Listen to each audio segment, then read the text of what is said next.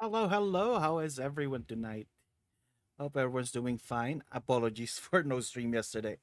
I was supposed to just nap and then I fell asleep.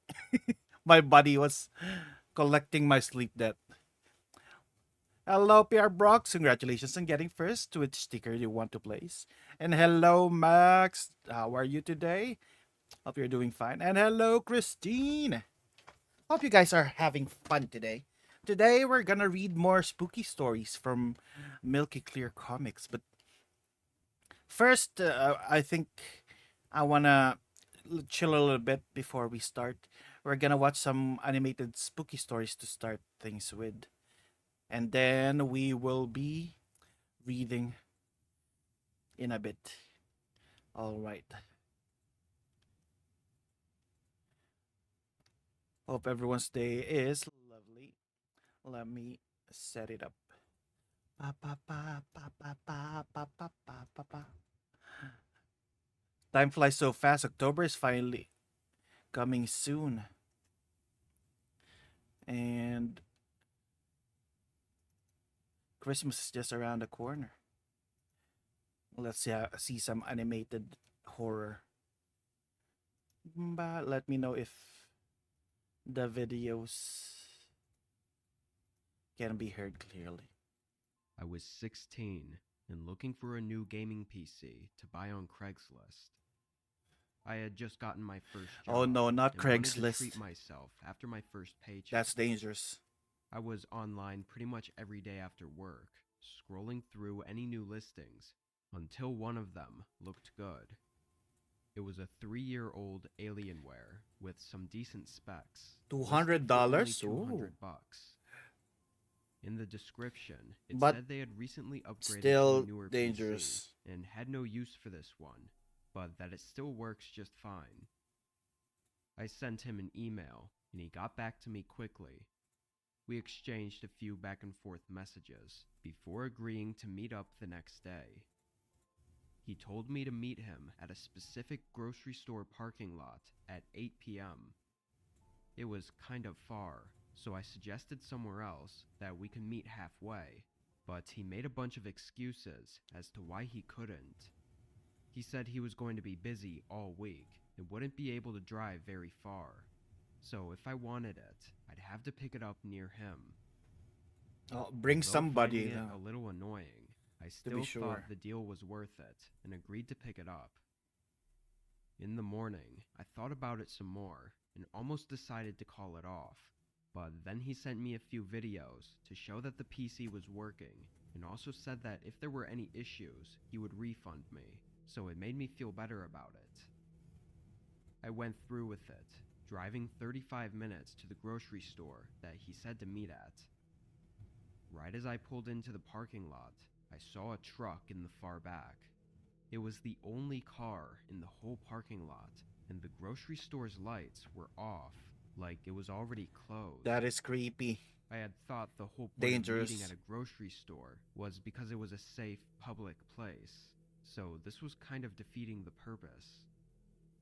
Having already driven almost 40 minutes, though, I still pulled in and hoped it would go smoothly. I parked by his truck and got out. You're prepared for a The jump man scare. sitting inside leaned over and looked down from his window.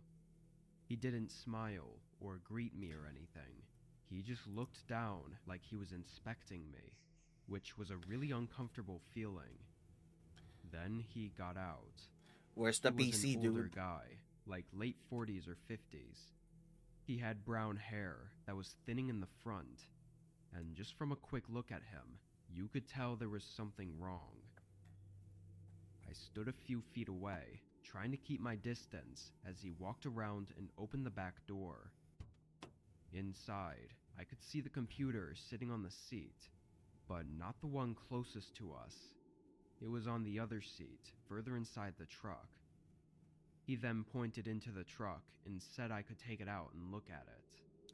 No, His hand was he's still gonna on the kidnap door, you. and he just watched me, Nope. waiting for me to crawl in and grab it. Nope.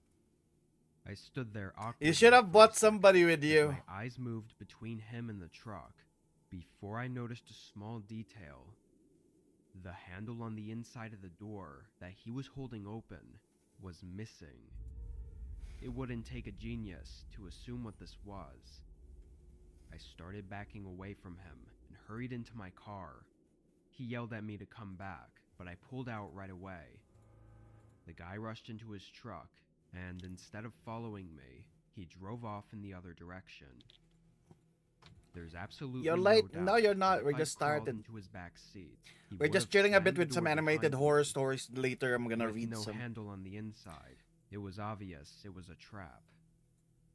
Unfortunately, How are you, all I had Paradise? was his email to send to the police, but there was no tracing it. I just hope nobody else falls for his disturbing Craigslist scam. I've checked a few times since then to see if his ad was back up for the PC, hoping to set him up with the police or something. So far, I haven't seen Why are you anything, doing but Praetorium he 4 could just be times? using a different alias and trying to scam with a different item. My advice is to stay away from Craigslist. The bear. Are you collecting for the I donut? was using Craigslist to find a condo or room in a house to live in for a few months. Most normal apartments only have 1 year How leases, close are we to but 150? Craigslist was full of private owners renting out their places We're as at rooms. 130. Ooh, Usually 20, they were cheaper, 19k and more, the and owners we were will more play some willing to horror negotiate games. on the length of the lease. I had about a month to search, and I found and viewed a few places, but they all backed Very out close. last minute. Then I found another one, looking about the same as all the others. It was a room for rent in a home 20 minutes from me. The person listing it was a 22-year-old young guy. After reaching out, we texted back and forth for a few days before booking a time for me to view the room. When I drove out there and got It's through really the streets scarier his when it's address was people on, than I ghosts. definitely felt a little less excited. Because people can The harm you. houses looked like they were barely standing, or just not taken care of at all. Lots of yards were overgrown, and even had junk in their front lawns.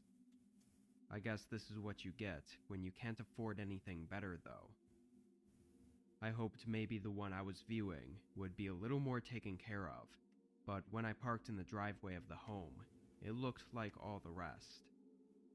I still figured I'd give it a shot while I was here, so I got out and pressed the doorbell. It didn't work, so I knocked. Immediately, heavy footsteps came up to the other side of the door. There was a really uncomfortable pause, like maybe a whole 15 seconds. Then he opened it just a crack. I could only see half of his face as he asked me my name. I nervously smiled and answered. Then he opened it all the way and welcomed me inside. He was tall and somewhat thin, with shoulder-length hair and some tattoos showing on his neck. Kill. But it was obvious that he was not in his 20s. He was at least mid-30s, maybe even older. I was already standing inside the house at this point, though, and he was leading me through the hallway. The man was actually moving really fast, like he was trying to show me everything in a hurry and talking non-stop, which made it hard for me to think too long about anything or realize how odd the situation was. The kitchen was very old and beat up. Some of the cabinets were partially open and loosely hanging on their hinges. He only spent a few seconds in there before moving into the next hallway that had 2 doors in it. He went up to the first and turned to face me. "This one will be your room," he said, opening the door and gesturing to me to have a look.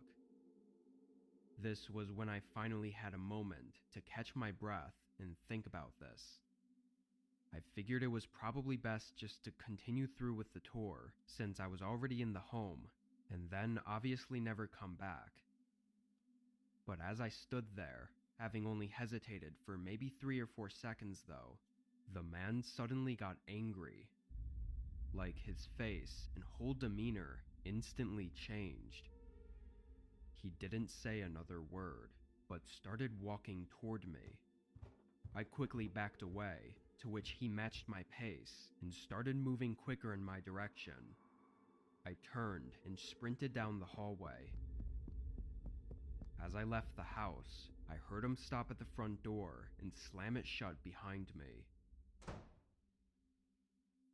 I felt so stupid for having even entered the home, after already realizing that things were not adding up. I know technically nothing happened, but everything was pointing to an I wonder awful if he was just outcome. only judgmental and the And place after actually that, is safe. I was too terrified to even try Craigslist again.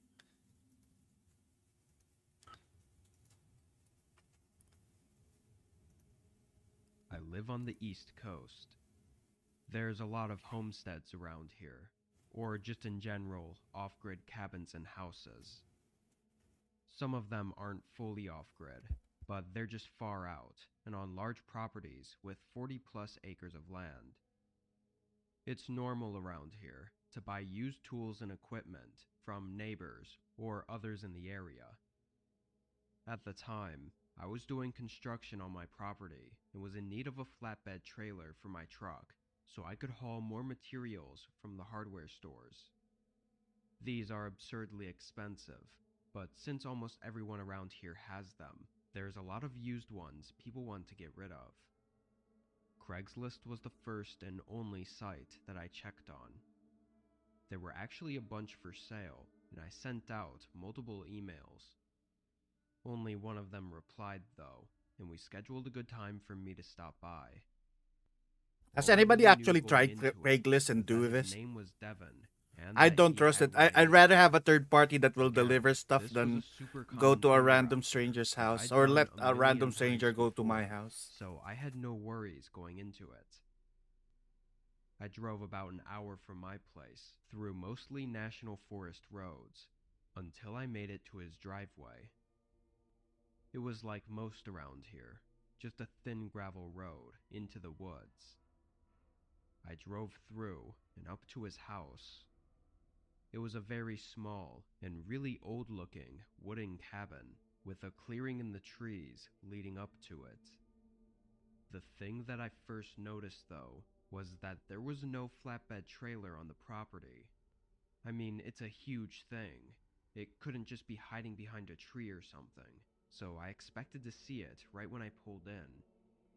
The only thing I could think of was that there must be a garage or shed in the back that he kept it in. Anyway, I parked in the grass and got out. I stood there for a few seconds to see if he'd come out and meet me, but he didn't. So I walked up to the porch and knocked on the door. While waiting, I couldn't tell if any of the lights were on inside. The curtains were covering the windows, and the sun was still setting, so it was too hard to tell. After waiting for a whole minute, though, nobody had come to the door, and I started to feel like nobody was even home. Then I got a text. It was from Devon, saying to come around to the back of the cabin, where he had the trailer at. I felt something off about it, but also I did assume that it might be kept in the backyard, so I walked around to at least have a look. When I looked around the corner, all I saw were trees. I walked a bit further, stopping on the side of the cabin just before reaching the back. There wasn't even a clearing behind the cabin. It was just woods, going as far as I could see. I'd had enough at this point. I started walking back to my truck, but suddenly heard something behind me. Hello, I hello, turned young and looked sir. at the How are woods you? again, not seeing anything.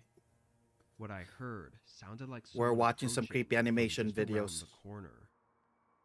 I continued walking, quickening my pace, before hearing loud footsteps pushing through the grass behind me. I only caught a small view of the guy charging at me before I There's a jumped into gremlin my running. truck. I don't know if he I'm gave doing up right fine. away or Actually, had something else also in having a mind, little bit of or dinner while what. watching. But when I got in and looked back at the cabin, Hope you the guys are guy doing was fine gone. today and I staying got out of safe, there not and going to drove to the Craigslist nearest town, sellers. where I got in contact with the police. The short of it is that the state didn't even know about any cabin built on that land, as it was supposed to be an unoccupied parcel. When they investigated, Ooh, it was pancit canton, clearly what flavor? abandoned. Me, I'm having a chicken With sandwich. there obviously being no intent to sell me anything, the guy was definitely setting me up for some kind of harmful Chili intent. pancit, nice.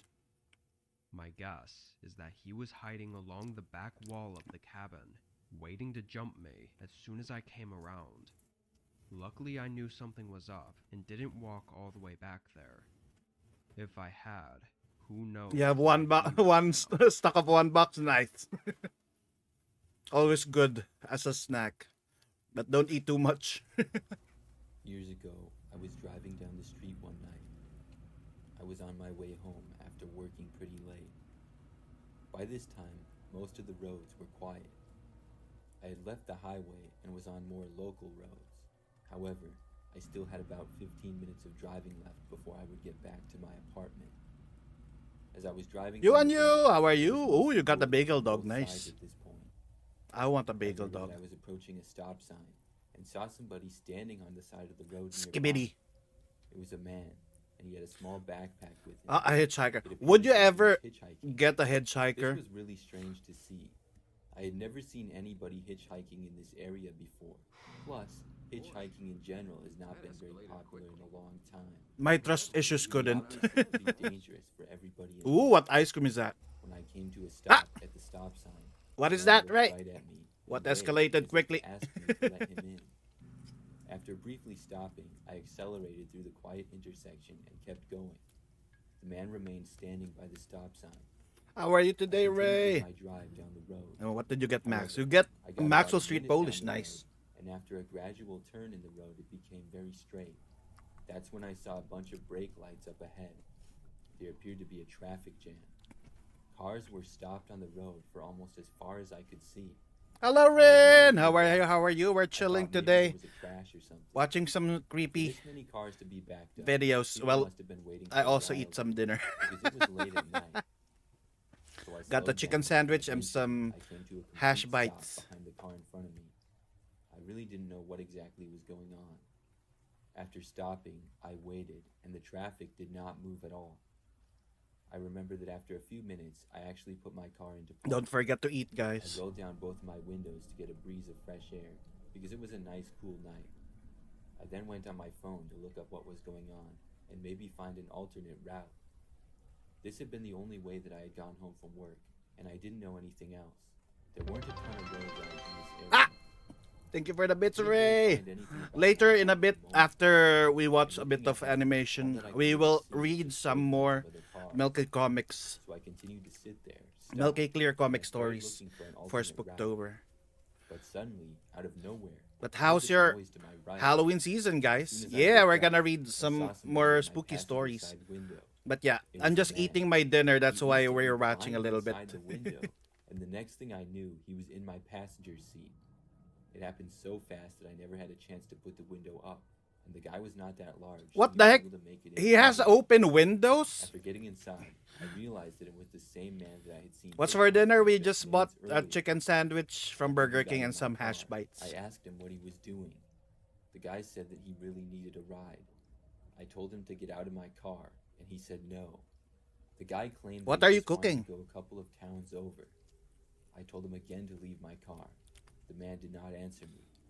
I didn't know what to do. To be honest, I wanted to get out of my car and run away, but I did not do that. I told the man that I was going to call the police, and the guy instantly snapped back, saying that he wouldn't let me do that. What exactly that meant, I did not know. The guy moved a little closer to me. I just pushed the horn at that Nope. point and did not take my hand off it. The man told me to stop, but I didn't. Get out of the After car. a few seconds, some other people nearby started honking as well, probably because they were annoyed at me.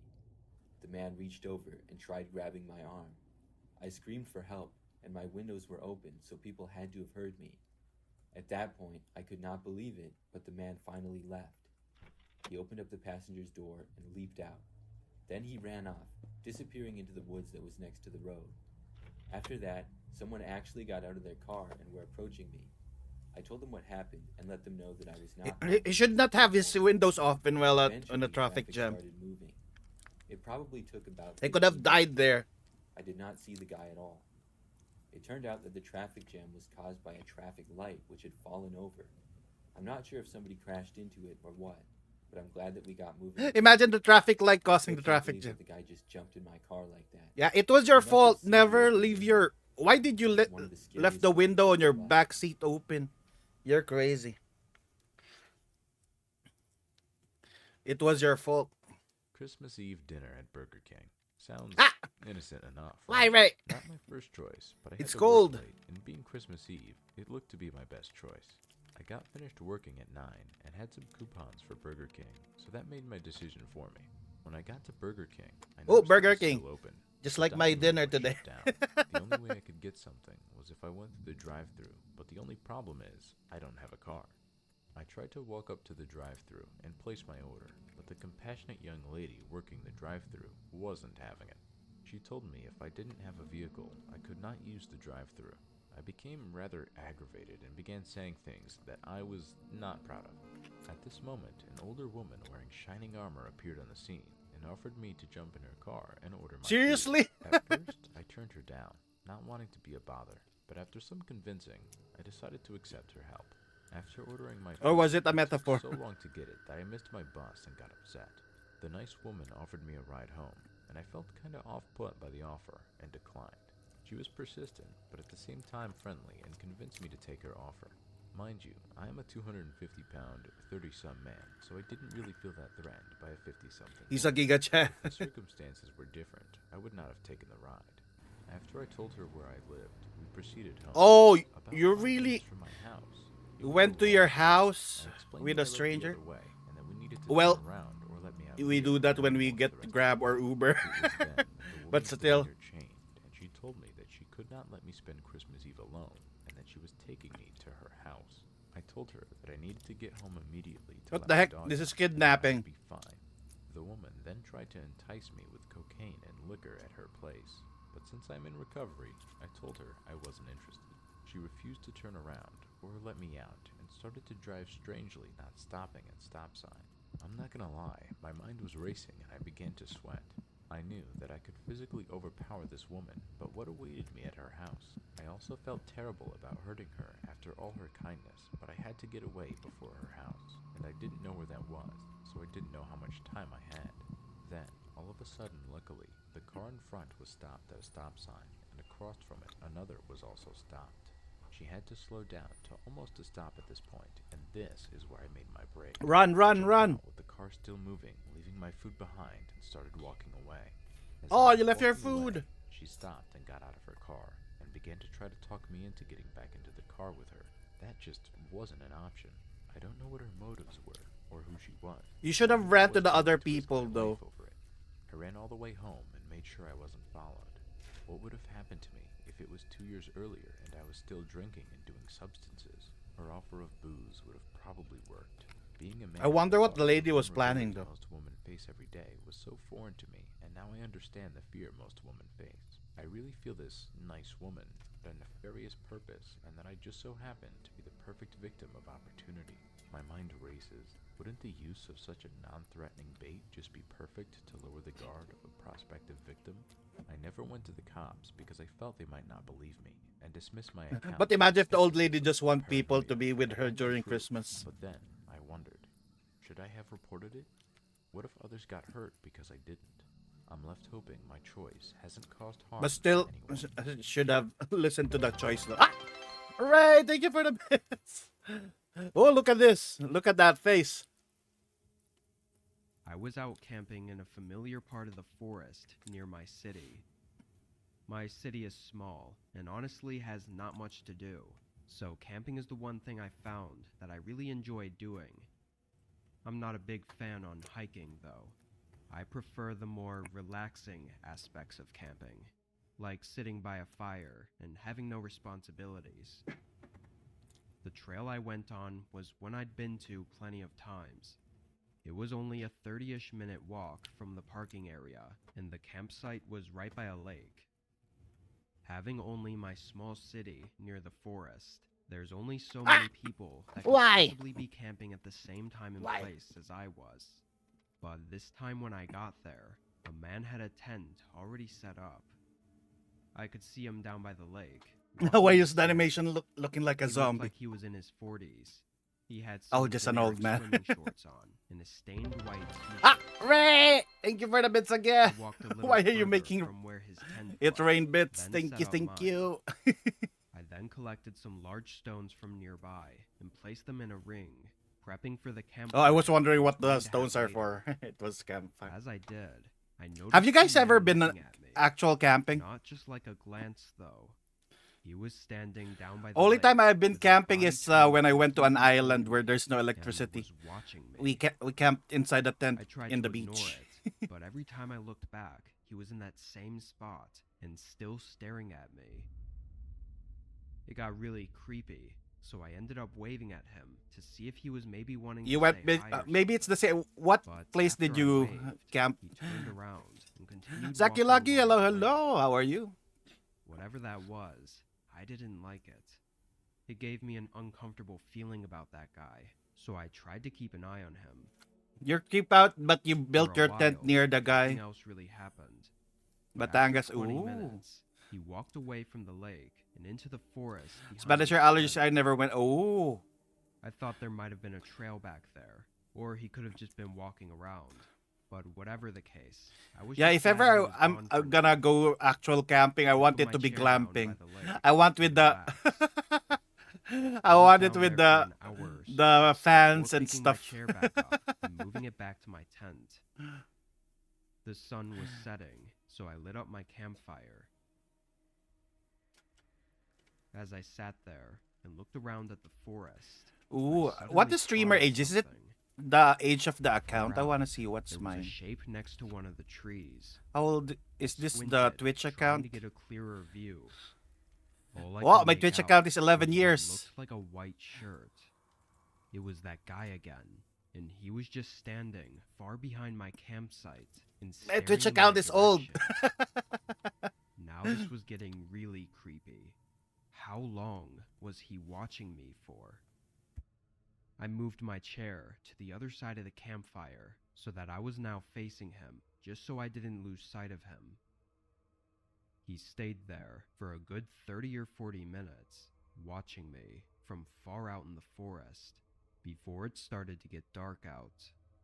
The shadows everywhere started making it hard to see him anymore, and after a while, I Creepy couldn't old even man make just out his staring shape. at her. I could only look in the general direction he was in. Yet with my campfire lighting up my sight, I knew he could still see me. Knowing he was still out there staring at me, yet not being able to see anything, I started getting really anxious. I mean, what the hell was this guy doing? He had a tent here, like he was camping, but in the hours that I'd been here, I never once saw him go to it.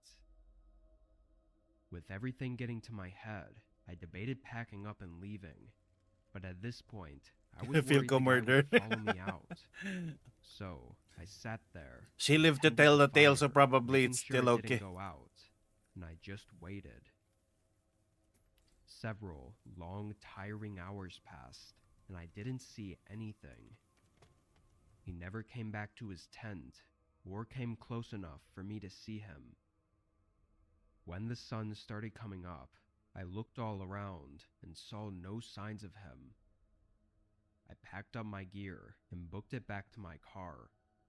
I don't think It's that hard hot to know dog that guy's command is the same intentions. as the one I'm using. If I That's hadn't why it's stayed awake 0. and been cautious of him from the start, who knows where I'd be right now. Before the next story, I'd like to take a minute to talk about today's sponsor, Aura. Back in 2020, Spooky I accidentally sponsor. clicked on a link from spam email, which led to my YouTube channel being hacked. This was devastating because my YouTube channel is my livelihood. There's this. I was deeply disappointed in myself for And, not being more careful with something Wait, so let important. me see. I know one of the reasons I get so he- many of these spam emails. I go camping with my dad every summer. He's done it his whole life, and recently I've gotten into it as well. I'm 16, and last year my dad and I went out on our seasonal camping trip. We found the spot online together. Oh, that's sweet. They have a looking for new tradition, a camping yearly area tradition. to try out for the summer. There's no pictures of the area, but the map was easy to follow, and the description of the trail was that it was easy and uncrowded. Puro camping, di na ba kayo nadala? We set out No, Pierre on Brox, no! Friday morning, parking on the side of the road and No, beginning Kirby. down the trail. Haha, you're eating nothing. After the first quarter mile, It was has been clear done. that the description wasn't very accurate. It was pretty steep in some parts, and a lot of the trail was muddy or overgrown, which made it actually really hard. Already Jet being has there, done the though, suck. we just pushed through and eventually got to the campsite. It looked no It's- different than the woods on the trail that It's we had so been walking overgrown in though. for It's the past dangerous. 2 There might be hours. snakes. There were trees everywhere, and just a plot of overgrown grass to set our stuff up on. No cool views or anything. We pitched our tents and made lunch. My dad was a bit of a Gonna get some talker, water, one so moment. the rest of the day, we were just in conversation. Once the sun was starting to set, we walked around the trees near the campsite and collected some dry sticks to make a fire with. In the middle of us talking, though, we were interrupted by a loud voice behind us. We both stopped talking and spun around. The woods were suddenly quiet again, and we didn't see anyone there. It sounded not too far away, though, like maybe a mile out. Neither of us said anything for 30 seconds, just staring at the trees and trying to spot any movement. Then it came again. Someone, a man's voice, yelling. It sent chills through me. There was a pain and harshness to the scream, like they were in trouble. I looked up at my dad, who looked really conflicted and worried. He turned me around and led me back to the campsite, quickly starting the fire. The screams kept coming though, and eventually I asked my dad if we should help them.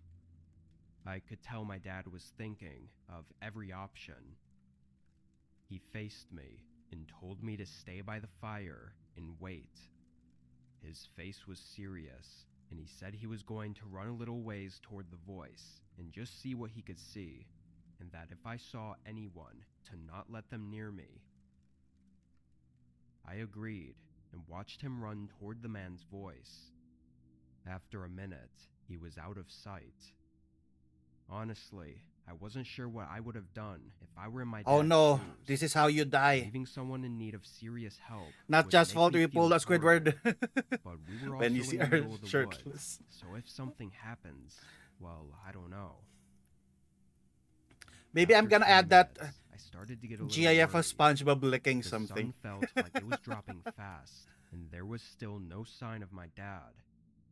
But then, suddenly, the screaming stopped. The whole forest was now quiet again. I wondered if my dad had found him and was helping him, or if something else happened. Still, after another 10 minutes, They my should dad have was gone nowhere in together. sight.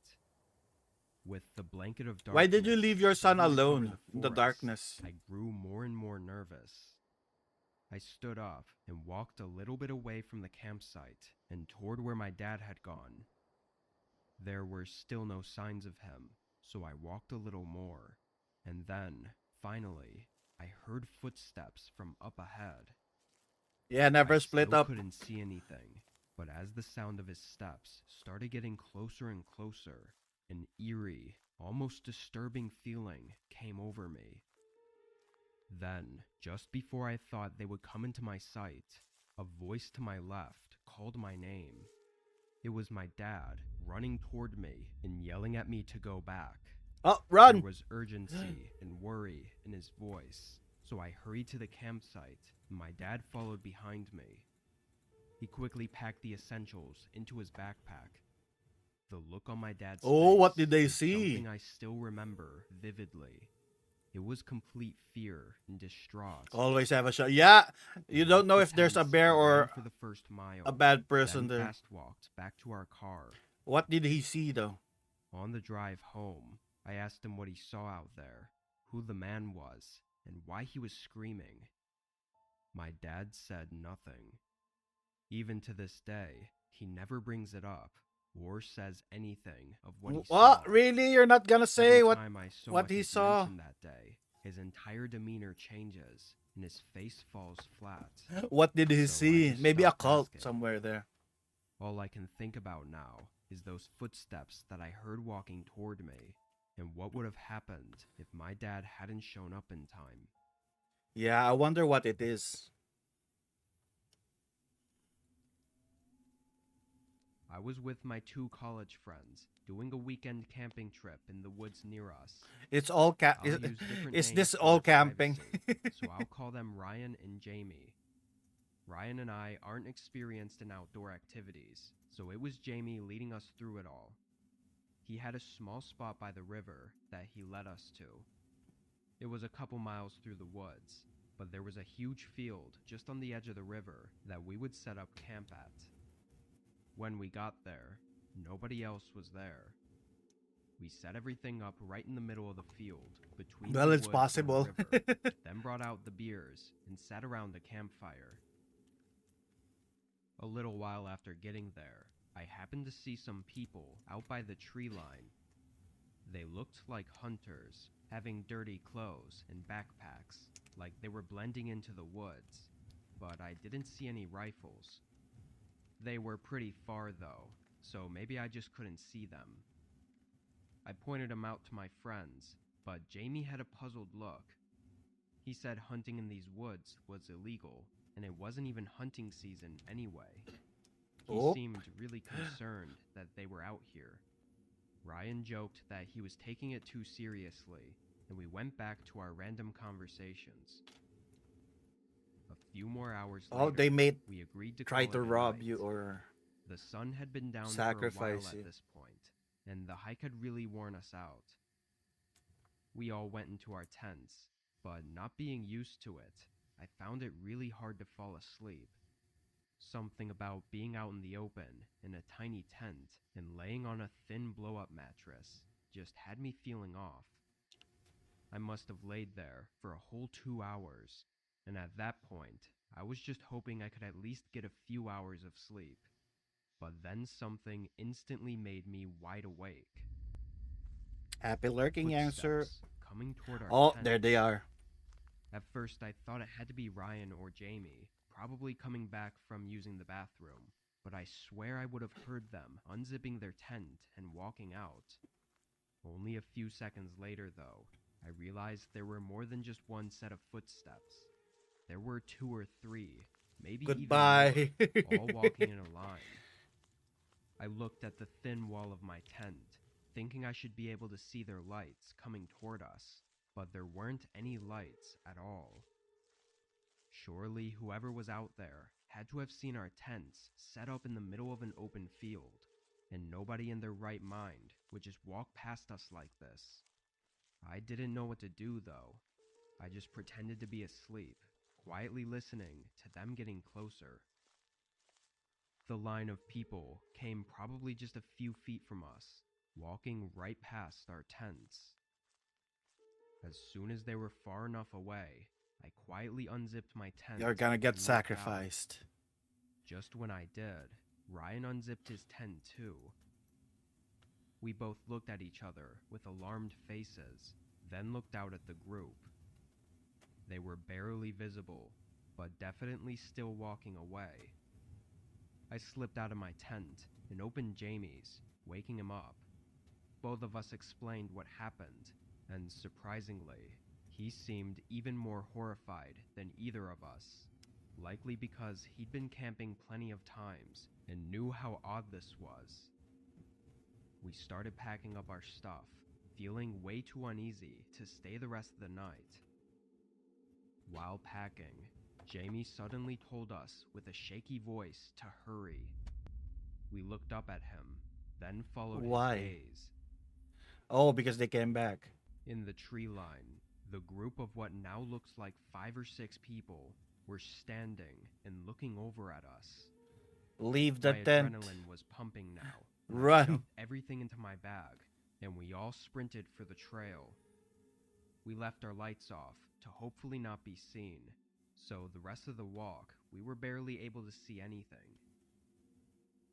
Luckily, we made it back, but what that group is doing out there is unknown. Based on everything, though, I don't think our encounter with them was any sort of accident.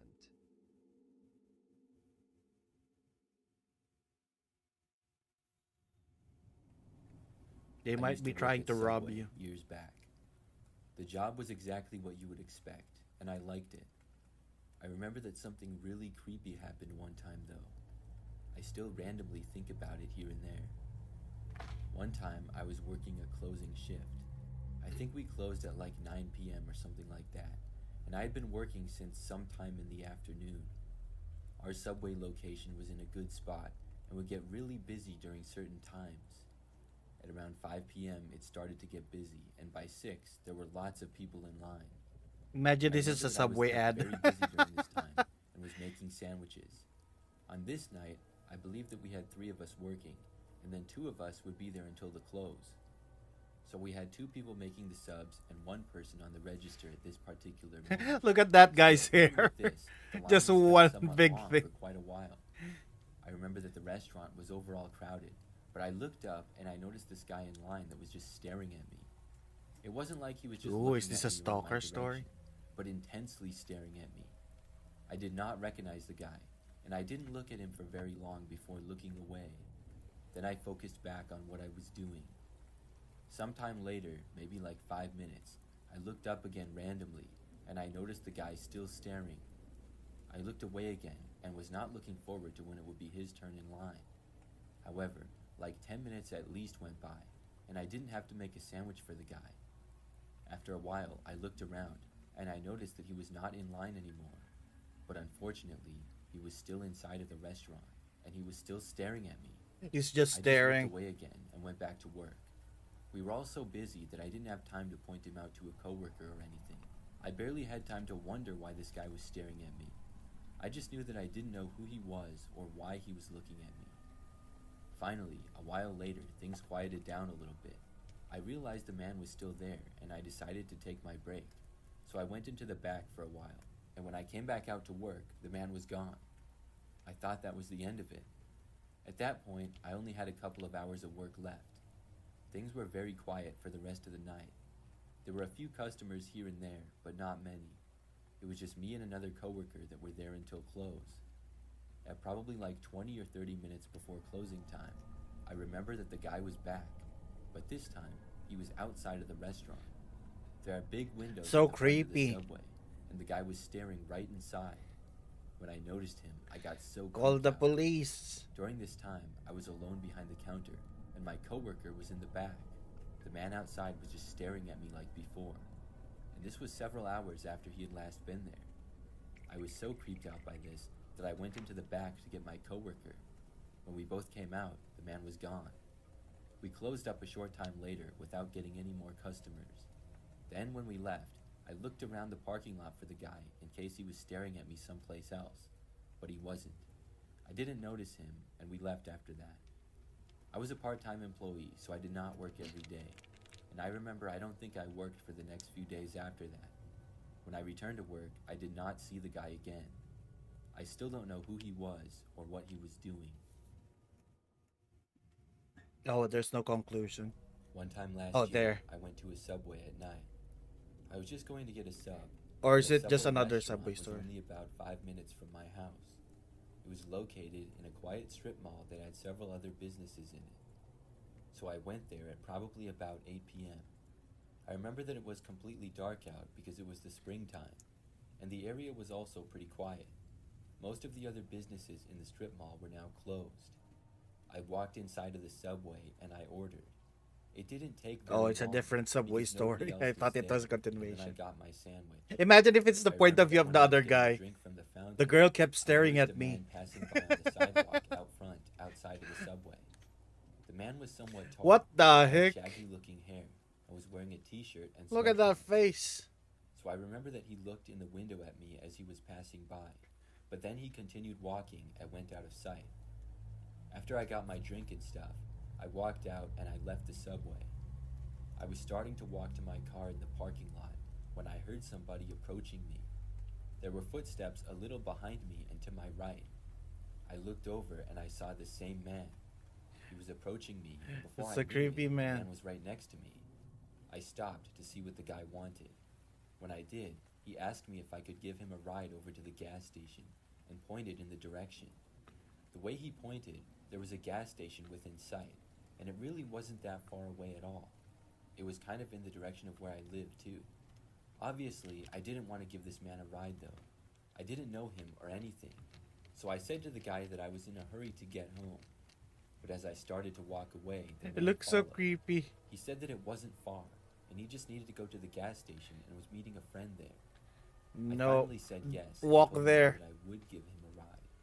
I feel stupid saying that, because obviously it's not smart to give a ride to a random person you first see at night. But that's what I did, and I was just hoping that it would be a quick drive to drop the man off. I mean, it would take You're less than gonna a be minute to dropped get to off the gas earth. station, and it was within sight. It was just a little bit to the left of the strip. You can mall, walk almost that. behind it. And the gas station was open, and there looked to be several other cars there. So the man got in the passenger side of my car, and I got in the driver's seat. After getting inside, the man was nice and said thank you to me, and said that he was really cold and didn't want to walk all that way. It was pretty cold out with it being the early spring and nighttime. So I left the parking lot of the strip mall where the subway was. Then I drove out of the parking lot onto a busier street.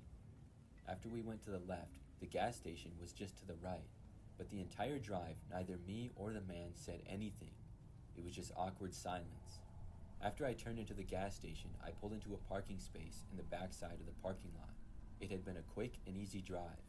When I stopped, though, the man did not immediately get out of my car. So I said something like, "All right, have a good night now." But he didn't get out. He just sat there. It was Holy really crap. awkward for like 30 seconds. I'm thankful I I don't was getting drive. a bad feeling about this whole situation. At this point, I was kicking myself for letting a stranger get in my car at all. No, he doesn't want to So leave. finally, I said to the man, He lived there "Christine, now. isn't this where you wanted to go?" The man finally spoke. He said this wasn't the correct gas station. He said it was another one that was a ways down the road, and he pointed to the east. That was not the direction that I was going. I thought the man needed to go to this gas station, and I was sure that's where he pointed. I told him this is where I thought he was going, and he said no, as if I was stupid for thinking that. I told him that I was not going in that direction and I had to go home now. He didn't respond, and he didn't get out either. This man seemed really annoyed with me that I somehow didn't know exactly where he was going. I told him I couldn't go there, and I wasn't going any further. He did not seem happy about it, and did not get out of my car. The man told me to drive him to the other gas station.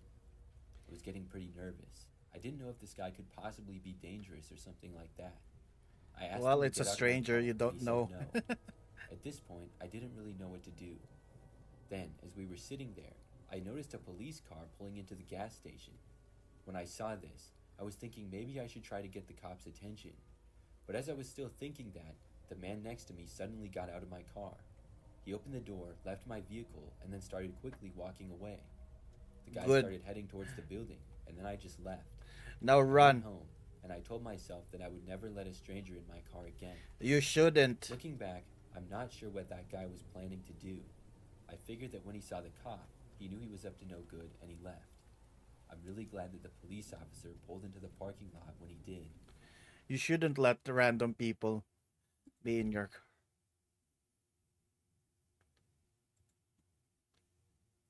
Let's do one more. I was at home for 3 days for a mini stay-at-home vacation from work. I live in a very rural area, about an hour from the city.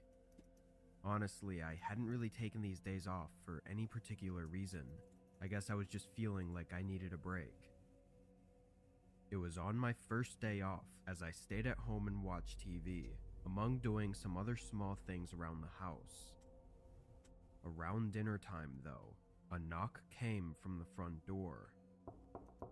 I sat up from the couch and looked at the clock, seeing it was 7 p.m. It was strange for anyone to be at my house in general, but given the time as well, it was even more so. I walked up to the door and cracked it open. A man was on the doorstep, smiling at me. He looked like any other guy, no special features or anything. It's so What do creepy. you need? They I both asked, look creepy. looking around behind him and noticing no car or truck in my driveway. The man maintained his smile as he went through a whole scenario he was in just a few minutes ago. He said he was on the road that connected to my driveway when someone slammed into his car and drove off, leaving him stranded and having to come to me for help. Ah! The way he Why described paradise? it, and just from looking at him, things didn't seem to add up. Why? My driveway was Have you far finished from dinner? the road, and the chances he got into an accident right by the entrance was almost zero on such an empty road. I told him I'd call the police for him if he'd like, but the man declined. He said he wanted to borrow my phone to call his wife. Nope. It took me a few seconds to respond, because being unsure about the situation made me nervous to Don't say do no it. to him. I said I would call the police and that was it, but the man's smile went away as he said don't worry about it and walked away from the porch. You would have heard it if there was an I closed accident. the door, then looked out the window as the man walked down the driveway and disappeared in the dark. After a moment, I called the police just to be safe. About 20 minutes later, though, I got a call back from them saying there were no signs of any crashes on the road. I stayed up late that night, looking out the windows and just being overall a little bit uneasy. But once it got to around 12, I was too tired to stay up. Oh, did the I guy went come upstairs back? to my bedroom and got ready, then got in bed and fell fast asleep. I Really? remember waking up frantically, but not understanding why. Like Ah! maybe I'd heard something in my sleep, but Did he didn't b- wake up fast enough to comprehend it. Did he break in? Looking over, it was about 3 a.m. I got up from my bed and walked over to the door so I could listen for any sounds in the rest of the house. It was mostly quiet, but I could hear a slight rustling sound from somewhere outside. I carefully Oh, walked down the why? stairs to check on it, thinking it was probably Is the guy just a still bush there? rustling against the house. But as I got to the downstairs hallway, I realized the sound was moving. It was going along the edge of the house and toward the front. I felt my heart start racing. It's as the I tried guy. to reassure myself everything was okay. But then the rustling stopped, and only a moment later, there was a knock at the door. Nope, I don't stood still answer. at the end of the hallway and stared at the front door, terrified of whoever was out there. After a few seconds, I moved away and up to a small window on the side of Call the the house police. that had a view of the porch. Through the blinds, I could see two men, both in dark clothing, Oh. and both holding something in their hands. It looked like tools or weapons of some kind. They're gonna try to rob you. My eyes widened in fear as I backed away and quietly walked back up to my room.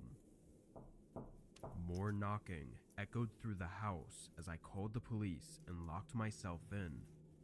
As I stayed on the phone, the knocks turned into banging thuds, and I immediately knew it was what I Back to feared. learn. They were trying to break the door down.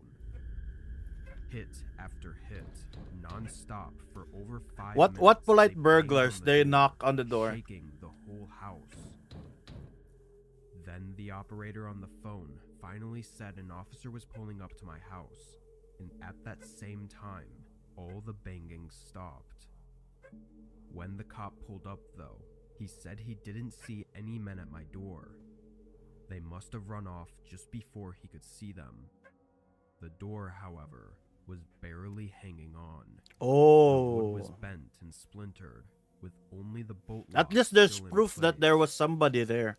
I was lucky that the police were able to show up quick enough, but I guess I was also smart to have not helped that one man. I'm assuming if I had, I would have only accelerated their plans to do whatever it was they were trying to do. Even today, though, I still worry about them coming back. A year ago, in midwinter, I was staying at an Airbnb on the east coast of the US. I had a family member that was sick, and I wanted to be nearby for a few weeks in case of any emergencies. While staying there, I figured I might as well make a vacation of it, since I'd really be doing nothing else. So the Airbnb I got was a modern cabin with a small lake behind it. Most of the area around was a forest as well, so it was really nice and a very different landscape from where I lived. Anyway, about a week after I'd gotten there, I rented out some camping equipment and thought it'd be nice to go out by the lake and maybe spend a night on the beach. The Airbnb was only a short walk away, if there was any trouble, so it wasn't really much of an adventure. I just wanted to lay out by the stars and clear my head, I guess. I made a few walks out to bring all the equipment, then set up the tent. It was actually really easy because it was made for beginners, so I had plenty of time to get everything else set up, as well as a rock circle for the campfire. It's always Once camping. that was all done, I kicked back and relaxed, sipping on a beer as I watched the sunset. Now this makes me scared of The camping. calm sound of the campfire, along with the forest, was something I'd missed, having lived in a big city for so many years. But maybe 20 or so minutes after the sun had set, I was caught off guard by a guy walking up to my campsite. I stood up as a natural reaction, but the man seemed to see my worriness as he stopped walking and put his hands up, apologizing for the scare. He was about the same age as me, mid-30s, but was very tall and skinny. I looked past him at the forest he came from. There was no path that I could see. It was just a bunch of trees that backed up to the lake. "Where did you come from?" The man made a short grin as he said he was just staying in a place on the other side of the lake and saw my campfire, so he thought he'd come out and have a beer with me. I gave a nervous smile, as that wasn't exactly a normal thing to do, way out in the middle of a forest, and on second thought, I was pretty sure there were no houses on the other side of the lake. "I'm actually not looking for company right now. Sorry," I said politely, hoping this could be a quick, harmless interaction. The guy seemed almost puzzled by my response, as his grin went down to a straight face. He Creepy. glanced at the Airbnb that was behind me and stayed quiet.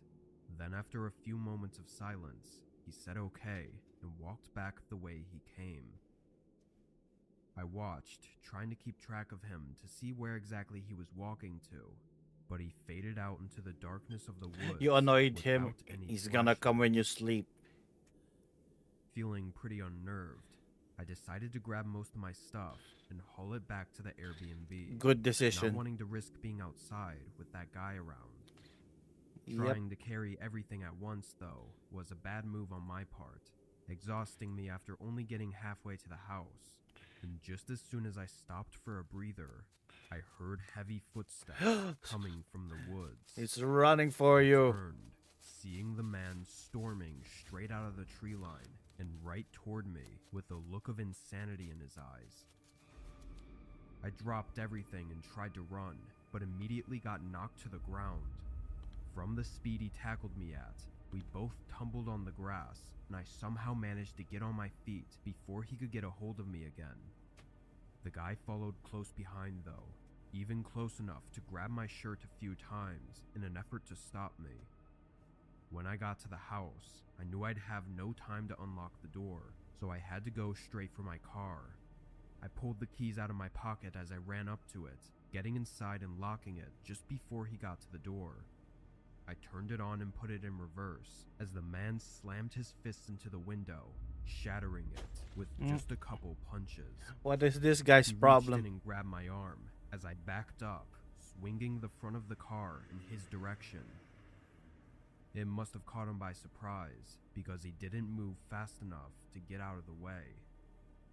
All I saw was his body slam onto the ground and not get up as I drove away. I called for help immediately while I drove, wanting the police to get there quickly to get some answers out of him. But when they got there, the man was gone. All that was left were some shoe prints leading back into the woods. Good thing you escaped. You have an When I Airbnb. was Why did you 14, decide my to dad and I camp? lived in a small studio apartment on Hollywood Beach in Florida. We didn't have hardly any money, but we treated ourselves to take out every other Thursday from the same Chinese place a few blocks away. They were family run, so the same guy came to deliver the food pretty much every time. We found out later he was the adult son of the woman who owned the restaurant. It was my job every other Thursday to answer the door and pay for the food, while my dad found something on TV for us to watch while we ate. He was short, with gray hair and glasses. I was friendly, but not talkative. At 14, I was still in my shy stage. We never had a conversation other than the typical hello and have a nice day. During that time, I was left alone a lot. Both my dad and I felt like 14 was old enough to spend a few hours home alone in the afternoons, after school. I was also very close with a woman who lived next door and her goddaughter, so I would spend a lot of time over there when my dad wasn't home. I walked home from school as well, and it was one school day afternoon, an hour or so after I had gotten home, that the phone rang. This was around 2004, so having a house phone was still really common. Ours was set up at the side of the table in the main room of the studio apartment. I answered it, and for a second I thought there was going to be no one on the other end, because there was a long pause. Then a sort of stammering that I couldn't understand. Then, "This is Alan," which was barely understandable because of the heavy Asian accent. I say Asian because I'm not sure if it's okay to assume they were Chinese, just because they ran a Chinese restaurant. By now, you obviously know that Alan is the Chinese delivery guy, but at this point, 14-year-old me is confused. Who the hell is Alan? I say something along the lines of, what? And he clarifies, "Your delivery guy. Chinese delivery." Now I am even more confused. What does Alan the delivery guy want? Yeah, why is he calling though? He goes on, did you, order food? No, we did not, and I tell him so. He is quiet for another second or so, then, "Are you home alone?" My heart Oh, drops that into is a my creepy stomach. question. Now I'm pretty sure I know what Alan the delivery guy wants, and yes, I was home alone, but I wasn't about to let him know that. My first instinct was to tell him that my dad Good was answer. home, but this wouldn't work because his work van wasn't outside, and I realized that Alan had been to our house enough over the last few years to know my dad's van, and if he drove by, he The would know he face. wasn't home.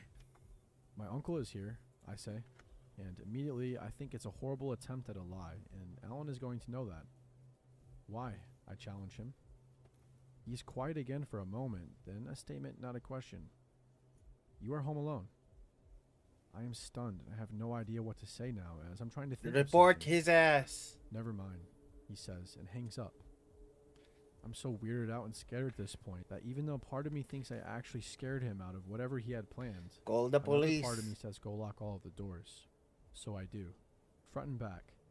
By the time I get to the front room, from locking the back door, I look out the front window and I see a car parked in the driveway. It's Alan, just sitting in his car. The windows are rolled up. If they're and in a lightly building, why tinted, is there a back and door? I can see him behind the steering wheel, just staring at my door. 30 seconds later, the house phone starts ringing again. I don't answer it. Alan stays parked in the driveway for about 5 more minutes. I stood looking out the window the whole time, thinking to myself that the second he got out of the car, I was going to grab a knife from the kitchen. Such a dramatic young woman I was. The house phone starts to ring one last time.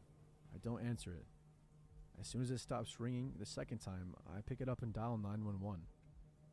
I was terrified. Not only because of Alan, but I was afraid my dad was going to be angry with me for calling the police. It is a completely different story, but he and the law have not always been on the same side, and I was raised with a sort of subliminal aversion to the police, and the idea that anything I couldn't handle myself, my dad could handle for me. Alan drove away while I was on the phone with the 911 operator. I was in the middle of telling her he was calling the house and parked in the driveway, when he just put the car in reverse and sped down the street. The police took a statement from me when they got to my house, then sent me next door to hang out with a neighbor and her goddaughter. We sat on the front porch and I told her the story of what happened, while the officers went Yeah, down to the good. restaurant to talk to Alan and contact my dad. In the end, Alan was able to get off with a warning by telling the officers that there was a confusion and he thought that we had ordered food, which his mother confirmed. When asked why he wanted to know if I was home alone, he said he was trying to get an adult on the phone. The police told them that they will have to make someone else make deliveries to customers in my area from now on, and to make sure that Alan keeps his distance. In all honesty, I think it was my dad's phone call to the restaurant later that really made Alan realize he had screwed up, and not the warning from the cops. He was fuming when I told him the story, as I imagine most fathers would be. He called the restaurant and spoke to the woman who owned the place first, then somehow convinced her to put Alan on the phone. What followed was one of the greatest conversations I have ever heard, even if it was only my dad's side I was hearing. Nothing makes you feel more loved than your dad in macho protection mode. My dad threw insults that I have never even heard of before, and I was in middle school, a kingdom of insult connoisseurs. I knew it was a very serious situation, and I knew that my dad was really angry, but I was in the background stifling laughter into a pillow. At one point, my dad asked Alan what the hell he was thinking for driving over here. That But has a Alan responded patience. something about being lonely. I would have rushed to My that dad said, restaurant and "If I ever catch you on the street again, Alan, told if I that even hear that personally. you were near the street, I will make sure that you are lonely for the rest of your life." We stopped eating from that restaurant after that.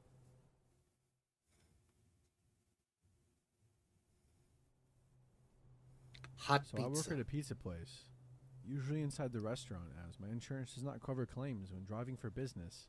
But occasionally, I will cover a delivery shift for one of the drivers because the money is good. Our delivery area includes a few new development, upper middle class cookie cutter neighborhoods, bad tips, an older 1940s era village, average tips, 2 apartment complexes, great tips, some trailer parks, great tips or no tips at all, and a bunch of rural areas, usually good tips. Not rural to the point of seeing hundreds of stars at night, but enough that you couldn't hear your neighbors yell. So about a week ago, I was covering a delivery shift. I came back to the shop feeling pretty good. I'm averaging $5 a delivery so far, and they have all been pretty close. And I checked to see if I have any more deliveries to do.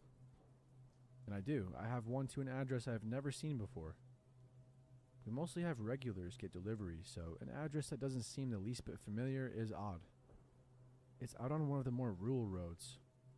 I asked the kid who took the order what was up because there were special instructions on the ticket. He says, "They said go around back because the front door is not operational." I'm like, okay, well that's not that uncommon. People often want you to go around to the back.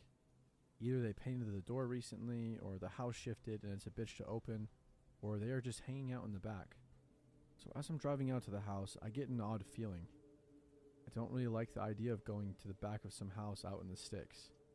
It would all be too easy for some thugs to order a pizza to an abandoned house. There are quite a few in the more rural areas. Then jump the delivery guy. I figure I'll scope the place out when I get there. Hello, and if it Seiji, seems how are sketchy, you? Just call them and make some bullshit up about how Yeah, it's we're against just company finishing policy this to go video around and the then we're back gonna of read houses some to prevent stories, robberies. scary stories from When Milky I'm driving to the Clear. house, I realize it's towards the end of this road that gets less populated the further down you go. Great. I'm pretty near the address and driving slow. These I see stories this are house more that is creepy abandoned than looking and set spooky back from the road, because with these are real no people address and a doing bunch of stuff. trees. I think, this house better not be it. So I drive past and check the next house's address, and lo and behold, that abandoned looking one was the right house. Oh hell no. Shit. At this point, I am not super worried though, because out in the boonies, the standards of upkeep on your house are pretty low. So a house in disrepair isn't necessarily unusual. If I can sleep, your fault. So I double back to this house and I pull into the driveway. At this point, I'm getting bad vibes. It just doesn't feel right. So I park my car at the very end of the driveway with the rear of the car on the shoulder so anyone passing by can clearly see it. At this point, I call back to the shop and tell them I'm at this sketchy house, and if I don't call back in 4 or 5 minutes, to call me, and if I don't answer, call the cops. While I'm on the phone, I take a chance to take a good look at the house. It looks extremely abandoned and not just in disrepair. He's gonna get jumped. The driveway is crumbling. Bits of gravel and there are weeds growing out of it. There is no mailbox, no trash cans, no car, no lawnmowers, no landscaping, no kids' toys. Absolutely nothing in the yard. The yard hasn't been mowed in what looks like years. The house is total crap, and the roof is all but falling apart. The siding is falling apart, and even the back deck, which comes around. There the should be a side, is rule that falling apart. if The only part of this house that looks it even a looks little bit sketchy, you decent can is the allegedly non-functioning refuse front door. delivery. The windows are all Lychee, shut. how are It's you like today? 95 degrees and humid, and this place does not have an AC. They all have the blinds or curtains shut. The few that aren't are actually boarded up. I don't even see any wires running to this house. It's not dark yet, but it's dusk, and there isn't a sign of any lights on in the house. At this point, I'm starting to get a little bit nervous. I'm a 5'10" male. Ooh, with jolly 190 hot dog. pounds, but not in any Still great shape. EB, I time did for take some karate for 10 coffee. years, so I'm not completely helpless. But I do try to avoid any sort of confrontation I can, as I'm mostly a pacifist. I'm not too concerned about getting robbed. No skin off my teeth, it's not my money. I mean, I would rather not get robbed, but I'm mostly worried about getting jumped or killed. It's a fairly safe area, but recently there have been some rather unsavory people moving in from the city. A big spike in home invasions and robberies, but more worrying, a few stabbings and assaults. So it's either time to nut up or shut up. I'm not just going to go charging in there like a fool, so I get out my phone and call the number they gave when ordering. While I'm doing that, I'm also getting the pizza out and make sure to leave my door open. A running car half in the road at an abandoned Nut. house with the door open. Looks suspicious, right? You're nothing I to figure creepy if shit goes stories, down, Sage. It might look out of place enough to make someone stop. Not that there is really any traffic this far down the road. I'm starting to walk up to the house while the phone's ringing. It rings twice, and then an automated message comes on. It says something along the lines of this phone number is associated with an internet texting app. One of the ones that you download, and it lets you send free text from a different phone number over a data connection. I think it's called Haywire. We have had issues with people using numbers. Oh, I from haven't those shown you services the for new free in the animation that I past. have. I'm gonna send it to you, This is a Sage. huge red flag. My heart is now pounding in my throat, and my whole body is telling me to bail. I don't want to get a reputation for being a flaky bitch as a driver and lose any future delivery shifts, and that is why I have not bailed yet. So I'm just standing there holding the pizza, looking at this house. What would you not wanting to choose? venture around to A the back shift of or it. your life? I'm hoping that the I would resident choose will my look out of life. the window and come out by the road to get their food. So I am looking at the front windows, checking for some sign of life. I could see a blind go up the one window Oh, next to the front door. it's and Michael a really Myers. creepy-looking guy with a hat pulled low and big sunglasses on is looking out. Remember, he is in a completely dark house surrounded by trees. At dusk, there is no reason for him to be wearing sunglasses. I also see what appears to be a big guy standing behind There's a him in the demon room. behind. This could have been anything, though. When he sees me looking at him, he mouths something and he darts away, presumably towards the allegedly broken front door. At this point, I nope the hell out of there. I had stayed pretty close to my car, so it was only a few steps away. I jumped into the driver's seat and threw the pizza into my passenger seat. Something I would never do. since Mama, I'm a girl really anal about behind keeping my car clean. I slam it into reverse before I get the clutch all the way in, so I grind my gears a little. Again, something I never do. Without looking, I simultaneously slam and lock my door and floor it backwards onto the main road. I didn't even check for cross traffic. Really stupid on my part. I start to drive away and look back at the house. The screen door on the outside of the front door is now open, but the front door is still shut. The guy isn't out in the yard yelling, "Wait, come back," or anything. He's just gone. So I He pull really over just a little wanted ways to up the jump road you to over call back there. to shop and tell them I'm all good, and I'll elaborate when I get back. The people never called back to inquire about their food. People usually like to call if their pizza is 15 minutes late, and these people never got it, so it's pretty strange that they didn't call. Pretty much confirms to me that they were up to no good.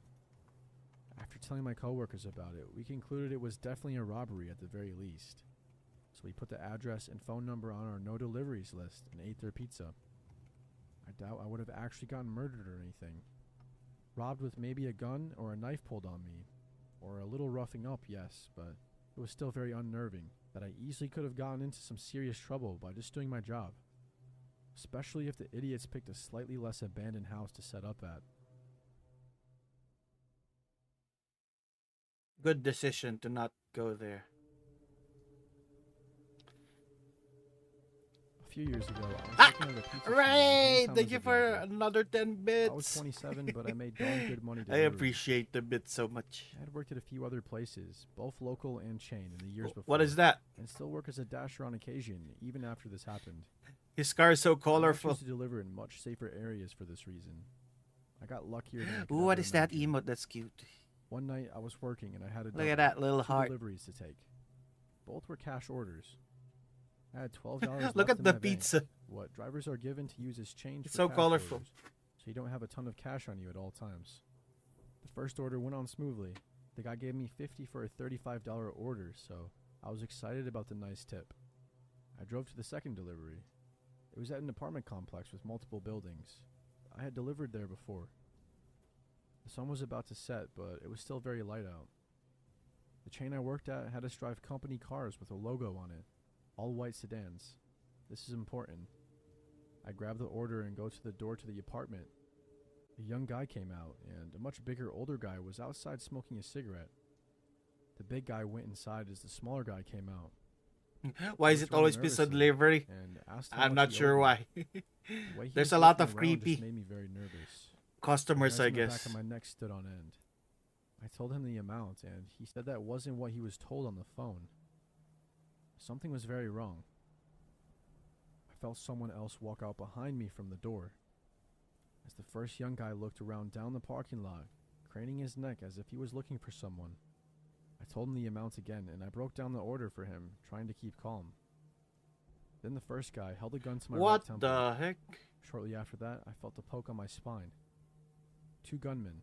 I couldn't speak. Words wouldn't form no matter how hard I tried. Give me your money and keys, now. The first guy growled, and I fumbled immediately for the keys. I Really, you're gave him gonna the keys, steal trying a my car best to from a remain pizza calm. guy? Another guy came up from my left. He had poofy hair and was around the same age as the first kid.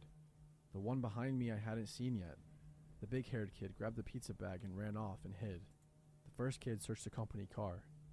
Luckily, I had left my wallet in my personal car. I saw him grab my cell phone, though. That's when the panic really began to set in. I had pictures on that phone that I hadn't backed up of my then 5-year-old son, who absolutely is my world. Hey, please don't take that. I have pictures of my son who died on there. It's all I have of him, please. I lied.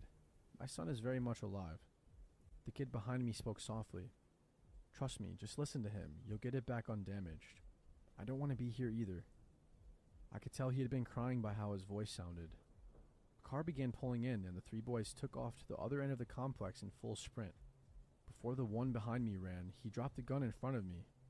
Standard issue 9mm silver and Why black. did he leave the gun? Safety off. Take it. Looked completely real to me.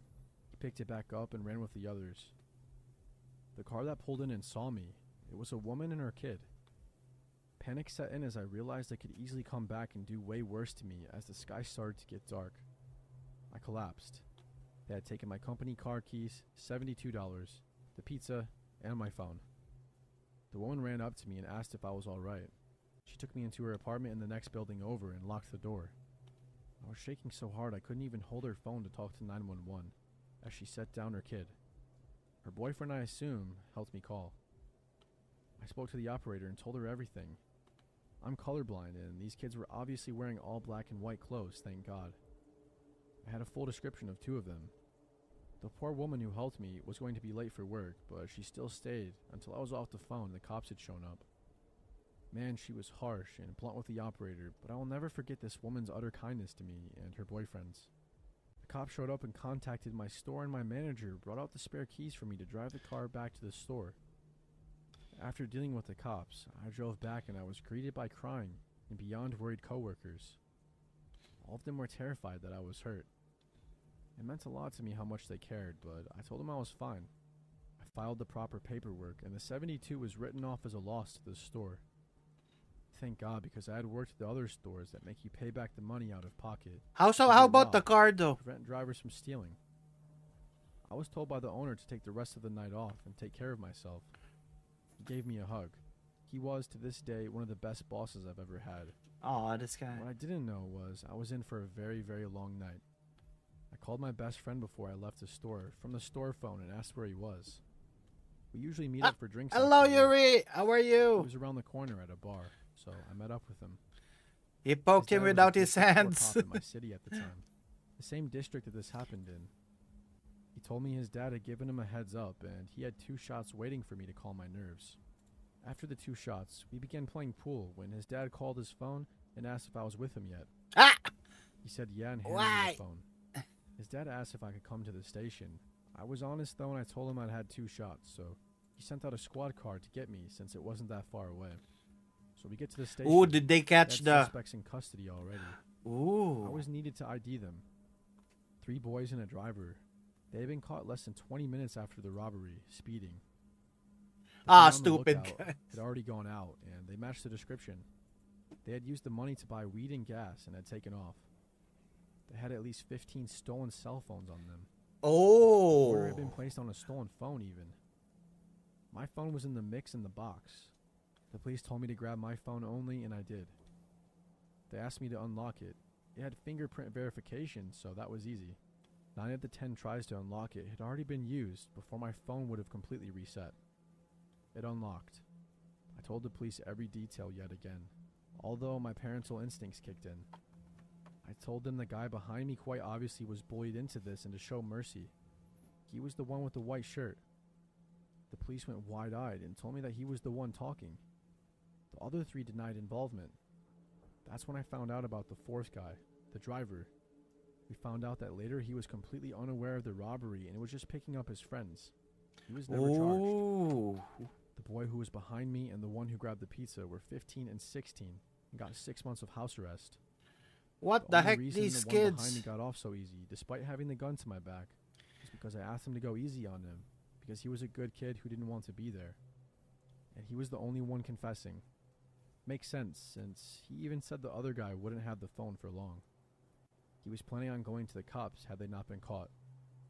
But the other guy, the first kid who put the gun to my temple, it was his 18th birthday. He got the book thrown at him. In the courtroom, he made fun of me and was laughing at me.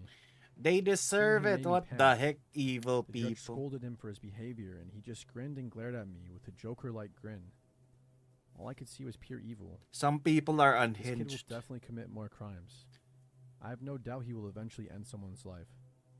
You can see how cold he is just by looking in his eyes. He's an evil person. I grew up in a town full of murderers and abusers, and I had never seen this kind of evil in my life. And I never want to again. I asked to have my name stricken from the records and asked to remain anonymous in case he ever got out. I'm so glad I did because today got a letter from the state. It's being released in February.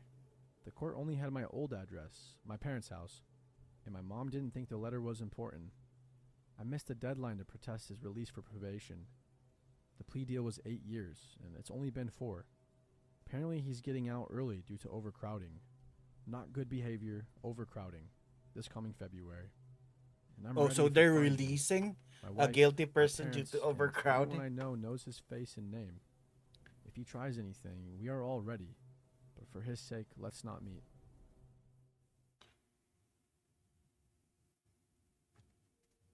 Eat This him. happened only a few months ago. I work at a small retail store in my hometown as an overnight employee. I do all the regular things, like stocking shelves and taking inventory, and sometimes The evil unloading Joker late guy. arrival trucks. Robin the Duck The job is Overlord. very Hello, chill, hello. being that I'd usually work alone or with one other person, so nobody is there to boss me around all day. On this night, I was alone until 4 a.m., and I had a lot to do. But what the hell? Over the course of an hour, Yeah, we're I was watching in the creepy aisles the whole animations. time, not needing to go to the back room for anything. But at around 11:30, I thought I heard something from the back. I walked down to the end of the aisle and looked around, then went into the warehouse room, and right as I entered, there was a knock on the back door. Why are you gonna That answer? door was only that used door? for truck drivers when delivering a load, but I was never notified about any deliveries this You're night. quitting right away. Being a large metal door, though, there was no peephole or glass to look out of and see who it was. Don't I answer walked it. over to the delivery bay and opened the garage just a crack. And Why just as though? I'd assumed, there was no truck. I was almost hoping there would be, though, because now I was really skeptical as to who was knocking on the back door in the middle of the night. A few minutes went by, and no more knocks or sounds came from the door. Just I once even I pressed had. my ear against it and tried to listen, but I was pretty sure whoever had been out there was gone now. Being curious and slightly dumb, I opened the Now door you let to the make killer sure in. nobody was still outside. I peered out. Yeah, he into might the have unlit entered the front door driveway while he's running busy at the behind back door. building. There were no cars, no people, and not even any sounds. It was just empty and quiet. Your store's Seeing gonna this, get and robbed. thinking back to the loud knocking, I felt a shiver go through me, and I closed the door. Now you're gonna die, yeah. I walked back to the aisle I was in before and tried to get back to work without worrying too much. Through the next couple hours, I went in and out of the back room several times, but never heard anything else. It was 2 a.m. by this point, and I was finishing up stocking one of the middle aisles when a very quiet but recognizable sound came from the back. I died behind the cash register. It Oh, was the metal door clicking shut. oh, was My somebody. face went white as I froze up. I didn't hear anything else. And he's alone, but I I'll knew leave. I had to check on it. I walked very quietly, still listening as I approached the back doors. At first glance, looking around the warehouse, I didn't see anything, so I made my way further in and toward the back door. This is how you It die, was dude. closed. And Why he being look that like it only that? opens from the Don't inside, judge the art. I was just confused. Trying to think of what could have happened, I turned and looked down the hall of lined up boxes when I saw a figure facing me. He stood at the end of Oh, the there's hallway, somebody already seeming there. to have just rounded the corner. Why and does not he look like expecting to that? see me. But after a short moment What of the shock, heck? the man started sprinting at me. He was large and intimidating, with a look of anger in his eyes. Why does he as look like came that? barreling down the hallway. I ran for the door and into the grocery aisles, trying to make it to the front of the store. The man's footsteps coming up behind me were horrifying. Throw But stuff by at the time him. I got to the front, the footsteps had stopped. I pulled my keys out and unlocked the door, and as I shoved the door open, I looked to my side Oh. and saw the man standing at the end of the aisle, just watching me. There he is. My shoulder Without got grooves. hesitation, I ran out into the parking lot and into my car, calling 911. By the time the cops arrived, the man was long gone, with no Should have traces worn an of where apron he would help went. choke him and blind their eyes. Through the security footage, we could see the man wedging something into the back door that somehow unlocked it, allowing him Oh. to get inside. Once he was in, he looked around as if trying to find something particular before he saw me and chased me to the front. Why he let me leave and why he even broke in is still unknown. I don't know what would have happened had the man caught up to me. He or might decided have to not wanted let me this. leave, but I'm just thankful it never had to come to that. So they do it all by themselves. Would you take that shift? Being alone? I'm a warehouse worker. He for a wanted to small seduce business him in my city. with that look. I'd been in and out of jobs for a while, so this wasn't really a career. Or Now I'm anything. addicted to this I just did what I animation. had to do every night, and that was it. You would? Why? Specifically, I had to unload pallets of shipments that came in and put everything in their designated places in the warehouse. Super simple job, and most of the time I just put in earbuds and listen to music while I did it. Oh no, he has With his the AirPods warehouse on. not being too big, very rarely would there be another person working overnight With me. those lips? Hell no. That would only be on the holidays, but this night was just a regular night. I came in, counted the stock, then put my headphones in and started unloading the boxes from the shipments. I started at 10, and it was probably I somewhere. listen to between music at 12 work and someone 1 wants to try a.m. something, I when a whoop them. knock echoed Hard through the pass. building. I took my headphones out and listened. But Yeah, I didn't would hear only it take anymore. a graveyard shift The if I'm not building alone. was old and would creak and groan throughout the nights, especially when it was windy outside. But what I thought I heard was clearly someone knocking. I walked down to the back of the building and looked around, then went to the front. I didn't see anything inside, so I opened the front door and looked outside. The parking lot was empty, and the night was still and quiet. I shut and locked the door, then went back to work, thinking I must have just misheard it. Being more cautious, though, I left my headphones out for a bit. Why are you 20-ish all walking minutes out went to work? by. So don't give me a before I heard shovel, scare me, something you'd be again. fine. This wasn't a knock, though. It was more of a single thump coming from the front. I hurried down the hallway and up to the front portion of the warehouse. Nothing was there.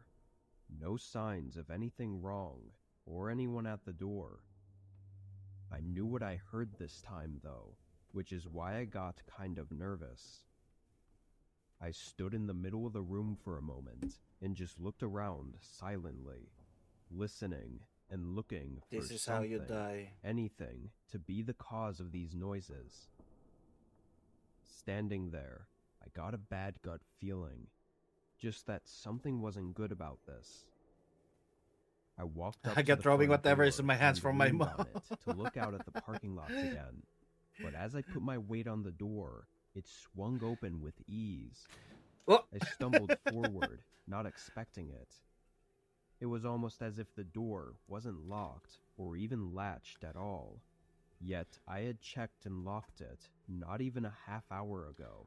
Oh, somebody got I in. looked at the door, then saw the latch lying broken on the ground in front of me. My stomach tightened.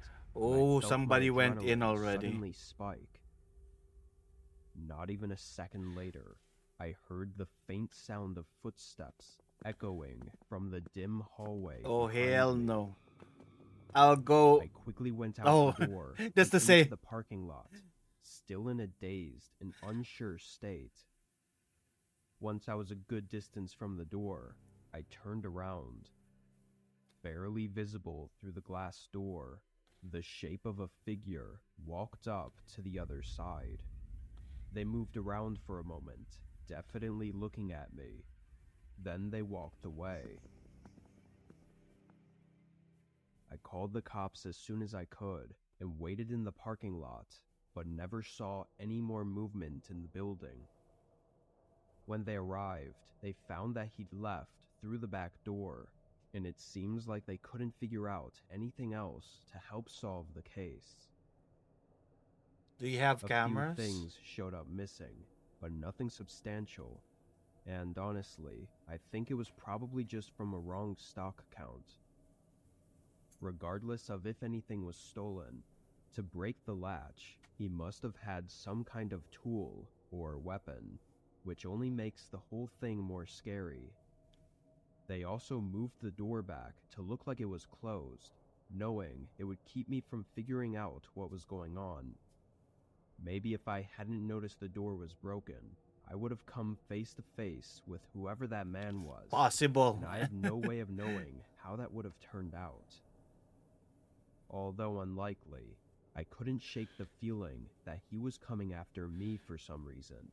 So I've since left that job and moved on, hoping Good I good don't choice, run good into him choice. again.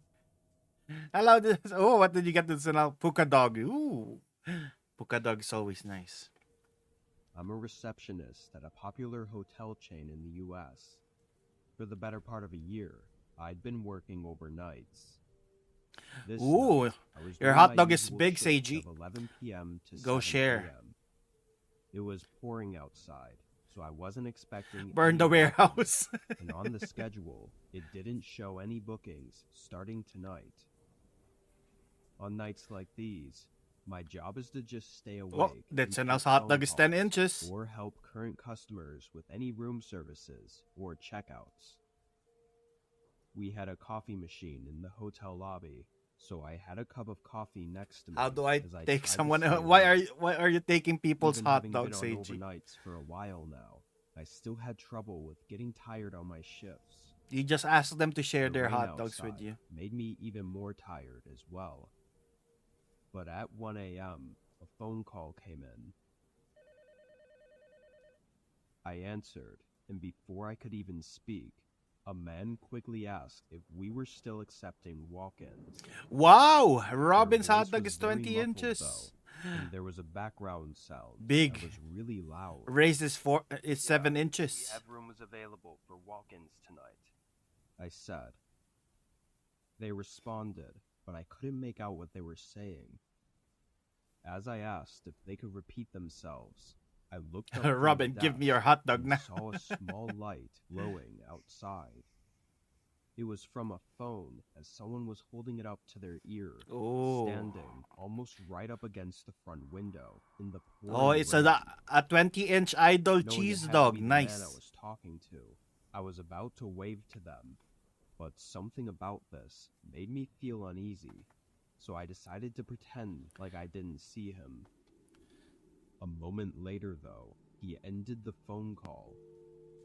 I saw the lights turn off outside and the outline of the man moving toward the entrance. The doors opened and the man walked through the hotel lobby, dragging water across the floor. Ah. He came up to the counter and bluntly asked for a room. He was fully soaked and had water dripping from his hair. Why was he Yet asking his in the face rain? showed nothing but exhaustion. I don't know if I'd ever seen someone look so sleep-deprived. Just give him a room. I Let said him okay sleep. and found him a room, then asked how he'd like to pay for it. He slowly reached into his pocket and pulled out a debit card, then handed it to me. I Just wait. swiped I will it, take it but when you're not looking. declined. I looked up at him, only to see he was staring at me. It didn't go through. Do you have another card to try? The man didn't respond, holding his stare and not moving That aside stare. from a few blinks. As the seconds kept on without any reaction, I grew more and more uneasy. I looked down and put the card on the desk, sliding it back to him, but he didn't even look at it. He turned and started walking away from the desk and toward the hallway with the rooms. Wait, you By don't now, have a I room knew though. something wasn't right, so I quickly pressed the button that calls for police, then went out to the Guys, is hallway that the man Riz? was in, finding him standing at the door to one of the rooms.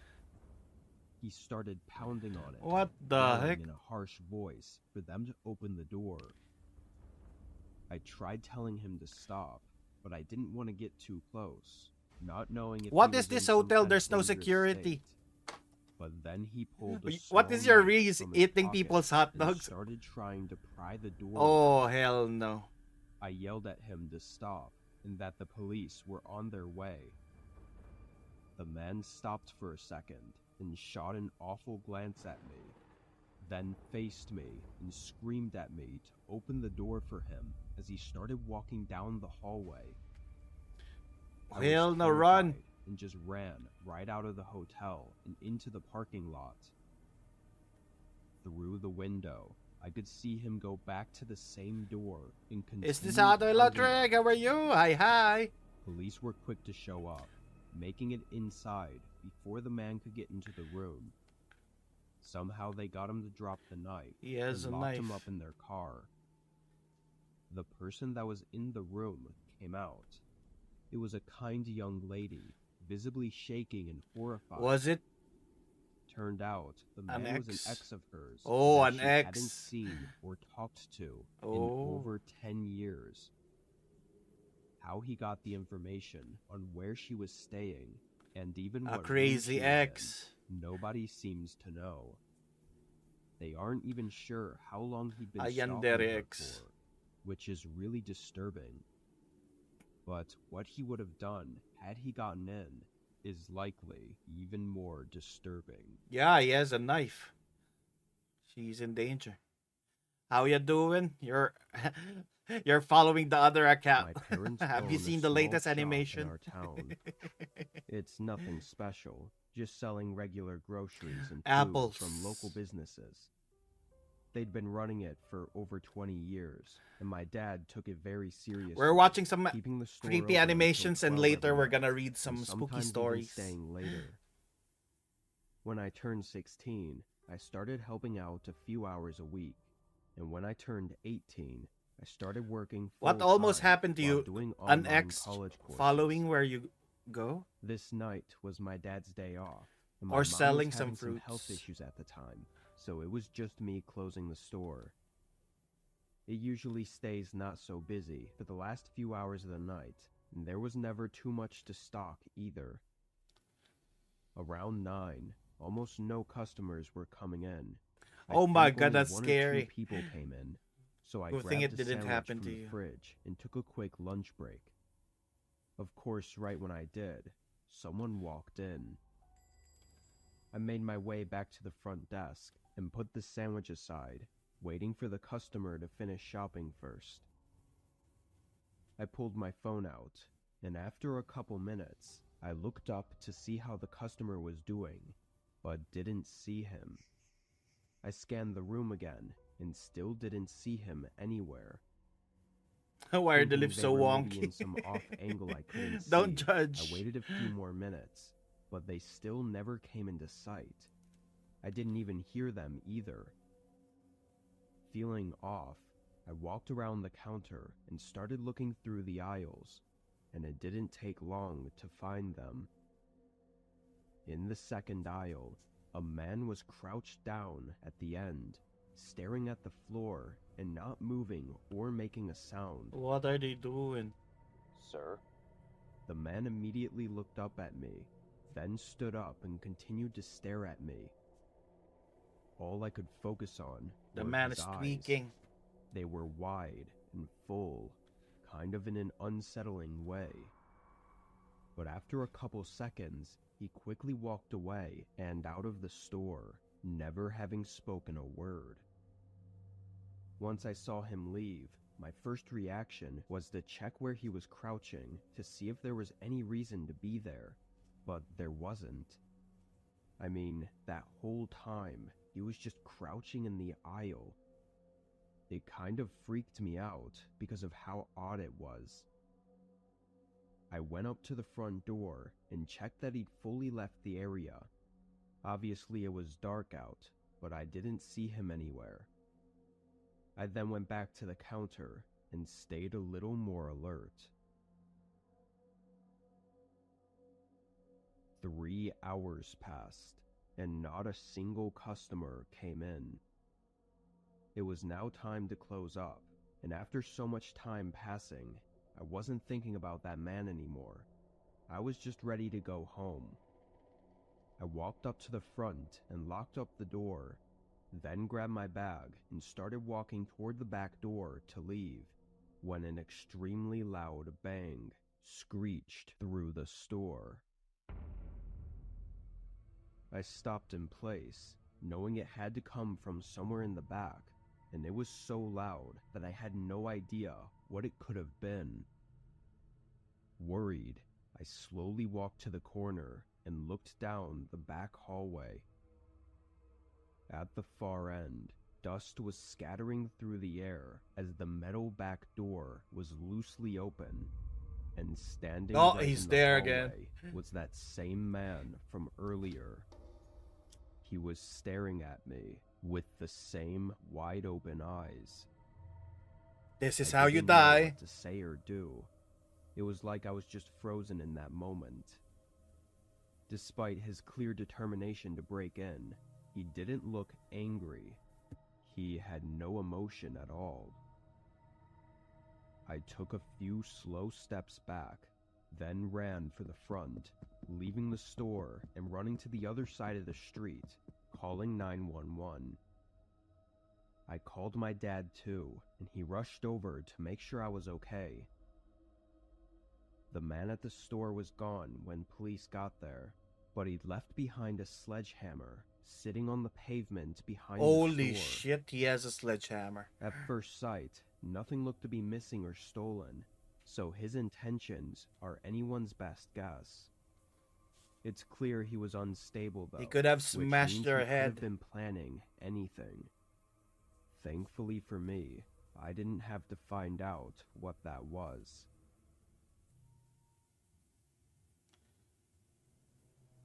At the time this happened, I was Yes. only a 13-year-old. People are really scarier than This happened ghosts. 2 years ago when I was fairly naive.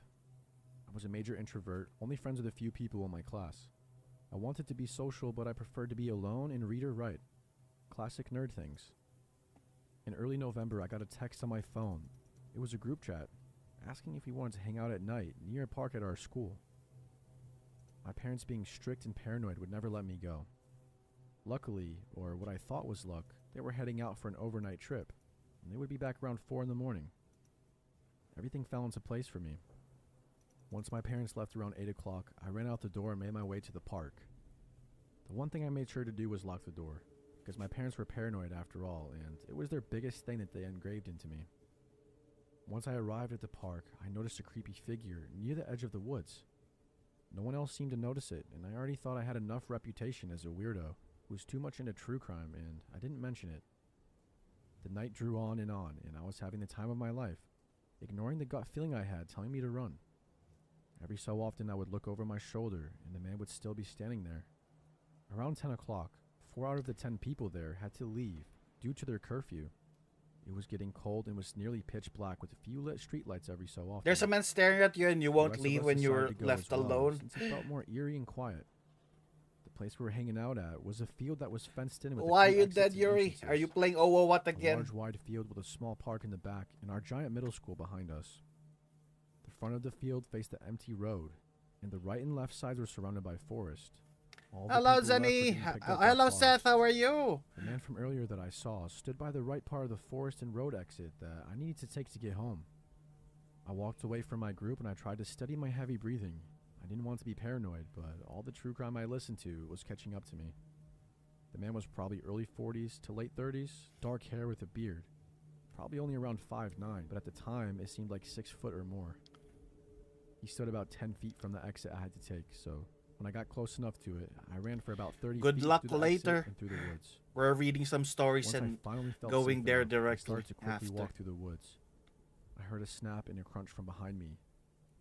I stopped walking for a second and quickly checked over my shoulder. Around 15 Work, feet behind work, me stood the very same man. He was walking slowly behind me, almost as if he was trying not to be suspicious. But it only made my fear worse. I don't know what I turned reminds me around of and walked so quickly, this I was guy. basically jogging. I lived about 10 minutes away from the park that we had hung out at, and I wasn't necessarily Why is athletic this enough to Velma run at home? After around 7 minutes of walking fast, I was in my neighborhood. I knew that I could run to my house now if I had to, so I checked to see if he was still trailing behind me. To my horror, he was only 20 yards away. So I ran, faster than I've ever.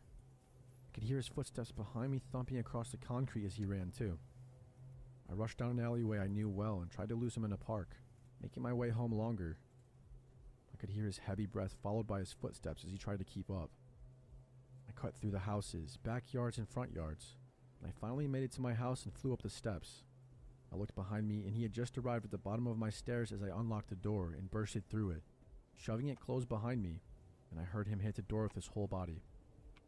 I ran around the house and locked all of the windows, turned off all the lights, and I hid in my bedroom with a kitchen knife, just in case he got in. But he didn't, luckily. If this was a better world, that would be where my story would end, but it doesn't. After a few months, I hadn't really told anyone what happened since I didn't want to get in trouble with my parents for sneaking out. I didn't go out with anyone after this, and my loner status returned. I began to write horror stories as a coping mechanism, and I never went out past 7 o'clock. It was around February, when a classmate of mine was sharing a story of some random man following her home from the bus. Oh, She is it the described same him man? almost the exact same as the Ooh. man who had chased me home. Even another girl mentioned A that he creepy sounded like man the guy who chasing stood outside people. the school and tried to follow her home I'm gonna get some once. water. One moment. I didn't join in, but everyone agreed that this guy was just weird. He was kind of forgotten, and eventually I moved on too. But around May, I was getting ready to walk to school when my mom pulled me aside and showed me a picture of a man. The guy who stalked me, actually. She told me that he'd been arrested 2 weeks ago for sexually assaulting a child and had escaped last night. She told me to keep an eye out for him and to call the cops if I saw him. I was shaking the whole time I walked to school. It haunts me to know that if he had caught me, I would most likely be in her position, or even dead.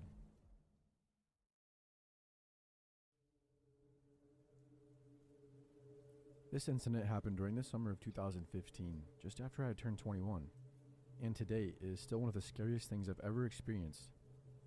To this day, I still get creeped out when I remember it. The day after it happened, I went back to the park and I took pictures of the whole journey in the daylight to send to a friend, so I'll include them here as proof as well. One of my favorite things to do that summer was drive around late at night.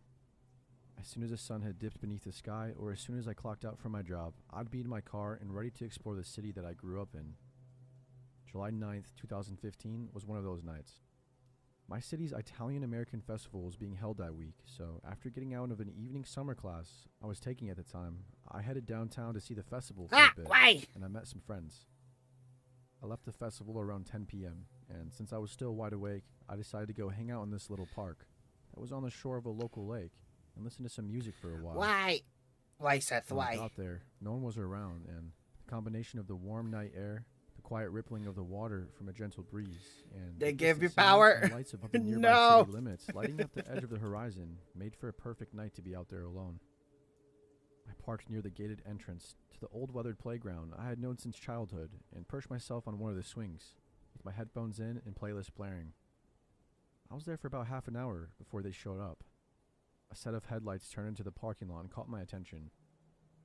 I watched as a little red Saturn parked on my passenger's side, right next to the gate that I had come in.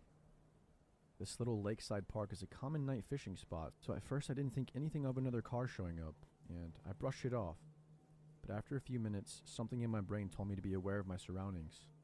It was then that I realized for the last several minutes, the man and the woman who were the vehicle's occupants had been getting in and out of their car, talking in hushed whispers, and turning their stereo up and down as they did. At one point, they had opened their back passenger doors and were messing around in the back seat, like they were trying to unload something large.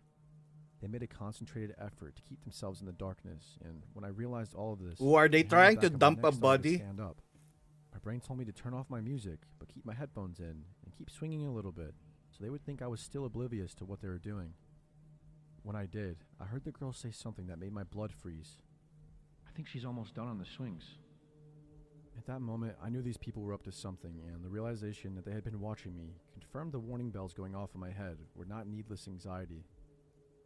I needed to get out of that park, but in order to do so, I would have to walk through the gate and past them to get to my car, and my mind was screaming at me not to go near them. Instead, I got off the swing and walked toward the back corner of the playground, where the majority of the large equipment was, and acted like I was texting someone. I hid myself from view while I tried to figure out what to do, and what I heard next made my heart drop into my stomach. A third person's voice joining their conversation. It was then that I realized that while I was busy keeping my eye on these weirdos, a second car had pulled into the parking lot, but the driver had never gotten out until now. Oh no, and good I was out of luck. sight. It was an older looking woman with a raspy voice, who sounded like she had been chain smoking all of her life. And suddenly, the three of them started arguing in the darkness. I just knew I needed to get out of that park, but I didn't want to be seen. The part of the playground I was hiding in was situated up against a fence line that separated the playground and fishing area from the basketball courts and boat dock. Aiding and concealing me in the darkness was a large maple tree, whose thickly leaved branches dipped halfway to the ground, and whose trunk, thankfully, was growing on my side of the fence. I decided I was going to climb the tree, high enough to where I could at the very least saddle the fence and hop over. I did this as quickly and quietly as possible, and as I realized I was actually doing it, I was hit with a powerful combination of nerves and adrenaline that almost caused me to lose my balance and fall. Luckily, I saddled the chain link fence, which started squeaking loudly and digging painfully into my thighs through my jeans. But I didn't care. In one sweep, I was up and over the fence, free at last. Imagine them Afterwards, being I on decided I that was going side. to slink around in the dark to the other gated entrance to the park by the boat dock, and then sneak my way along the road back to the entrance where I was parked.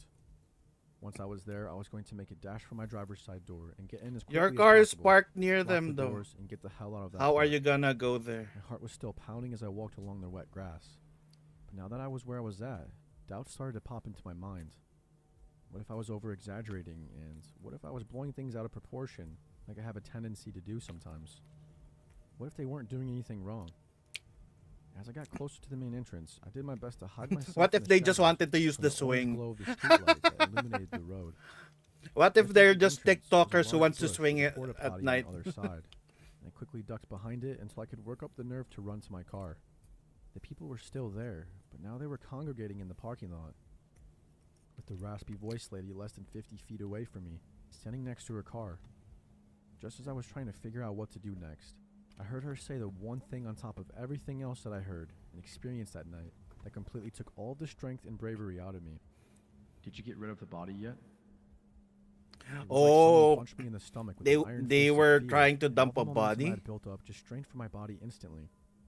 I wasn't sure if this lady was messing with me, and even after she said it, I wasn't even sure that I actually heard what I thought I heard her say. But whatever was going on, I knew I needed to get out of there, and fast. I barely had time to think as this lady got into her car and started the engine, with the sight of her taillights in reverse, prompting me to quick and immediate action. As she started to back up and swing around to pull out the gate, I dashed across the street and up a random person's driveway, concealing myself in thick foliage as quickly as possible. I watched as both cars pulled out of the parking lot. The gold Nissan that raspy lady had been driving going right, while the red Saturn with the guy and the girl went left off into the night. As soon as I was sure both cars were out of sight, I ran full speed down the driveway and into my car, shaking so badly I could barely unlock the door. Once inside, I was relieved to find that they hadn't broken in and stolen anything, and I peeled out of the park, doing no less than 50 miles per hour on the main roads home. I had gotten to the park a little after 10 p.m., and it was now 11:45 p.m. I pulled into the driveway of my house with my car still running, and I spent at least 15 minutes on the phone with the police, crying as the full realization of what had just happened hit me. The county sheriff department was sent out to search the park when I said the lady had mentioned dumping a body, but nothing was found. They called me back around 3 in the morning once they finished their investigation and had me answer a few more questions. I didn't sleep at all that night. Around 7 a.m., I called my mom as she was getting ready to go into work, telling her what happened. Normally, my mother is quick to call me out on over-exaggerating things, and I called her partially to confirm that I was indeed overreacting to what had happened the night before. But after I was done telling my tale, she got really quiet on the other end, with the phone before Oh. telling me not to ever go into that park at night again. I didn't go back there Is for it months famous afterwards. for a place to dump To bodies? this day, I don't know if anything ever came of my report, or if those people were ever caught for anything. At the time, there was a man who had disappeared from the next town over, and his story was all over the local news. A few weeks after he went missing, his body was found in a major national park, about 30 minutes from where this little park was. I still wonder about all of that to this day. Ooh, you saw. This happened roughly 6 Murderous. years ago, and I would have been about 26 years old at the time. I live in a small town in the mountains of southern Appalachia. If you aren't from this region, and that immediately brings to mind visions of poverty and dark hollers, well, they do exist, but the town I am from and still reside in is a university town with roughly 70,000 people. We have a number of public parks, but in recent years, the most popular is the newest, which was built on the south side of town and has a dog park, in addition to a normal playground type park for children, and numerous walking trails, some of which go through wooded areas. It isn't uncommon for people to be walking their dogs late at night. I need to describe the layout of the park a little bit in order for the story to make sense. There was a large parking lot on one end, and this is the main entrance of the park, and it is where the children's playground and the dog park are located, as well as the restrooms, etc. This lot is long, rather than wide, and stretches alongside a sidewalk that runs next to the playground. On the other end of the park, which is over some hills and through some lightly forested areas, there is a small pond and another smaller lot. This lot has a gate just like the bigger one, but it has a little area before the gate where it is common for people walking at night to park their cars. I had a friend back in those days who was an avid walker. She was a couple years older than I was, and although petite, was sort of fearless. She would very often go walking at night by herself, and her apartment at the time was sort of out in the country, but only a mile or so from this park. So sometimes she would drive out there and walk by herself at night as well. I would say things sometimes like, you know, you should be more careful. Maybe that's just because I'm a man who was raised in the South and we're perpetually worried about the females in our lives. She was fairly enlightened and would get angry when I would say something like this. None of this is to say I told you so, by the way. I'm just trying to paint a picture. Anyways, long story short, I started meeting her some evenings and walking with her, figuring a bearded 6'1" and 250-pound man would be a deterrent to most creepers. So one night we were walking, and while there were usually a few people in the park, it wasn't super late. It was late fall, and the nights were starting to come a little bit quicker. It seemed like maybe it was around 8 Hello, p.m. Dumdan. How are Actually, you it's been today? 6 years. Anyways, I had a rental car that week, luckily as it turned out, because of some work being done on my car, and I had parked behind the gate on the wooded side of the park. As we came through the woods and rounded a hill towards the main entrance What of the park, What's the theme sort of of these clocked the van this with animation? perfect Is a lot vision. of I was playgrounds. pulling in the gate of the park, which for whatever reason had not yet been closed. Good, and you? I'm doing good Parks as and Rec well. employees in my town are sort of notorious We're for gonna not being read some strict spooky enforcers stories after on the this closed video. at dusk rule. The weird thing about this was that it was sort of a cliche creeper van. We're watching some It was an older creepy model Chevy animations. with no windows in the back, a mottled rust and paint job, and dark tinted windows in the front. For a lot of you, depending on where you live, I'm sure this might already be raising alarms, but in Tennessee, that is like every fifth car on the road. As we walked up the sidewalk parallel to the lot, the van turned behind us and then drove slowly past us on our left, coming almost to a stop, Oh, then it's like speeding up to circle around ahead of us at the end of the lot. they're At this checking them point, out. Obviously, I was paying closer attention. Now the van was coming back toward us, and the driver's side window was down. This would be the part where a lot of naysayers will probably think I'm making this up, because the man staring at us from that van was about the closest thing to a cliche creep I could think of. He was large and even bigger than me, with weird aviator-style glasses that may have been sunglasses, but were transparent enough that you could still see his eyes. He was wearing a hat and a camo-style coat, and he had a black mustache. He idled not 10 feet from us, just staring at us expressionless for a moment. We both sort of stopped and stiffened and looked back at him. There was something about his gaze, some cold-hearted malevolence, the likes of which I hadn't really ever felt in my life, which immediately chilled me to my bones. I have read articles about sociopaths and psychopaths, where scientists theorize that the reason we feel uneasy in their presence is tied into an ancient biological response from the times when truly we were their prey, and they were predators among human groups and tribes. But I felt that in that moment. I felt like I was out in the wild, naked on the tundra, and he was zeroing in on me. It was this feeling more than anything that elevated this moment for me from merely dealing with a creep to something that was perhaps far more sinister. I grabbed my friend by the arm and said, Valen, "Roughly, thank let's you go." for the sub. I started I always quickly get across the surprised by it. field toward a series of hills and trees that Thank were you for the between us sub, and the car, Valen. leaving the sidewalk behind. How are you We were today? shocked at first and followed quickly. We half walked and half ran a few hundred yards. before Hello, realizing that the van had hello. pulled out of the lot behind us and disappeared. My adrenaline was still pumping, and we had a quick conversation. Basically, Are you here for the consisting of, spooky "Who stories God's as name well? was that?" and "Let's get back to the car and get out of here."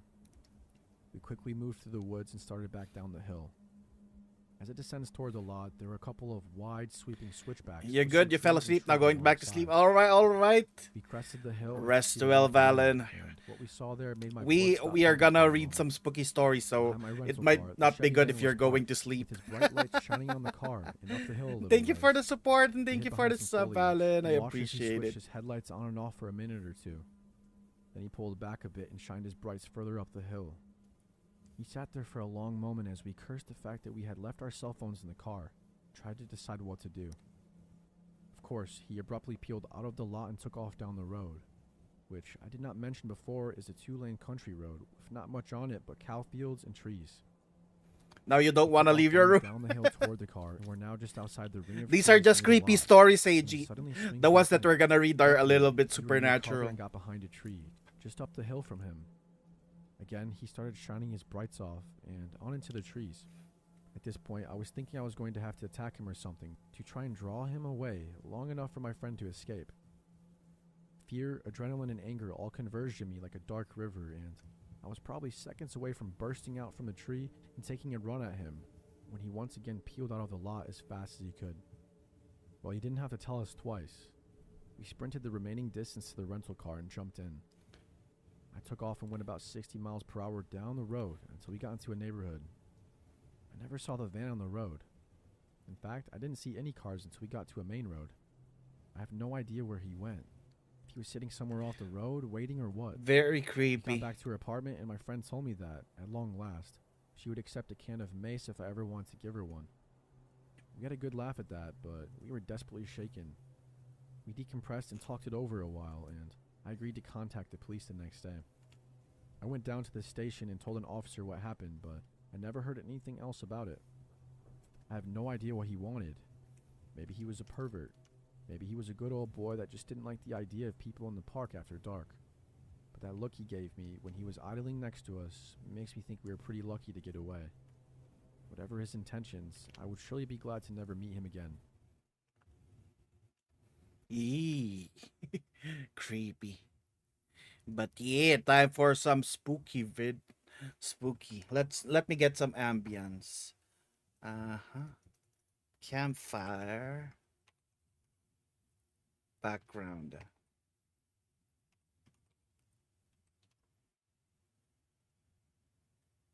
Here we go. We got the crackling campfire. Now, time to read some spooky stories, just like our stream title. We're reading from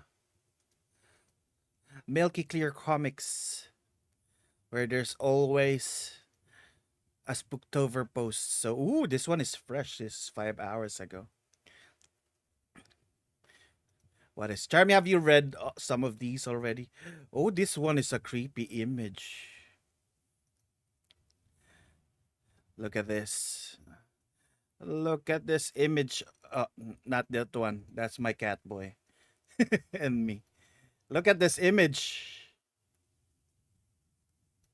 It looks like a ghost trying to open the door with the tongue. What the heck? This story is called Our Neighbor Rose.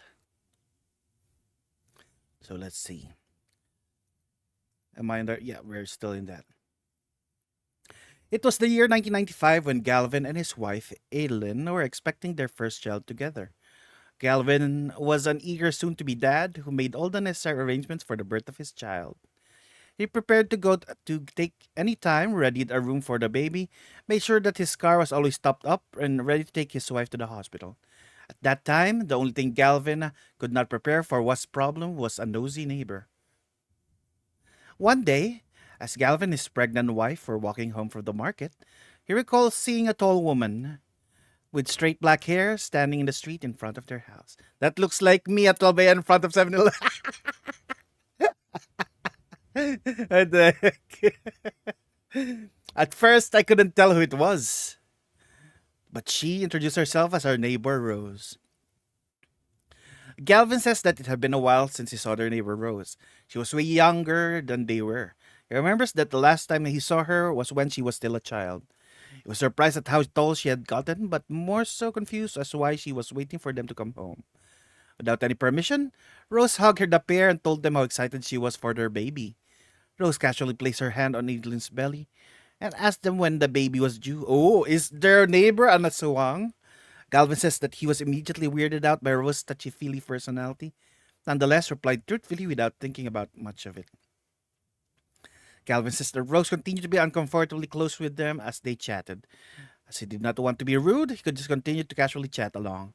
He even recalls how Rose also enthusiastically introduced herself to Adeline's parents, who live in the same house as them, and how she kept saying how excited she was for their family. For reasons that Galvin couldn't remember, Rose was even able to invite herself over to lunch that day and happily exchanged pleasantries with Adeline's mother, even though the latter was visibly uncomfortable with her closeness. Oh, even the mother does not like the closeness. Galvin says that Rose continued to be extremely friendly with them throughout the following days, always inexplicably meeting with them in the market, inviting herself over for coffee, and always asking for updates regarding Adeline's pregnancy. It was really weird, but what was I supposed to do in that situation like that? Yeah, tell her that you feel weirded out.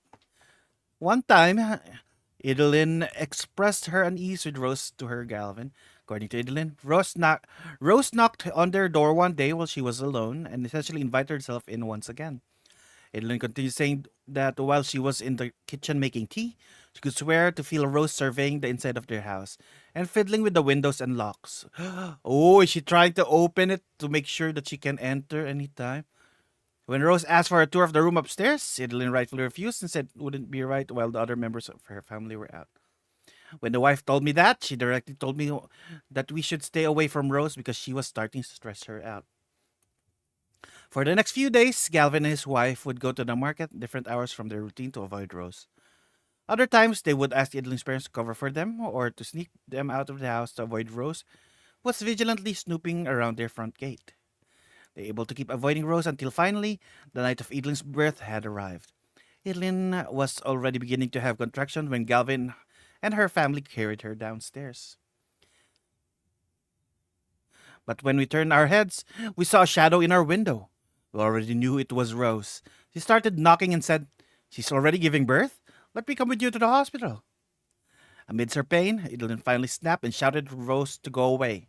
The family watched Rose's shadow stand still in silence for a while, before she sprinted to the door and began violently jiggling the doorknob. What the heck? Rose then started banging the door and windows as she let out a horrifying scream. Galvin says that he couldn't understand what was happening at that time, as he was too focused on getting his wife to the hospital. Couple made a run for the back door as Idlin's father said he would take care of Rose for them. Gavin says that he hadn't even moved 3 steps away when they heard the sounds of scuttling and Idlin's father yell out profanities. Son of a bitch! I think she climbed up the roof. Oh, it's an aswang. What the heck? Galvin says he could hear clatter of footsteps on their roof and he carried his horrified wife. And the wife is already giving birth. At the moment, Idlin's father took a machete from behind her couch. What? And went out the front door. Looking up the sky, he ordered Galvin. Edeline and her mother quickly rushed outside to get to the car. Thankfully, the three made it to the car in time and careened away from the house.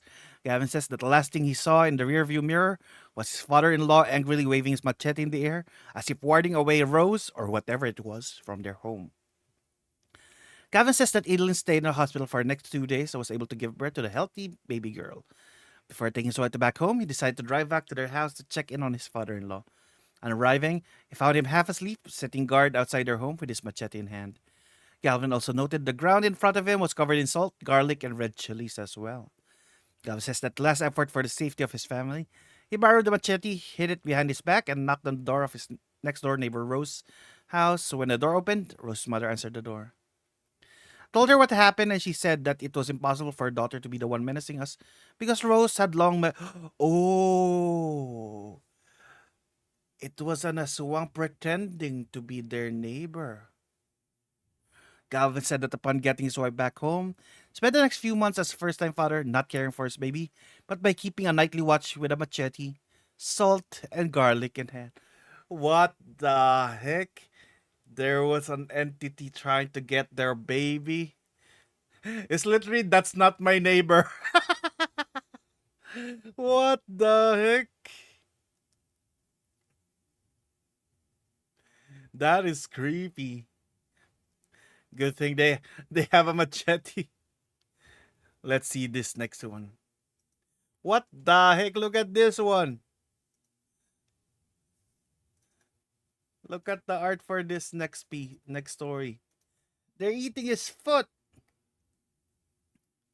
This is... Oh, there's no title, but submitted by Telman. At the age of 24, Telman was involved in a motor vehicular accident wherein he collided with a car driven by a mother with her son while he was riding his motorcycle. Oh, did he lose his feet? Is this about phantom pain? Telman says that he ended up going under the car and getting rolled over between the pavement and its wheels. Wait, I'm not hearing the... I think I forgot to play the campfire. I knew it. There we go.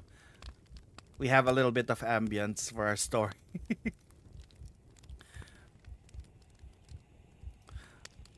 Alright, let's do it again. Telman says that it ended up going under the car and getting rolled over between the pavement and its wheels. Though Telman's injuries were severe, the other two ended up having it worse as the collision made him swerve his vehicle off the road and into a concrete wall. Unfortunately, The two were dead on the spot while Telman had to be rushed to the. Wait a minute. It's a collision between a car and a motorcycle, and the ones in the car died? How? What? How? How strong is the motorcycle for that to happen? Yeah, it's motor vehicle accident wherein he collided with a car driven by. Yeah, it's a motorcycle and a car. How did the people in the car die? Well, why am I asking those questions? Let me read the story. Unfortunately, the two were dead on the spot while Telmo has been rushed to the hospital. Upon waking up in the hospital a week after his accident, he found out that both of his legs had to be amputated while he was asleep. Oh, that is why this is picture. He's experiencing phantom pain. They said my legs really couldn't be saved, so my wife gave the doctors her permission. Needless to say, Telmo is devastated by the loss of his legs and his accidental homicide of the two civilians. Though avoided any jail time from months to years, Telman had to endure his new reality of being unable to walk without assistance. Telman says that more than the physical effects was the emotional and mental strain that truly made it more difficult for him. Every waking moment for Telman felt like a living hell as he struggled to get accustomed to his new way of life. Just when Telman was already suffering while he was awake, not expect more suffering to come in while he was asleep. One night, Telman awoke to an unimaginable pain in his legs. He grasped onto the thighs as he screamed in agony, yelling for his wife to help him. But as he screamed and screamed, he realized that he was not in his home, but rather in a complete darkness. Telman forced himself to look at his surroundings while he was reeling in anguish. When I looked up, I suddenly saw people eating at the table. In the middle of the table were my legs. They were feasting on them. Telman continued to scream and writhe in pain for what he described as hours of torture, as he felt each muscle being torn from his already amputated legs. Even worse, he could also feel a pain from the teeth chewing and gnawing into his flesh. Telman says that he passed out not soon after and awoke in his bed in a puddle of sweat. When he informed his wife of this nightmare, she consoled him, told him that it may have also been a case of phantom pains, or the sensation of pain limbs that are no longer there. Telman was familiar with this and considered entertaining the idea, but noted that the pain was so real and intense. He was convinced that he had been cursed or that the violent nightmares were his early punishment for the deaths that he caused. As the days went by, Telman continued to experience his dreadful nightmares again and again. Each time he did, his visions would get even clearer as he could eventually see further down the table in his dreams. At the farther reaches of the table, he could see more and more human limbs haphazardly piled onto the platters as more and more of the hideous monsters took part in devouring them. Sometimes he would even hear the screams of other people like him, twisting and clawing at their own stumps in horrendous suffering. In the morning, he would wake up with his throat coarse from all his screaming, yet his wife, who was right next to him, would say that he was silent the whole night. Telman says that at some point, he would have hallucinations in the morning as he saw the creatures in his dreams appear in his kitchen or his living room, stalking him as if waiting for him to fall asleep again. With all the times that I returned to that darkness, I finally understood. My legs are in hell and they're being eaten by demons. Telman has gone to multiple doctors to help and even spent thousands in getting checked up by a neurologist. None of them could provide him relief. With painkillers and therapy no longer working for him, Telman admits that he has thought of ending it all himself once or twice before. However, a single thought keeps him from acting upon it. Not the thought of leaving his wife or the thought of the pain it may cause his family, but rather, because of my legs are in that place, where will I go to when I die? Yeah, you're gonna get eaten whole that time. So don't you dare. That is a creepy story. Next one. Ooh, what is this? Is this like an Encanto? Here's the picture of the next story. It's called Still in the Woods. Let's see. Chen recalls from when he was around 3 to 5 years old. Back then, they lived in a house surrounded by dense forests. The other houses in the enclave were relatively close to each other, but were still bordered by lush wooded areas, such is the case of his grandparents' house situated behind theirs. Jinjin says that to visit his grandparents, he still needed to climb a set of tall stone stairs passing through the trees to get there. And even further beyond his grandparents' home was the vast forest itself. Basically, that was the highest house around. Behind it was all forest, nothing else. Chinche says that once he was 4 years old, he went behind his grandparents' home and right at the entrance of the woods, he heard someone calling, Psst. Chinche recalls that as a kid, he naturally felt curious about who was calling him as he went into the woods to take a look. He looked around and stepped into the shrubbery, but he finally saw nothing. But the voice kept calling him further into the woods, eventually leading him deep inside the undergrowth. Finally, he could see a figure of what he initially thought was a man standing in the shadows. It was alone, around 7 feet tall. I just found myself holding this creature's hands. Chin Chin claims, for whatever reasons, he began to walk aimlessly with the creature deeper into the forest. As he did, he felt eyes from the canopy staring down at him, accompanied by sounds of giggling and laughter, making him believe that there was more than one of the entities in the woods. Deeper and deeper, they went into the greenwood until suddenly, the sound of Chin Chin's parents calling him broke him out of his trance. That's the time I realized I was already very far away from my grandmother's house, to the point that I was already deep into the forest. Chin Chin, now fully grasping the situation, attempted to break free from the creature's gentle grasp. But when he tried to pull away, its grip suddenly tightened on his hand. As he tugged, the creature's footsteps also began to pick up pace. Chin Chin frantically pulled on his own arm and turned away from the creature to try and escape. But to no avail, it was clear to him that there was no way for him to break the creature's grip. But then, at some point, for no discernible explanation, Chin Chin felt that he was no longer holding onto the creature's hand. It was as if it just suddenly vanished, freeing him at last. The moment it happened, he swiftly began running without looking back. The laughter he initially heard from the canopies got even louder, was paired with cheering and clapping. Leaves rustled in the wind as he rushed towards the edge of the woods. Chin Chin ran so fast as he recalls even losing one of his slippers in the process. When he managed to escape, he was greeted by his parents, who were wildly looking for him. It was then that Chin Chin found out that his parents had been looking for him around 2 hours. Since then, Chin Chin's parents forbade him to ever entering the forest again. As he grew older, something appeared to be amiss with Chin Chin's memories for his experience. He recalls watching a certain local movie wherein a forest entity takes humans into the woods and replace them with clones of the victims. The clones, unaware of their origins, take the memories and identity of the humans as they exit the woods. Though just a movie, Chin Chin can't help but to wonder if it was really him who got out of the forest that day. Oh!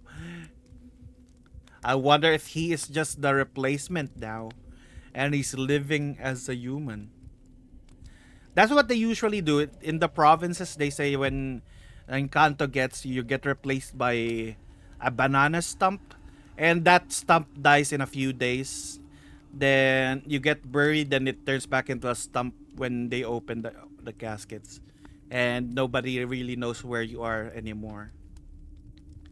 Because all that's left of the corpse that they got is a banana stump. So that might have happened.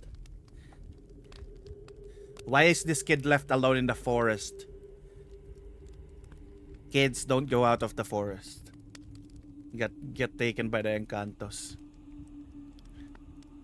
What is this one? It's probably about shoes. This one is about shoes.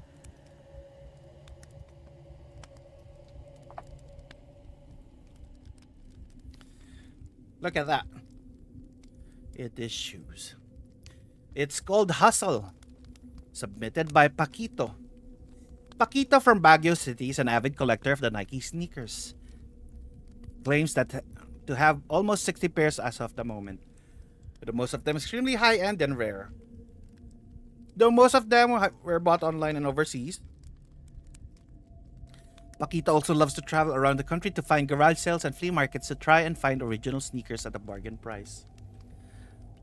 But Paquito says that even though he has found great deals all around the country, once in a while he also finds them in the Baguio's night market.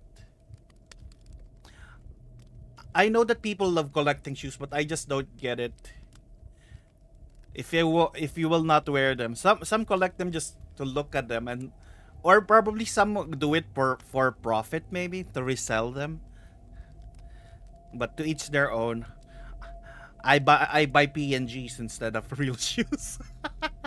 So I cannot judge. I have my own collections.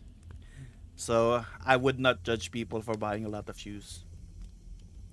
There are a lot of fakes there, but a few years ago, I was able to rummage out a pair of LeBron 16 Agimat. I bought it for 1,000, but it was original. Maybe the seller didn't even realize. It also adds that his most recent find was another original pair of Kyrie Flytraps 5s. However, Paquito shares his experience with one pair of shoes that he regretted buying. One summer night, Paquito says that he was able to find an old pair of retro Air Jordans. It wasn't in the best condition, but it was relatively good. Upon closer inspection, Paquito was sure that it was an original pair. He casually asked the saleswoman what the price was, thinking that he had again found another steal. But the sales lady, who Paquito described around late 40s, 50s, looked at the shoes and gave a surprised expression. She took the shoes and explained what she knew those were an original pair because they belonged to her son, who had recently passed away just a few months ago. She rambled on, saying that her son was also a collector of shoes. She had no idea how the pair got the for sale. She had no idea how the pair got the for sale pile of her stand. There's a word missing there. The vendor even began to tear up as he reminisced about her son. Oh, is the son selling his own shoes to help his mother? Paquito admits that upon hearing the story, he immediately thought that the shoes would not be for sale, but he was surprised to hear that the woman says that since her son would no longer be needing them, she would be willing to part with them for 2,000 PHP. He did his best to maintain a poker face as he nodded and handed over the money. But turning around, Paquito knew he had again found a great deal. That night, he immediately took pictures of the shoes before keeping them in a protective plastic box and placing them on his wall along with the rest of his collection. As he slept that evening, Paquito could already tell that there was something wrong with the shoes he just bought. I got sleep paralysis that night, and I saw a shadow looking at the shoes I had on display in my room, especially the Jordans that I just bought. He says that he is not at all a believer in the ghosts and thinks more of the experience as just a slight guilt at manifesting itself. However, the experiences would get more and more intense over the days. Paquito says that there would be times that he would hear subtle shifting in his room and would find that some of the shoe boxes would be leaning dangerously, almost toppling over. Other times, he would hear the sound of tapping as it were fingers running across the plastic boxes of his shoes. One night, as he was sleeping, Paquito felt a strong pain in both his ankles. He described the pain as if someone was twisting his feet close to the point of snapping. Despite all this, Paquito chose to ignore a supernatural explanation and blamed on the possible arthritis or gout. Finally, there came an event that caused Paquito to finally give in. Coming home one afternoon, his mother looked at him in surprise. My mom was shocked and said that she thought I was already home. Said she thought I was the one in my room. She could hear arranging shoes in my room. Upon rushing to his room, Paquito saw all of his sneakers scattered on the floor and on his bed. None of his plastic cases had fallen either. It was just as if someone opened them all up and started tossing the shoes around. After inspection, Paquito noted that his collection was thankfully undamaged, with just a few scuffs but no major creases or tears. Paquito did notice a strong stench coming from them like decayed flesh. Did the ghost try to wear the shoes? That night, he decided that he had enough and went to return the shoes to the vendor at the night market. Upon hearing the story, the vendor apologized to Paquito but also thanked him for letting her know that her son's spirit still lives on. Promised to keep the shoes safe and sound with her. Paquito was somewhat relieved upon hearing this but was also saddened that he would not be getting a refund for the shoes. Paquito says just around a year later, he went back to scour the night market and saw the familiar vendor again. As he approached the stall to inspect the shoes for sale, he overheard the vendor talking to another customer. Customers holding same pair of shoes as before. They said their son, who was the owner, died just last month. Same story and script. Paquitos. Oh, what the heck? Is that lady a scammer with the ghost accomplice? Paquito decided to walk away from the stall thinking he may have just victim of elaborate supernature. Yeah, it looks like the lady has a ghost accomplice so that she can sell shoes and take them and people take them back. What the heck? I instead of scary, this was just funny. The ghost just doing a hustle together with a lady. What the heck? Instead of Air Jordans, it's Scare Jordans. What the heck is a family business?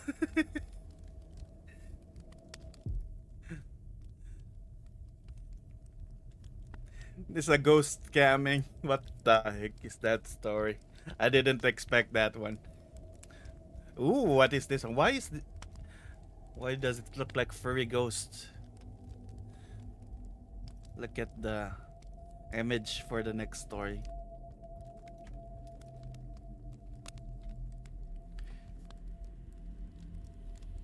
This one is called Taguan Habol-Habolan, or it's basically just hide and seek and what's habol-habolan? Chasing each other. Alright. It's submitted by Winslow. Winslow School is made up of 3 buildings. A main building, which is also the main entrance, a new building which was just constructed around 5 years before this story, and the old building which no one used and was scheduled for demolition that summer. Maybe you already know which one is involved in my story. The new one. Winslow says that the old building of their school is completely abandoned and is off limits to the students. Janitor patrol the grounds and teachers keep a lookout as well to stop kids from getting in. However, being able to sneak into the school building was kind of a rite of passage for them. That should be attempted at least once before they graduate. Such is the case of Winslow and his classmates, Rob and Caton, who agreed to sneak into the building one afternoon. Rob was particularly clever at observing the schedule of teachers on patrol, managed to find a gap in time where they could sneak in. It was around 5:30 after most of the students had already gone home, which made sneaking in even easier. Before they knew it, the 3 of them were already jumping into the dilapidated building, walking around its dusty halls. Winslow recalls the old classrooms in the building were mostly intact. The chairs were still there but were piled up in each room. Some rooms had a bunch of old books, while others had old computers. A particular classroom on the 3rd floor was covered wall to wall with vandalism by students who managed to sneak in. Of course, the 3 of them added their names to the wall as part of their achievement. After thoroughly exploring the building, Caton asked if they were all set to leave, to which the other 2 answered that it was still too early. We usually get picked up at 6, so we really still had time. Rob came up with the suggestion that they should play hide and seek while they were there. Winslow recalled that Rob was able to convince them, but saying that the place was so big. "Hello, Daylight, how are you?" And empty that it could be a wild game. Being young kids, the 3 of them agreed, and they began with Winslow being the first one it. As Winslow began to count, he could hear the snickering and running of Caton and Rob. After a short countdown for 60 seconds, Winslow began to look for the other 2. Hello, Daylight. We're reading some horror stories. As Winslow searched in each room, he began to slowly realize the true difficulty of playing hide and seek in such a large building. He looked under staircases, inside lavatories, and under teachers' tables, but couldn't find the other 2 boys. A few minutes passed, and Winslow, tired from all the searching, quickly gave up, called for his friends to come out, but no one did. What the heck? Why is this background music have walking as part of it? I kept walking around for a bit more, yelling for them to come out, but I just couldn't find them. Then suddenly, I looked out a window and saw them on the grounds, walking away with my bag. Winslow remembers screaming in anger, brisk walking down the hall to get them. But as he did, he couldn't help but hear a voice from a distant room behind him. It was a faint, but he could hear some more. But he could somehow hear it clearly. Winslow says that what he heard immediately made his heart sink. It was counting down from 60. Winslow began sprinting down the hall to the staircase. When he got to the second floor, he saw that the staircase was closed off, so he had to run back the opposite end of the hall to the other staircase. He looked over the debris and old chairs as he zoomed through. Somewhere in the middle of his run, he began to hear sets of footsteps rushing down the staircase where he had come off from, and running through the hall behind him. Winslow said that he was too afraid to look back, but he was sure that something fast was chasing after him. Ooh. Winslow kept rushing forward. The sounds got louder, were accompanied by shifting of chairs and rubble. As Winslow reached the ground floor, he made one last push to exit the door and fell over just to get out of the building. As Winslow tried to catch his breath, he looked back at the exit door to see a pair of legs scurrying out of his view. Later met up with Rob and Caton at the school gate. They admitted that they left Winslow in the old building when he was taking too long to find them. They contemplated asking a teacher for help, but were too afraid of the repercussions, so they just sat and waited at the gate. What the heck? Those are douchebag friends. You left him with the ghosts. Winslow says that it took a while for him to forgive his friends for leaving him the old building.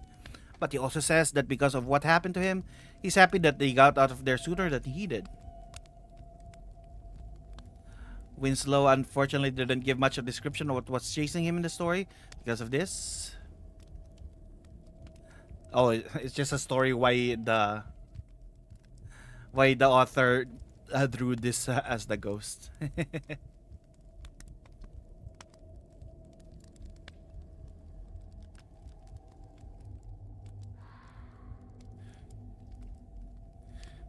Why the heck would you do hide and seek in an abandoned building? Ooh, what is this next one? Look at it. What the heck? Look at the image for the next story. Is somebody biting what is it? A snake? Oh, it's a snake.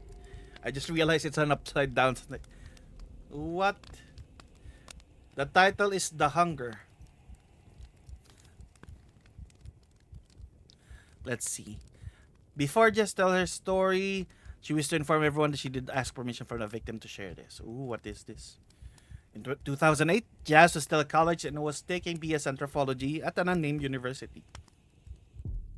Part of their class, Jess and her friends were taken out by their professor on an exposure trip to Guimaras.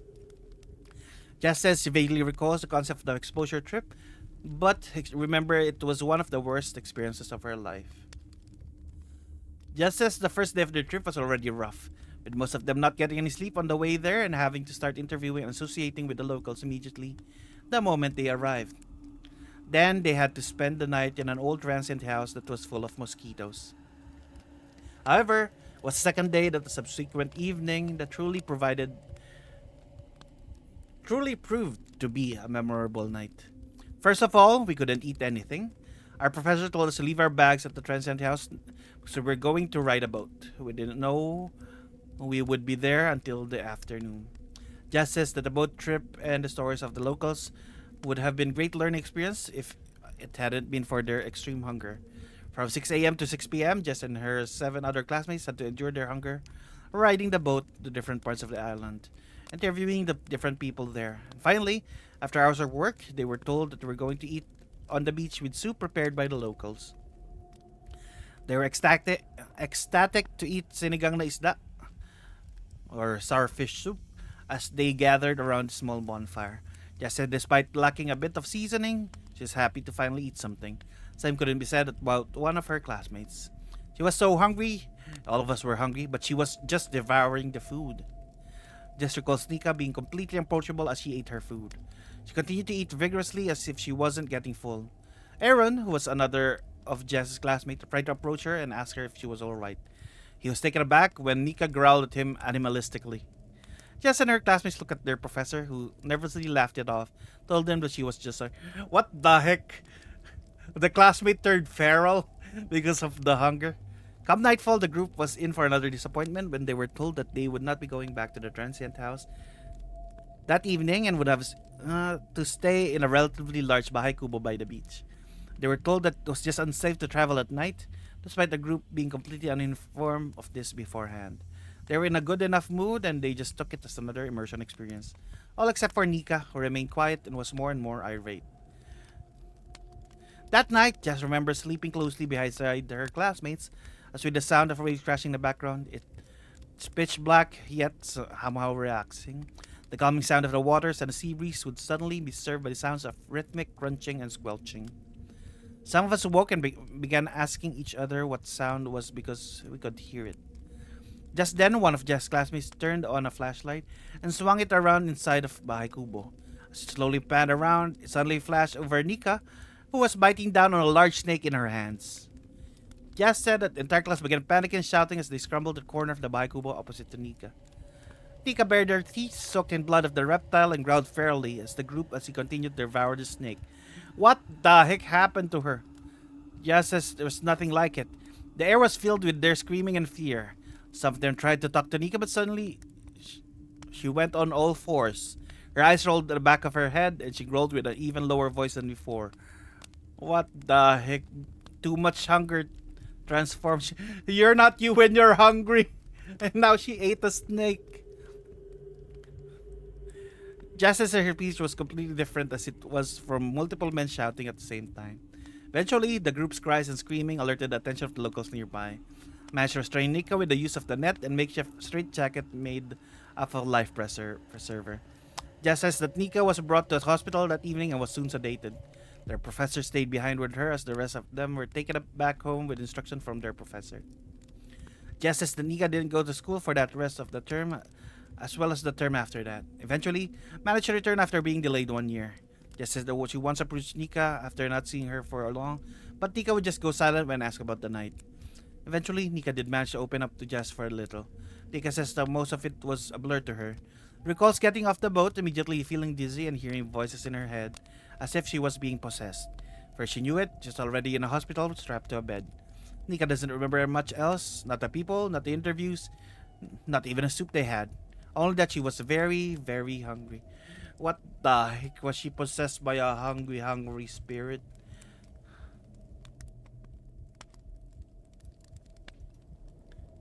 Very, very hungry.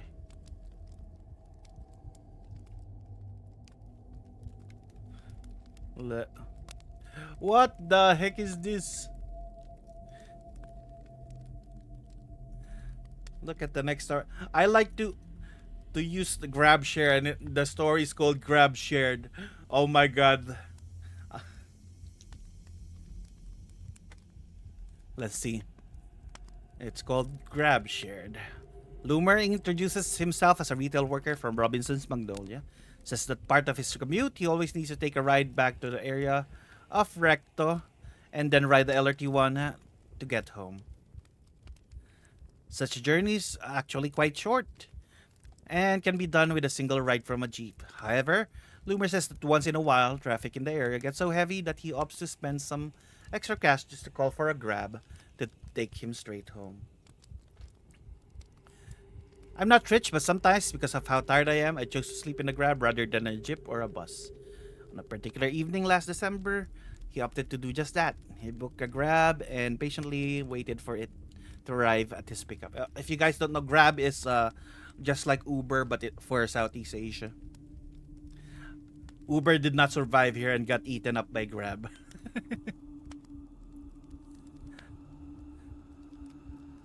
Alright. He booked a Grab and patiently waited for it to arrive pick up in front of the mall. He says that after around 10 minutes, the car finally arrived, but with something amiss. Before Loomer got in, he could see the shadows of two figures in the back seat of the sedan. Thinking that it was another passenger to be dropped off first, Loomer stood beside the car waiting for them to go out. But they weren't getting off. It came to the point where the driver rolled down his window. Driver asked, "Sir Loomer?" To which confirmed his identity, but the driver quickly followed with, "Get in, sir." Confused as to what was happening, Loomer mentioned to the driver that the other passengers hadn't got out yet. Immediately, Loomer saw the driver look back seat and then back to him with a concerned expression. Hey, sir, don't joke like that. I get scared easily. Loomer recalled the grab driver, saying with a nervous chuckle. Still confused, Loomer reluctantly opened the passenger side door and peered inside the car to confirm that it was indeed empty, as the driver had said. Loomer shook his head and rubbed his eyes in disbelief, convincing himself that it was just his fatigue playing tricks on him. Stepped inside and buckled in. Apologies to the driver for the delay, explained to him how he thought there were still people inside. Driver laughed at him and waved off the comment, saying that if Loomer ever saw them again, they'd both run away quickly. How? You're stuck inside the car. How could you run? Loomer says the ride continued for the first few minutes without further hitches. That is until things started to happen in the car. Firstly, around 5 minutes into the ride, Loomer recalls hearing snickering and muffled chatter behind his seat. Again, thought to himself he was just hearing things. Then things suddenly began to escalate when Loomer's seat suddenly reclined, scaring both him and the driver. The driver apologized, saying that the locks in the seat must have given away for some reason. At this point, Loomer became more on edge and couldn't even sleep during the ride. Just kept looking at the rearview mirror at his reflection in the window.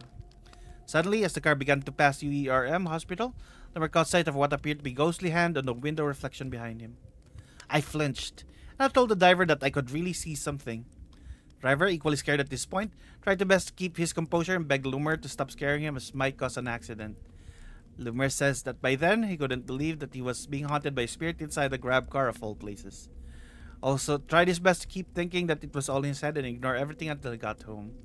But last struck him when they got to Legarda station. Neither of us were talking. It was extremely tense inside the car. Then all of a sudden, we just heard, "Just drop us off at the side." Shit, we started yelling. What? The ghost really said, "This is where we drop off." What the heck? Liver says that both he and the driver yelled at the top of their lungs, screaming profanities as they did. The grab driver brought the car to a stop at the side of the road and jumped out, followed shortly by Loomer. Completely frightened and out of breath, they stared at the car from the safe distance, and the rear doors flung open on their... What the heck? The ghost really ride-shared. The rear doors flung open on their own. Loomer and the driver screamed once again. Loomer says shortly after, a few people started to gather curiously, asking them what happened. Loomer couldn't speak, but the driver frantically shouted at the small crowd that there were ghosts in the back of the car. Loomer says that some of the people concerned took a closer look at the vehicle, while others often continued to move along. Eventually, traffic enforcers approached them, told them to move the car out of the way. Still, the grab driver tried to plead with the people. The officers told them the car was haunted. No one believed us, and we started to look like idiots. Loomer says he promptly canceled the trip and called for another grab to get him home. As the new car pulled up, Loomer looked at his previous grab driver one last time and told him to drive safe. The driver looked at me with a pitiful face as if he was going to cry. But couldn't be helped. I need to get home. He couldn't just leave his car there. Watch him crawl back into his car, slowly drive away.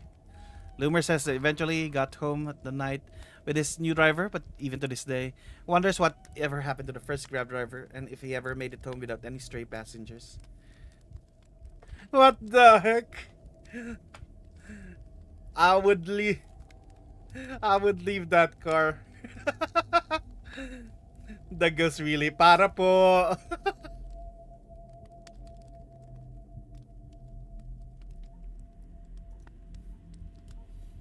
Let's see the next one.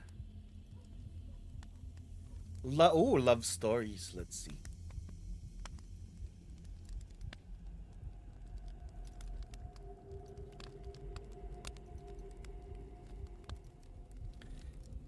It's a double feature. Story 1 by Ellie. Elle shared her story way back when she was just in grade 8. As a child, she recalls having a recurring dream speaking to a man without a face. Though immediately frightening thought, she used the term dream and not a nightmare because the nature of her encounters is not scary at all. As a faceless man's motives were something different. In that dream, he was always asking for my permission to court me or ask my hand in marriage. Thinking if it was a simple dream, Elle's childish innocence led her to agree in a faceless entity's proposal. One night, as she fell to slumber, faceless man, dapper and well-spoken, asked for her hand. She nonchalantly accepted. It was then that Elle's sudden phone alarm woke her up to get ready for school before the sun even came up. Elle says that as she rose, she couldn't help but notice a figure standing outside her open window. The figure stared at her as she did to it. Ellie could also notice strong yet sweet smell of dried flowers filling up her room. As quickly as the figure appeared, it vanished in the blink of an eye. Next few weeks, Elle would continue to have the recurring dream of her reciprocating the faceless man's proposal, only to wake a shadow at her window. The smell of dried flowers always accompany its arrival and departure as it were bearing a daily gift for Elle. It was a few days later when Elle's grandmother caught a whiff of her granddaughter's nightly encounters.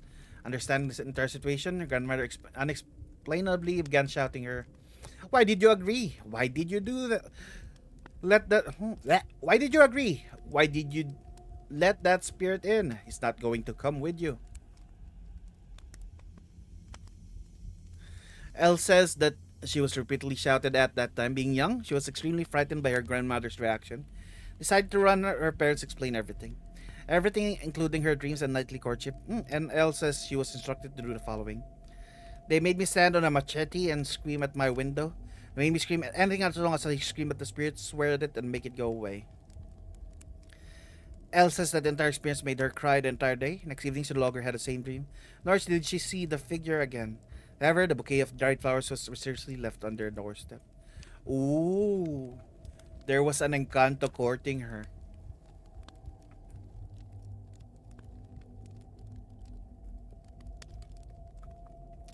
Story 2, submitted by Mandy. Grade 12, not the Tagalog version, the English version. I was in grade 12 when I met my future husband, Michael. Mandy tells the story of her younger years with her husband. She says that her husband was always the goofy type, always making her laugh and smile. In fact, even during the times when they would fight, her husband would always try to make light of the situation and get them back together again. Mandy says that after years of courtship, when they were just in college, they began to sneak out together and spend the night at each other's houses when no one else was at home. One night, I stayed overnight at Michael's place when his parents weren't home. They had a big house with a grand staircase in the middle. Wow, they're rich. Mandy says that their stay was full on fun. They watched movies, ordered some pizza, and became intimate with each other. It was as cliche and cheesy as it gets. In Mandy's words, cheesy kun cheesy talaga. However, when night fell, they retired to Michael's bed and something strange occurred that would stick to Mandy throughout her life. Mandy suddenly woke up in the dead of night to find that Michael wasn't beside her bed. With only blue moonlight illuminating the house, she got out of bed and looked for him. Her immediate thought was that he would be in the bathroom, but she was shocked when, as soon as she opened the bedroom door, she found Michael in the hallway facing away from her. Mandy immediately recalled that Michael had told her about his episodes of sleepwalking and that one time he had already almost made it outside their house. Michael trudged down the hallway, getting closer in the first steps of the stairs. Attempting to avoid a mishap, Mandy gently approached Michael and tapped his shoulder from behind. As soon as he did, Michael made a sound as if he were just awoken as he fixed his posture. Suddenly, without turning around, Michael began to act unnaturally. He just suddenly started cursing at me. I was so angry and asked why I was still there.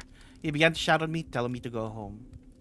Mandy says that she was naturally hurt by Michael's words, but couldn't believe that her loving and easygoing boyfriend could say such things to her. So I grabbed his shoulder and pulled hard to make him turn around, only to see that Michael, or whatever it was talking to her, had no face. Mandy yelled top of her lungs, horrified by the imposter in front of her. As she yelled, she felt the hands of the entity grab onto her shoulders, push her down the What the heck? In the short moment that Mandy was falling, she recalled the horrifying thought that she was about to die. Before she fell to hard wooden steps, she felt another set of hands, then arms and chest pressed against her, breaking her fall. Michael was suddenly there. He was at the bottom of the stairs. He caught me. Man recalls that Michael quickly turned the lights back in panic as he asked her why she would trip down the stairs. Man exclaimed that she hadn't made a trip, but she had been pushed down by a thing at the top of the stairs, which was now completely gone.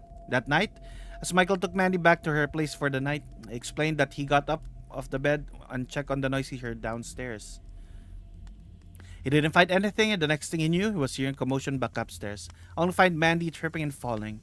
Man says that even though she shared her side of the story, she admits that it was hard to believe that something supernatural had happened to her that night. Now, happily married years later, Mandy still keeps an eye on her husband as they go to sleep. Mandy also sheepishly admits that whenever Michael sleepwalks, gently wakes him up with a baseball bat in. What the? She's now ready. If it's the faceless entity again, she'll just smack it with a baseball bat. Good thinking.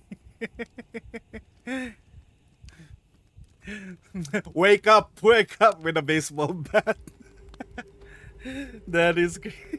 I love that. Let me just get some water. I just finished my water, but I'll leave you with this image for the next. What the heck is? Why is this the image for the next one? All right, let me get some water while you look at that image.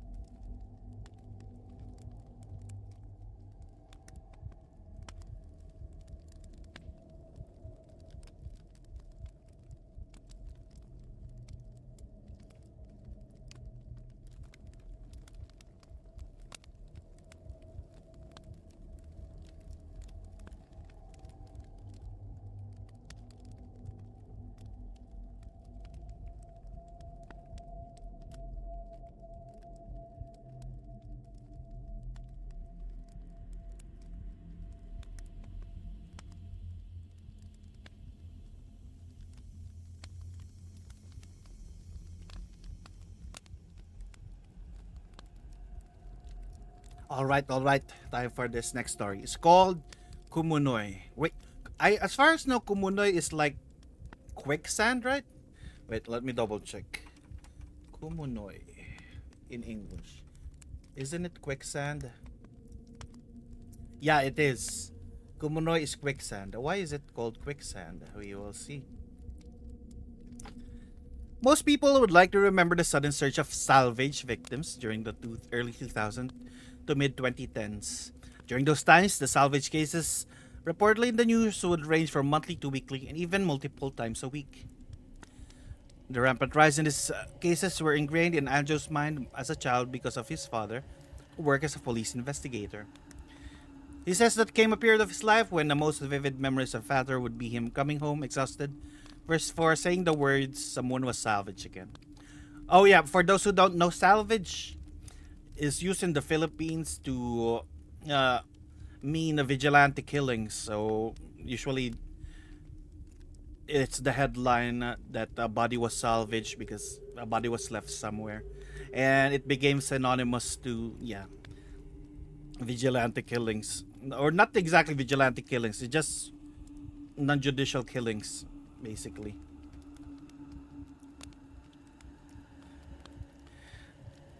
Angel recalls that it traumatized him as a child hearing the word salvage because become common term during their family dinners, and how his father would describe the gruesome ways that the victims were bound, gagged, and thrown into a ditch.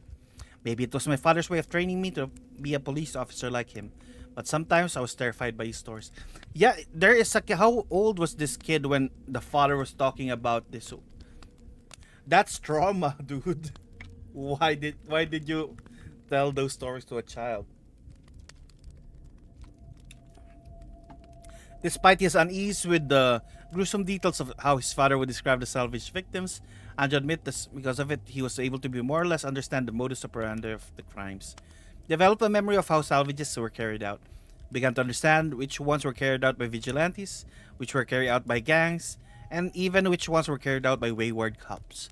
He even able to attribute the use of trash bags, packaging tape, duct tape, and rope to different locales.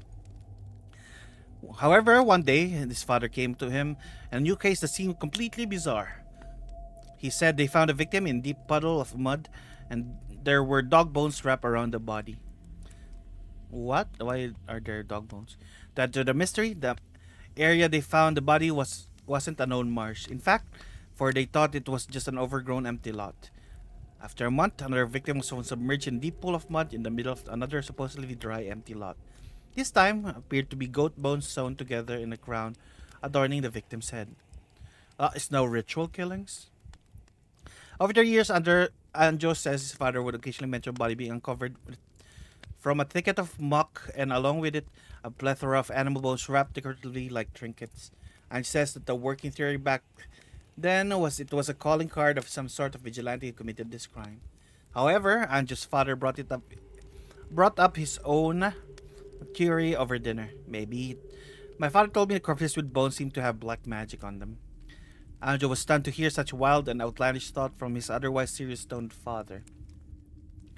But his father continued to explain to Anjo that whenever he would go in a scene where bodies were found, would always get an uneasy feeling about it.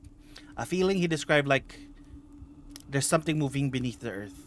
In addition, would always note that the feeling of the bodies always being snagged on something in the mud, as if something was pulling them back down. And that was another thing, and sudden popping up of all the Myers. After all, despite their city being relatively rural, they weren't known for having such abundant Myers. They were more known for dry expanses of grasslands and woods. The fact that all the bodies were found submerged under the flooded soil was something that felt unnatural to Anjo's father. He noted that some of the victims were also strangely free of any wounds or signs of strangulation. Their cause of death was ruled drowning in the mud. No criminal would take the time to dig a hole in the ground, fill it up with gallons of water, dispose the body of there, and it was just unheard of. Anjo says that at first, hearing his father ramble on about theories of black magic was slightly unappealing to him, but as his father listed more and more unusual aspects of the crime scene, Anjo leaned more into the supernatural explanations as well. Anjo and his father agreed to keep these thoughts of themselves to save credibility as a police investigator. However, his father went out on a whim and called up an expert on Kulam and asked his opinion. Anjo agreed to accompany his father on an impromptu trip to the metro, saying that it could be a learning opportunity for him to be part of the future training. Still skeptical about their lead, Anjo and his father traveled to Quiapo and meet with their so-called expert. Without any prior knowledge about the cases, the old man who they met quickly identified necklace of dog bones in the evidence bag as a hex talisman. He said that the cursed necklace was ironically used to dispose of cursed objects as well. Wrapping the string of bones onto the item to be discarded softens the ground and creates a quagmire that drags them into the depths of the earth. The old man also casually mentions that other ingredients needed to create the necklace, such as wood resin, animal tallow, bird droppings, and others. The old man said many more things, but as he spoke, my father and I just kept looking at each other. It was as if we were both saying that this theory was correct. Anjo said his father came home from their trip that day, not knowing what to do with the information that they had gathered. Anjo's father said that he could not present such pseudoscience as evidence, as he might not just get laughed at and also be demoted for it.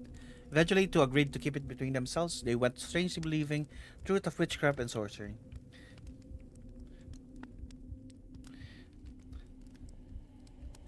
Oh, wait. This was one of the longest entries this year. Original submission had spanning 3 pages. Apologies for Anjo for having cut down some parts of the story. For those curious, I need to cut out some of the parts where he listed the actual recipe for a hex talisman.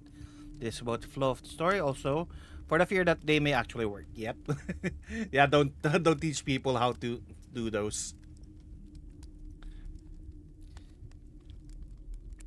The next one is, ooh, what is this?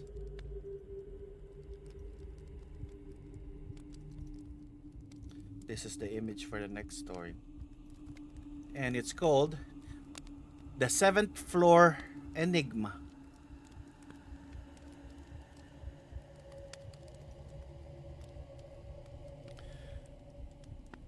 Let's see. BP Angela is the BPO worker from Makati who says that their building has a haunted floor. The floor she's pertained to is the 7th floor of their high-rise office. Ever since she started working there, her co-workers have already warned her about the story of the 7th floor. First of all, there's no 7th floor to begin with.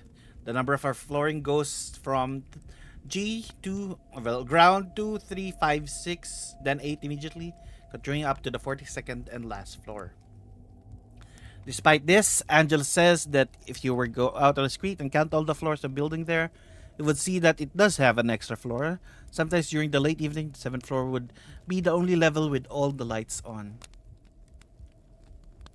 Additionally, Angela claims that when riding an elevator up and down, there's always a long pause before the elevator moves from the 6th to 8th floor, or vice versa.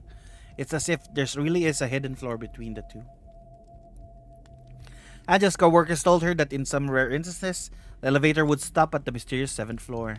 It was the only known way to access the mysterious level. When asked what was on the 7th floor, the stories would vary from a floor of complete darkness to a floor filled with the spirits, and even a floor that was a giant freezer where aswangs would store human meat. What the heck? All these different theories and ideas on what might be on the 7th floor amused Angela every time her friends would talk about them. Because unbeknownst to her co-workers, I've been to the 7th floor. Angela recalls that one time she was running late to go home. She needed to catch the last LRT for that night. Seeing as the elevator was going too slow for her, she decided to take her chances and fire safe. Being from 10th floor, figured out it would be too difficult to run down the stairs to get to the ground floor. She removed her heels, desperately rushed down a flight of landings, but she suddenly stopped when she went down from the 8th floor. A large red 7 greeted her from the opposite wall. At that moment, Angela forgot about the current goals she needed to catch a train. She was too enthralled and enticed with being able to lay upon the haunted 7th floor.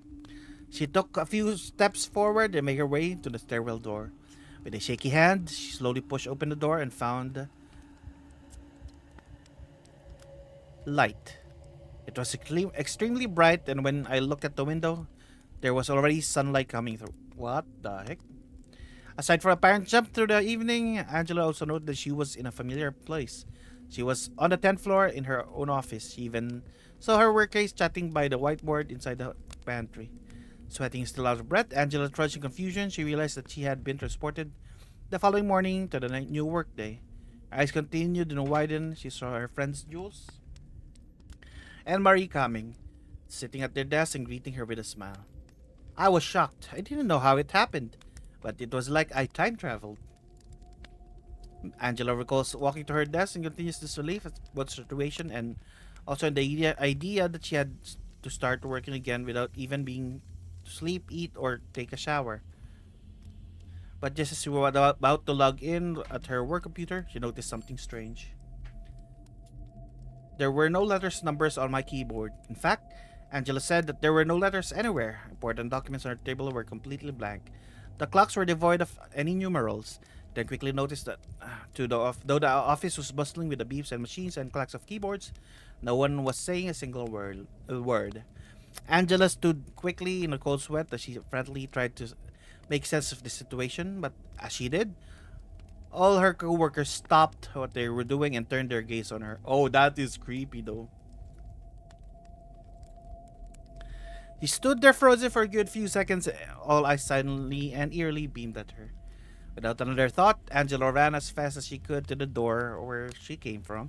As she weaved through the cubicles and chairs that impeded her path, swore she could hear sudden rustling of papers behind her and heavy footsteps of what she thought were her office mates.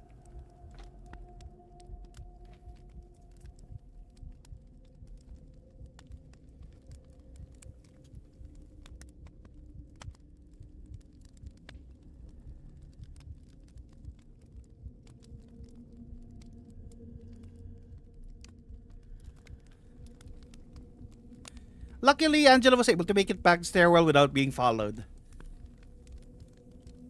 With a single quick glance behind her, she saw that the number on the wall had changed from a 7 to a 6.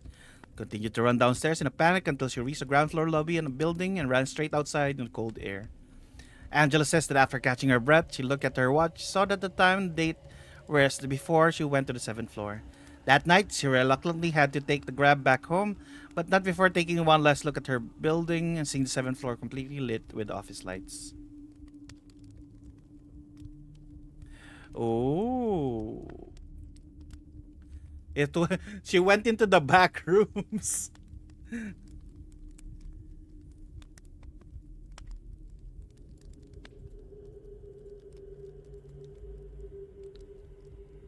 Or what is this one?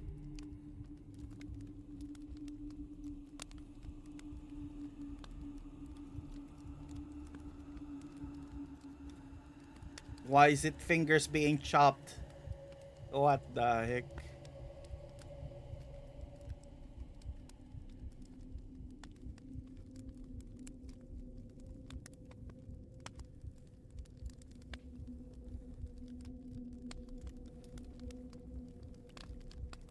Alright. Let's read this story. It's called Fratricide. The user begins their story by saying that he is from a considerably wealthy family. He was born into wealth and comfort because his family owned multiple businesses. However, the user says that their family didn't start off rich. In fact, they all know the story how they came from rags to riches. It was all because of his grandmother, a well-known abulario and mangkukulam, or a witch doctor. In the late 1950s, the user's grandmother, who he refers as Lola Matias, owned a small bakery with her husband and made an honest living.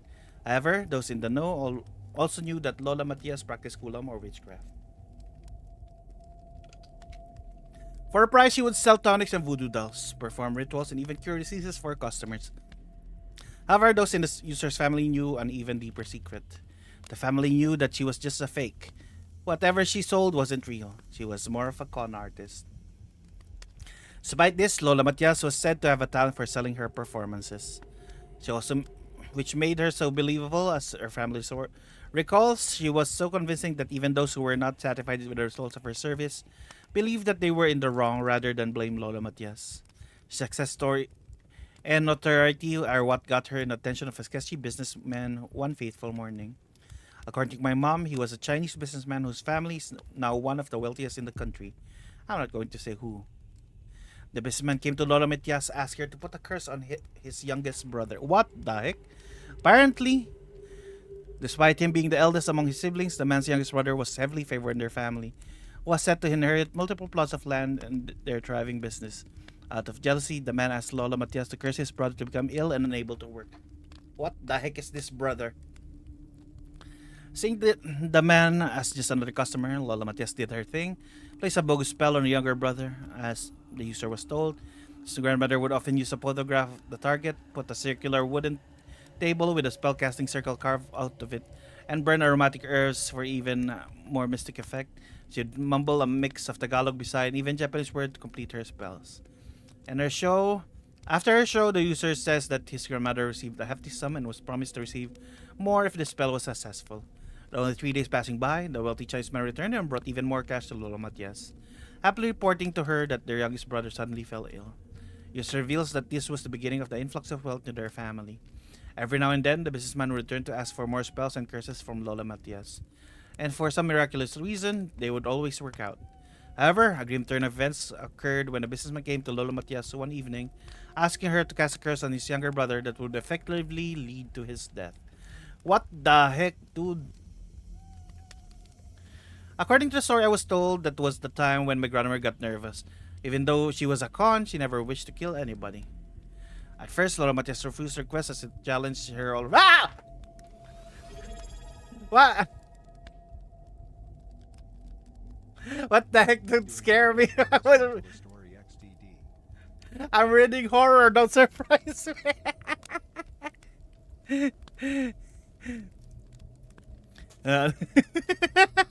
Thank you for the sub. They're doing roulettes. Yeah, we're just reading a story. It's about the mangkukulam. At first, Lola Matias refused the request as it challenged her already slim morality, but the businessman was persistent in ordering the spell. As means to keep the con but deter the businessman, Lola Matias came up with the idea to set the stakes so high that it would scare the businessman away. So told him that a spell that kills another person requires a sacrifice of blood. As the pinky finger is often attributed to the symbol of the youngest member of the family, Lola Matias told the Chinese man that he needed to cut his own pinky finger for the spell. At first, Lola Matias believed her lies to be effective as the businessman went home at that night contemplating what to do. However, he was soon shocked as the man came back only a few hours later with a bloody rag around his hand, his severed finger wrapped in a piece of cloth. My grandmother got extremely flustered because that was the only time when she finally realized she was talking to a crazy person. In the split moment, Lola Matias began to fear the man. Thoughts of what the man might be able to doing to her and her family if she drove him away suddenly flooded her mind. Reluctantly, Lola Matias invited him inside the bakery and began the ritual. Or due to the truly still severity of the curse, Lola Matias gave her biggest performance, began to call upon the names of pagan and the biblical demons that she knew about as she burned bushels of rosemary and thyme, danced frantically around her spellcasting table, and began to genuinely hope that her curse would be effective. After her spellcasting, the man promised that user's grandmother a fortune if the curse was effective. However, with a grim tone and chilling eyes, he also threatened her life if the curse was not. What the heck? My grandmother hid away for weeks. She didn't come out of her house, always peering out the windows, but after a month, an envelope came to her house. News says that according to his grandmother's story, the envelope contained thousands of pesos, more money than she had ever seen in her life. Envelopes continued to arrive month after month, full of cash. News says that years went by and the envelopes continued to pour, leading to his grandmother's extreme wealth. They only stopped coming in after 10 years, at which point grandmothers had amassed a grand fortune. Today, the user said that his family quietly enjoys the wealth and has used it to open multiple businesses around the country. This story had been a secret of their family for years, and they think they're now past grandmother for it. So one thing though that users claim is a side effect of the curse laid by his grandmothers back then. Is throughout the years, many of his cousins and even nephews have already died through illnesses and freak accidents, and strangely enough, all of them were the youngest children. What the heck? Does she accidentally also curse her own family? I like the comment section. Now every bunso asking for user family asking for another sibling so that they will be not be the one being taken.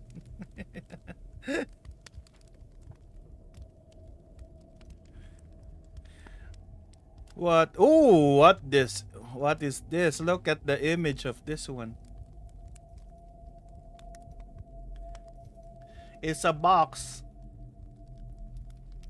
All right, let's see this.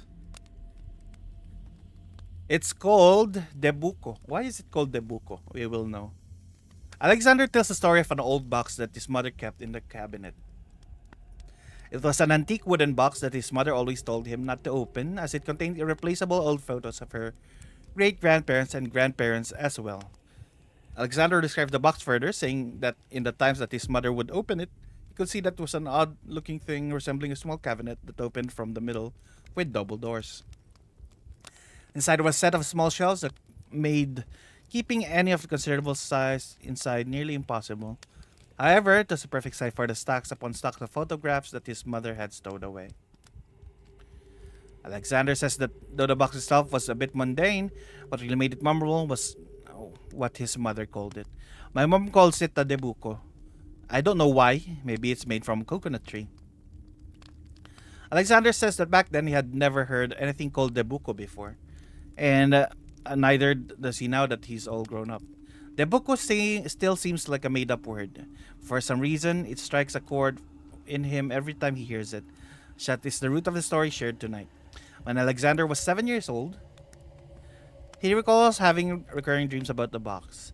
His dreams would always have a familiar theme. He would take the box out of the cabinet, open it, but find no pictures inside. Instead, he would find jewelry, gold coins, and even toys. Alexander recalls that sometimes the dreams would be so vivid that when he woke up, it felt more like a memory. It came to a point that when he approached his mother, directly asked if he could see the debuko himself, to which mother angrily denied his request. It was the first time that I saw my mother that angry. She even almost swore at me. She just said it was forbidden. Alexander says, as you would expect, he didn't listen to his mother and found an opportunity to sneak into her closet one night and take the box. It was a little after midnight when Alexander, 7 years old at the time, reached behind his mother's folded clothes and grabbed the debuko for his own. Holding the box for the first time, Alexander was able to admire the details of it that were unknown to him before. Its brass inlays and shining lacquer shine splendidly in the moonlight from his window. Its metal hinges, through darkened due to rust, were still sturdy and gave an aura of master craftsmanship.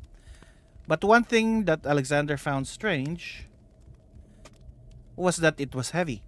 It was way heavier than he thought it would feel, given that it only held photos inside. Being presented with the only chance he had to peek inside, Alexander slowly pulled open the small doors of the Debuco, and inside he saw no gold, no jewelry, not even photographs. He saw a face. The face was pale with empty eyes and contorted jaw. The shape of his head took up the entire space of the box that he stared back at him blankly. What the heck? I couldn't move when suddenly arms sprouted out of the Debuco and grabbed me. Before he could shout, Alexander felt the tight grasp of one of the arms around his neck as it restricted his airway. Oh, it went into his mouth. Oh, like the image. Struggling to breathe, Alexander fell to the floor with a thud before he woke up. Alexander says that when he opened his eyes, he was on the floor in front of his mother's closet. He panted heavily in both fear and relief that it was all just a hallucination. When I stood up, my mother was behind me. She was worried because I was on the floor. Alexander cried his mother's arms that night, still shaking from encounter with feeling enormous guilt for going against his mother's orders. He confessed to his mother about what he did and told her about the terrifying nightmare. Alexander's mother calmed him down, assured that it was just a nightmare. She apologized for depriving him of seeing the Debuco for himself.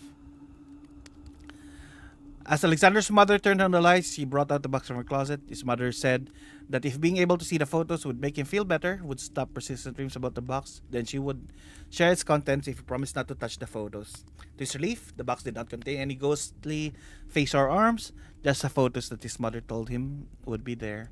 They were old black and white photos of his great-grandparents, whom he never even met before. Some were crumpled, most were faded and sepia-toned. Alexander says that they flicked through the pictures, he felt more and more relaxed, until he saw one with a familiar face. There was one picture there where the man with the face I saw in the Debuco was standing in the background. Alexander asked his mother who the man was, but she has no memory of the person being in the photos before. They looked through more and more photos, saw the man again in the background behind his grandparents.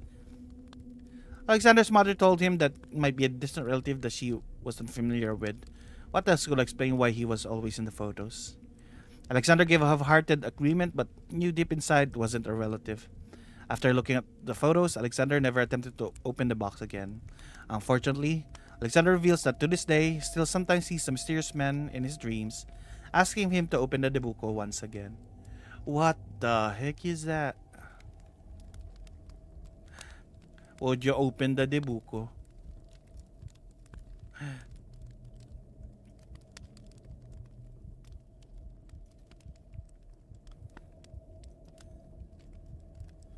Let me see this one. Whoa! Look at this one. It looks like the one of the hangers that opens up where you can clip a lot of things. What is this? Daughter of the Nymphs. Ooh, fancy. Let me drink my water.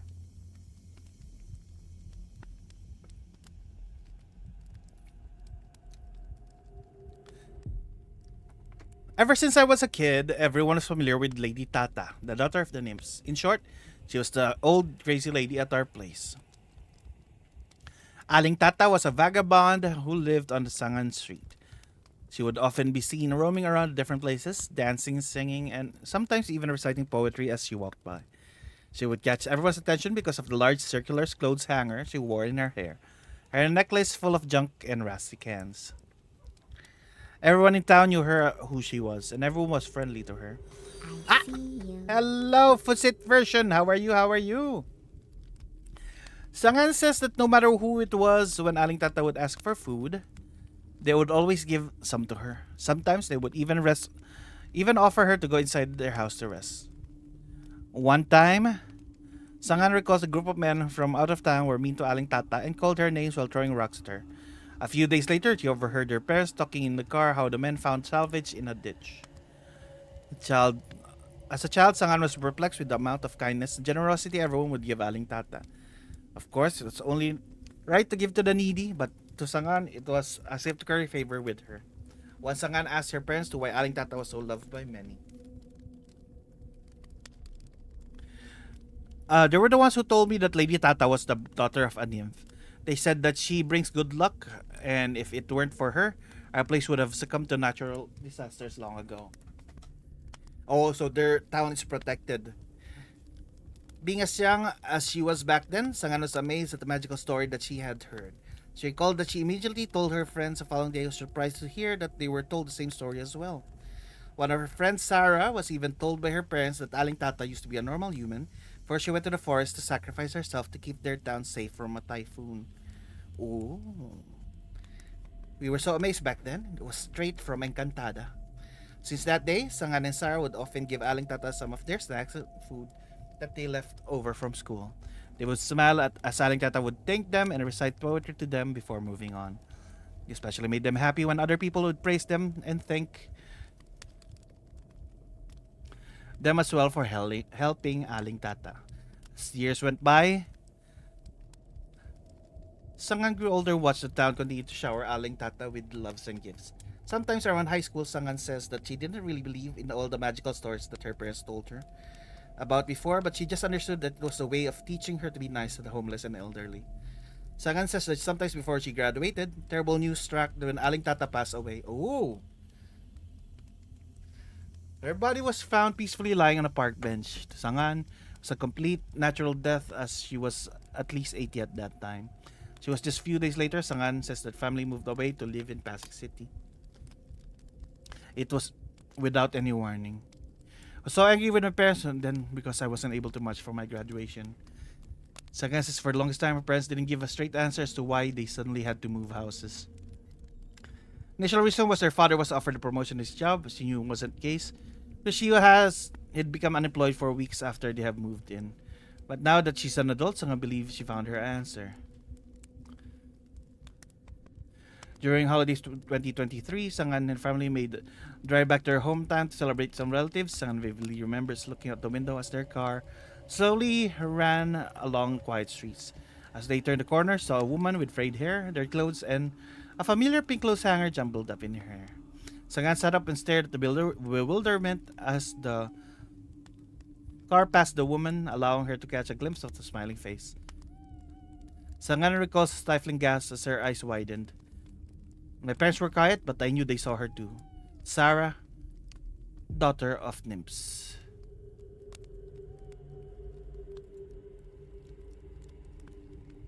Oh! Did the nymphs take her friend?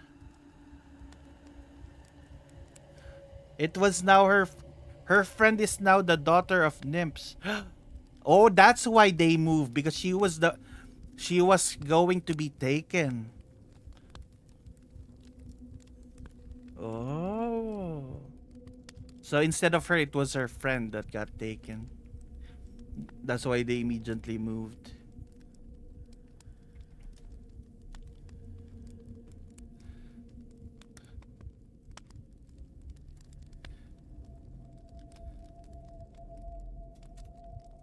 Alright, let's go to the next one.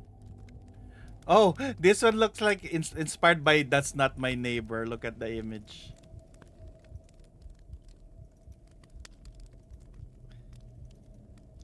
Look at that. It looks like That's Not My Neighbor. November 5, 2009 started out like any other day for Reynaldo and his friends. They were fourth-year high school students at the time, coming back from their sem break. Much of the day was mundane, with teachers giving them activities like "How was your break?" and such. It was when lunch break came that something unexpected happened. A prayer was suddenly played over the PA. It was heard all around the campus. Reynaldo says that unusual for their school admin to do. They were from Science High School, after all. Reynaldo says that doesn't mean that they were all atheists or agnostics, but it just meant that synchronized prayers over the school PA system weren't something that they did. Moreover, Reynaldo noted that the prayer itself was a bit weird. It wasn't something like the Rosary Angelus or anything, but sounded like excerpts from a psalm praying for protection against evil spirits. Reynaldo and his friends didn't mind it at the time, but as the week went on, the school PA played more and more prayers over the PA system. Even began playing with them while classes were ongoing. There was no distinct schedule or pattern to them. They would just suddenly start playing at different times of the day. I asked Ma'am Janet, our Hekasi teacher, why the school suddenly started with prayers, but she answered sarcastically saying, "Why? Is it bad to pray?" Reynal says that he has nothing against prayer, but is quite religious himself, but there just came a point where they became too overbearing. Sometimes the prayers would go on for 20 minutes straight during a class, making it difficult for them to concentrate. One day, Reynaldo was fed up and asked friends Jedong and Marta to accompany him to the faculty room. He wanted to talk to anyone on teacher, Sir Marquez, who was in Reynaldo's word school. Sir Marquez is easy to talk to. We almost treat him like one of our friends. Just thought that if anyone were going to explain what was happening, it would be him. As the prayers continued to blare through the hallways, the three boys made their way into the empty faculty room with only Sir Marquez inside. Reynaldo greeted him naturally, but went straight to the point and asking him knew anything about what was going on. Sir Marquez put down his mug of coffee and asked the boys to meet him by the table. Reynaldo recalls that there he sat down and opened his door before pulling out a tiny bottle of liquor, like the ones he found in hotels. Pressed his finger over their lips as if signaling to the boys to keep it a secret. Sir Marquez then opened up a small bottle and took a swig before asking the boys concerning question. Have you been seeing any spirits lately?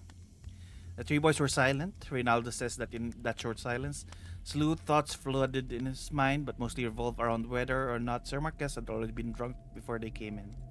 Kaipo! Hello, how are you? We're reading some scary stories.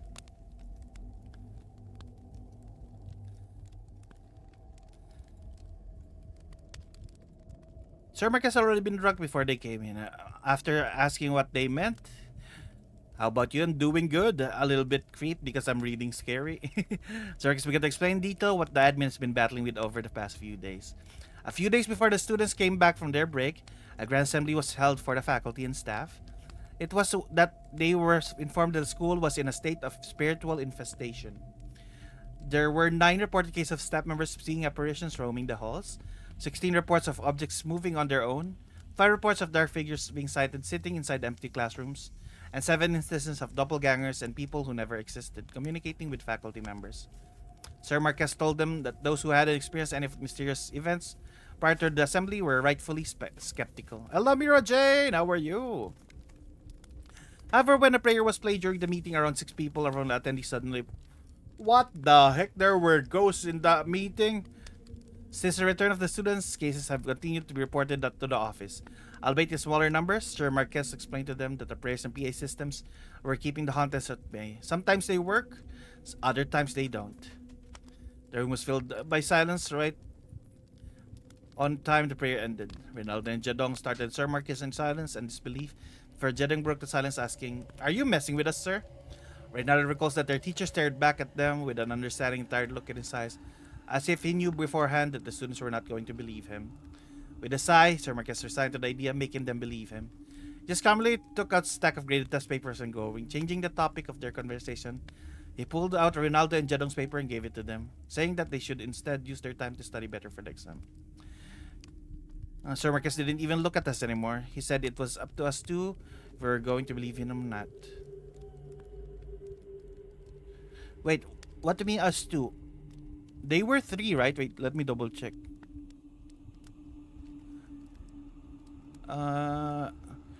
3 boys. Why did you only give test papers?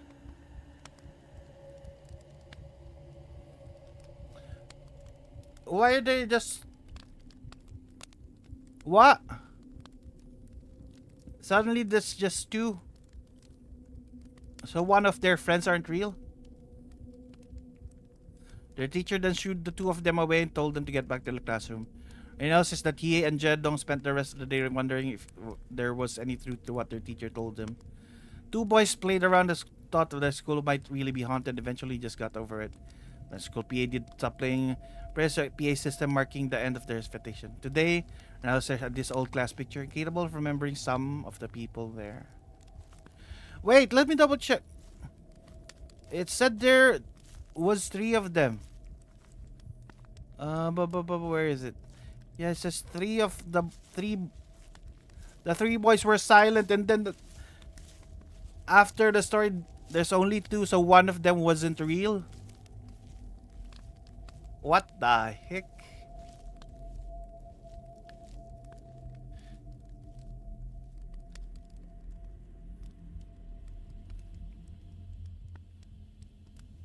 One student got yeeted.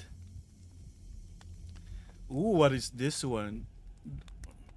This is a creepy one. Creepy image. Look at it. Look at that. This is called Where's Abby? Cam was 23 when she moved out of her parents' home into her very first apartment. It was a bungalow-style apartment with 4 rooms, including a dining room. It didn't have much of a view, but was located in a great area, relatively close to the MRT, a supermarket, and also her workplace. But above all, the best thing about it was the rent. Believe it or not, it was just 16K per month. With that kind of price, you'll only usually get a studio-type condo, right? One thing she began to notice as soon as she moved in was that her neighbors all seemed to be in the medical field. Her neighbor to her right was Ricky, a resident doctor at the nearby hospital. Maya lived to her left, was a head nurse, the same hospital. As far as she knew, even the people down the block were affiliated with the hospital in some way or another. Soon apparent to Cam, the area was a hotspot for workers in the medical field to live in. Cam wasn't one of them, though. She was an office worker. Being the only resident who was not in the medical field didn't bother Cam at all. Rather, she was noted it as an interesting quirk of the area. What did bother her was the attitude of the people there. I don't know, but always everyone was giving me the stink eye. After I met them, suddenly no one wanted to talk to me. I think some of them were even actually avoiding me. Despite her neighbor's sudden cold shoulder, Cam went on enjoying her new life. It was only about 4 months in our stay into the month of October that stranger things began happening at her home. Cam says that she would suddenly hear doors opening and slamming shut. Lights would flicker even after replacing the bulbs, and she would even hear footsteps in her living room from time to time. Even stranger still was that she would swear the footsteps could sometimes come from the walls or the ceiling. The worst event came when Cam returned from the work one day to see all the lights in her apartment were turned on. From where she was standing, she could also see a shadow of what appeared to be a woman inside her home, running frantically back and forth from room to room. In a panic, Cam quickly called the police and investigate what she feared was a break-in in progress. The police soon arrived just in time for all the lights to turn off like clockwork. After an extensive look through the place, they deemed that nothing had been stolen, but it did seem like an intruder had made their way inside. Nothing was broken or stolen from my stuff, but there were so many strands of hair on the floor. They were much longer than mine and had a musty stench. What the heck?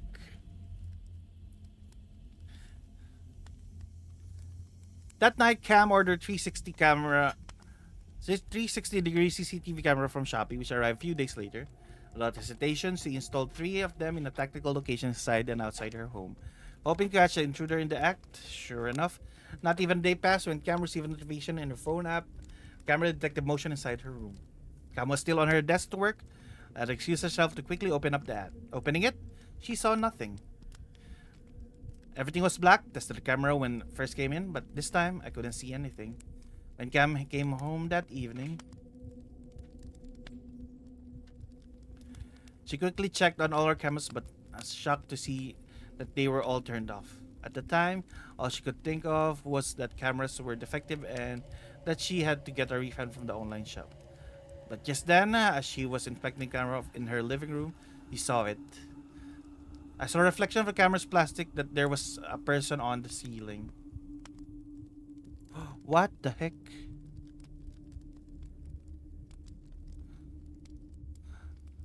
Cam was too afraid to look behind her, but she watched in horror as the figure in the reflection smiled at her, crawled across the ceiling out her front door. It even smiled at her. What the heck? Cam quickly packed up the clothes and decided to stay at her friend for a couple of days after his ghastly experience. Cam says that she soon called her landlord to explain to her what was happening in her apartment, hoping that they would offer some sort of solution to her situation. As she explained it over the phone, she realized how crazy it must have sounded and began to consider hanging up. But my landlord felt silent for a bit before saying, it might be Abby. Cam's landlord did apologize to her and began to divulge some withheld information prior to her moving in. Her landlord told her that story of Abby, the nurse who used to live in the apartment and went missing. Abby was a forensic pathologist who used to work at the morgue at the same hospital that everyone else area was from. As the story goes, one night she was found trying to smuggle out the organs of recently deceased patient inside her lunchbox. Placed them in Tupperware alongside her cutlery and tried to pass them off without being noticed. Thankfully, she was caught by security before she could exit the hospital. Abby was later arrested, but inexplicably escaped from her cell without so much of a trace. Because of her mysterious escape, she was labeled as an aswang by the locals. Her initial attempted organ smuggling became the story of her taking ovens for her to eat at home. The story was kept under wraps, trying to save face. Eventually, made its way through the word of what? But if Abby is there, wouldn't she harm her? So Abby's not a friendly thing. Say that Abby was never seen or heard from again, according to Cam's landlord. She continues to pay her rent as if she still lives in her apartment. Landlord said that somehow Abby pays in cash in unmarked envelopes sent to their doorstep. Landlord admitted that it was partly due to greed that they just kept accepting payments without alerting the police. Landlords then decided to rent out the place again because wala namang nakatira sa loob. No one is living there anymore. Before ending the call, landlord gave Cam the opportunity to move out along with a full refund for the past months due to danger to her safety.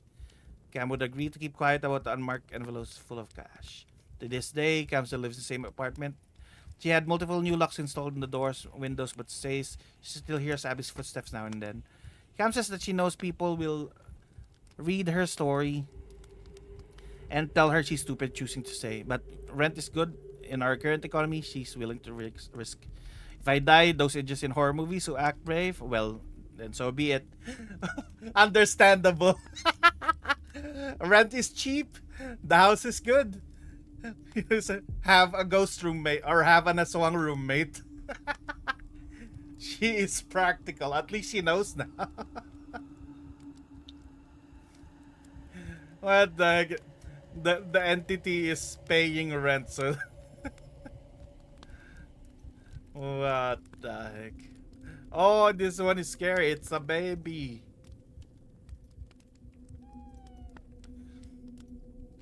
Tiyanak sa punso. Tiyanak is a baby entity.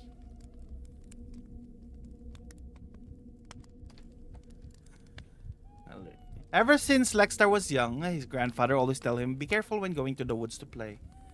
He would always warn him, dangerous creatures that take young and rowdy kids. Oh, Seiji! Thank you for the care package. Is Abby there at your house?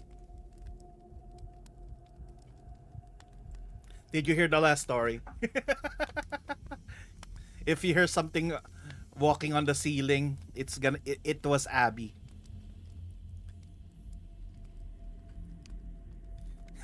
Ask her for rent. She pays rent, so don't worry, Seiji. Even if she does stay there at your place. She pays rent. Alright. This one is called Tiyanak sa Punso. Ever since Lexstar was young, his grandfather would always tell him to be careful when going to the woods to play. Always warn him dangerous creatures that would take young and rowdy kids. Names like the Tikbalang, Nuno, Tik-Tik, Aswang, and Batibat became ingrained in his Lexstar's childhood as they were always his grandfather's favorite monsters to scare him with. My father always scares me with the capre. That's why I'm scared of capres. Though his grandfather would make elaborate and scary stories about these creatures, he always did so with a smile and a playful tone. With this, Lexstar knew that these were just stories to keep him out of trouble. That there was one monster that his grandfather would talk seriously about. He called the Tiyanak sa Punso. Lexstar was perplexed about this. Sounded like an amalgam of a Tiyanak and the Nunu sa Punso, two very distinct monsters in Filipino myth, but that was precisely what his grandfather meant. Back then, my grandfather had a twin, Lola Carmela. They say she disappeared in the forest when she was young because of the Tiyanak sa Punso. She was never seen again. Ooh, a twin. And a lost twin. With a seer stone, Lexstar's grandfather would tell him, cautious of hearing the sounds of babies in the woods. If followed, a person would find the source to be the abandoned baby at the root of a large tree. Says that trying to pick up the baby would be impossible as it's actually not real. It's part of the tree's roots made to look like and sound like a child. By the time the victim would notice, ghostly arms from the tree would have already grabbed them, taken them to another world. Hello, Kemal! How are you today? We're reading some spooky stories. They say the bodies of people taken by the monster become nourishment for the tree's roots. Their likeness and voice used to create new babies to lure victims in. Lexter admits that he had never seen a Tiyanak sa Punso before, but has indeed heard of one. Once in a while, his family were having lunch out in the garden. They heard the crying sounds of a baby from the nearby woods. Lexter's grandfather quickly stopped them all from trying to investigate and told them to listen more carefully. Its cries really are different. There's certain coarseness to it. You'll really be able to tell if it's not human if you listen close enough. Lexter and his family hurriedly moved their lunch inside the house. Once in, their grandfather told them, "Look, it'll go away now." And indeed it did. The crying immediately stopped once everyone was inside. I think Kuma is asleep. It was soon followed by the sound of shifting leaves and crackling bark. Sounds echoed inside the windows and eventually faded. To this day, Lexer is still skeptical about the existence of mythological monsters and legends, but says that he's still wary of the woods and what mysteries they may hold. Oh, okay, spooky.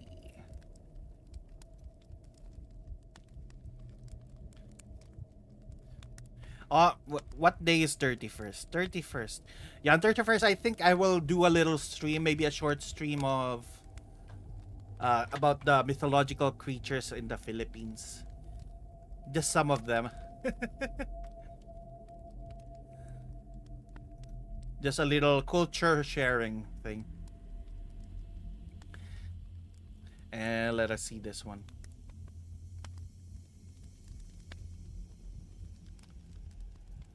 Look at that. Stowaway. Let's see. Shaina is a public school teacher from Las Piñas who handles grade 3 students. At their school, it wasn't uncommon for teachers to handle multiple subject areas, as well as grade levels. Shaina herself revealed that she taught Filipino, AP, math, while also serving as a faculty officer and class advisor to a grade 3 class. Said that just how it was in their school, that's the reason they needed skilled and dedicated teachers. She tells the story of Ma'am Che, a young teacher applicant in their school. Steph said very positively during her demo teachings that were presented in front of co-teachers, who immediately fell in love with her enthusiastic personality and mastery of the subject. Even the other teachers who claimed they knew nothing about science really got into her topic. Shaina said that Ma'am Che was immediate first pick among other applicants, and once she was officially hired, she was off to the races. Ma'am Che was quick to make friends, was easy to train, and was excited for the start of the school year. As soon as the student returned from summer break, trouble started brewing. Shaina said that during one of the days of orientation, Ma'am Che greeted and handled her grade 3 class with same energy as she always had.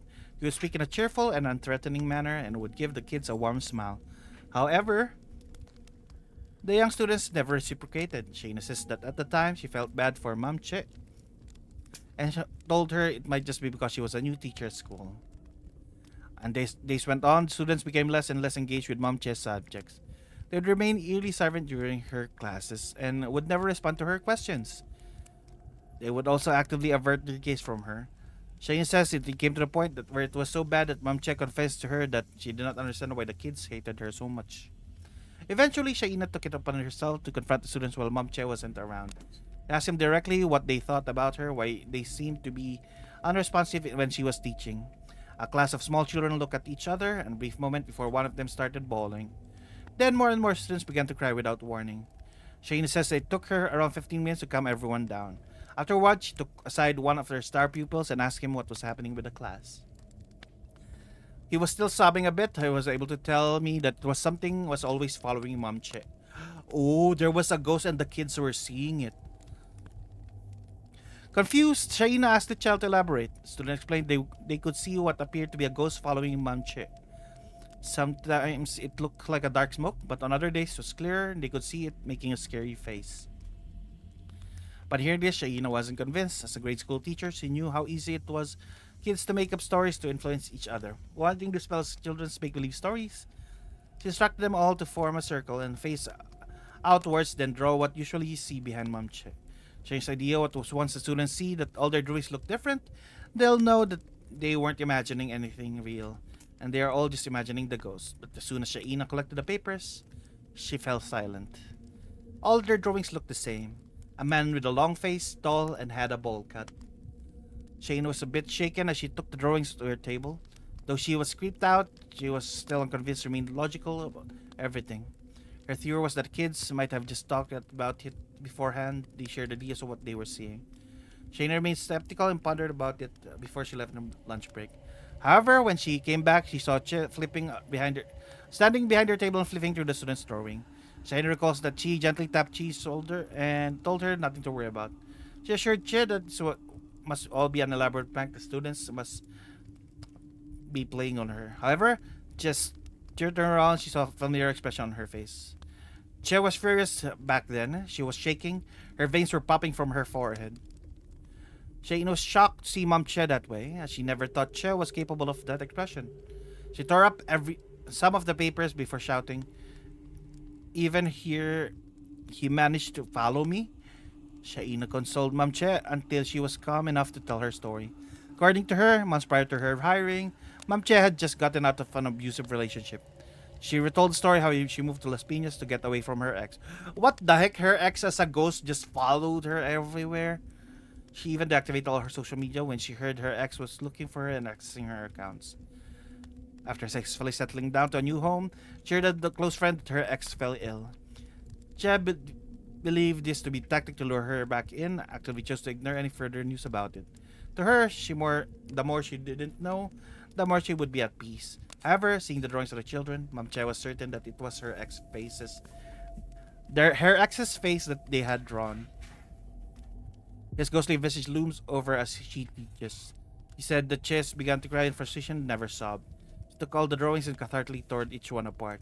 Shaina says Che went a wall after that day. Shane admits she regrets not being able to help her out her friend, but states that there's little she can do now that she moved on again. However, there's silver lining, as according to Mom Che's recently reactivated Facebook account, is now in a new healthy relationship. Whether or not she's still being haunted is a different story altogether. What the heck? The ex was following her even in class. A very creepy ex. What the heck is this next image? Look at it. That's always my reaction for the images, is what the heck. Look at that. What happened? The head exploded. It's just a head that exploded. Oh my god. Let me drink first.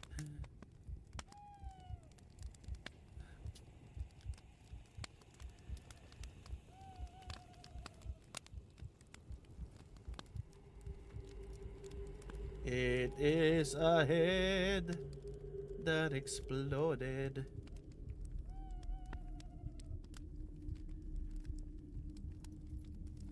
All right, let me read.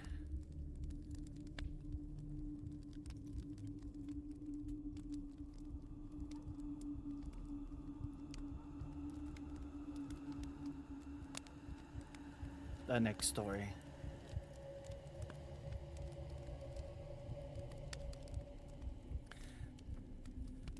Death foretold. Mima is a junior high school student who lives in a condominium with her mother and father. She says that a few years ago, she and her mother were waiting for a friend in their ground floor lobby. In the lobby was a large-scale diorama of their building atop a wooden table, encased in a large plastic box. It was complete with street below. Populated by toy cars, small paper mache people walking around. Some were even placed in balconies for a more realistic effect. We always like to look at the diorama. She would tiptoe to get a better view to admire the craftsmanship put into it. She is particularly fond of small people and how lacking in detail they look. As always, those small figures that Mima noticed one out of place. He was leaning over a bit and made it look like he was about to jump. Mima made a small comment about it to her mother, joking how weird it looked. Her mother humored her, brought it to the attention of the security on duty.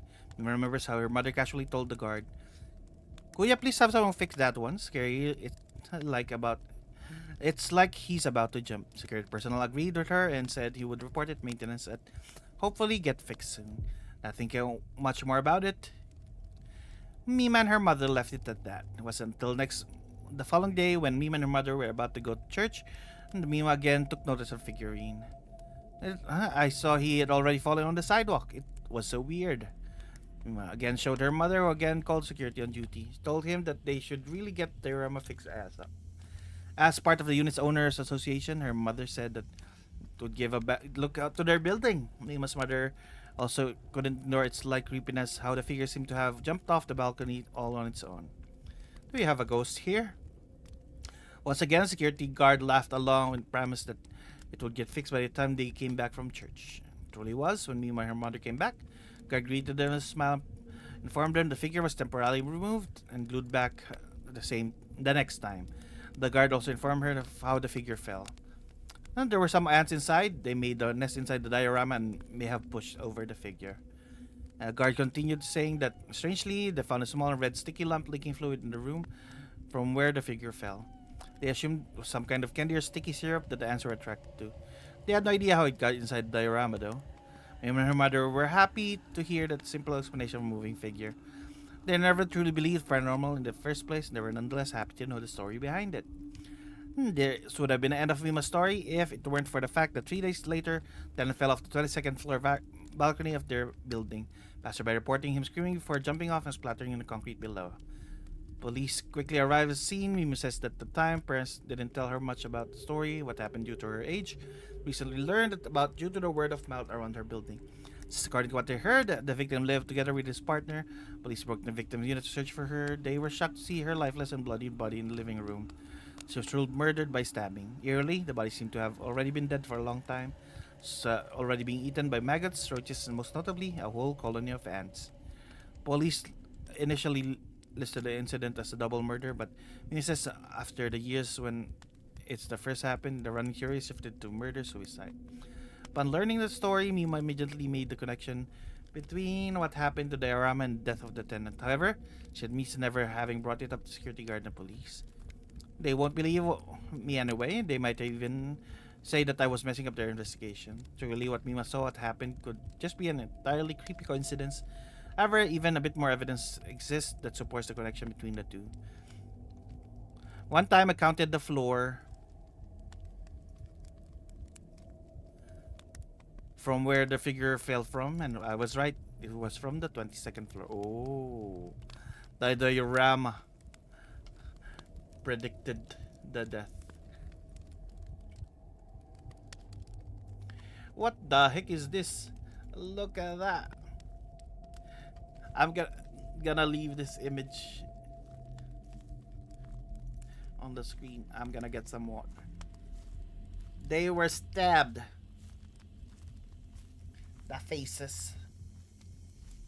Oh, the trigger warning. This includes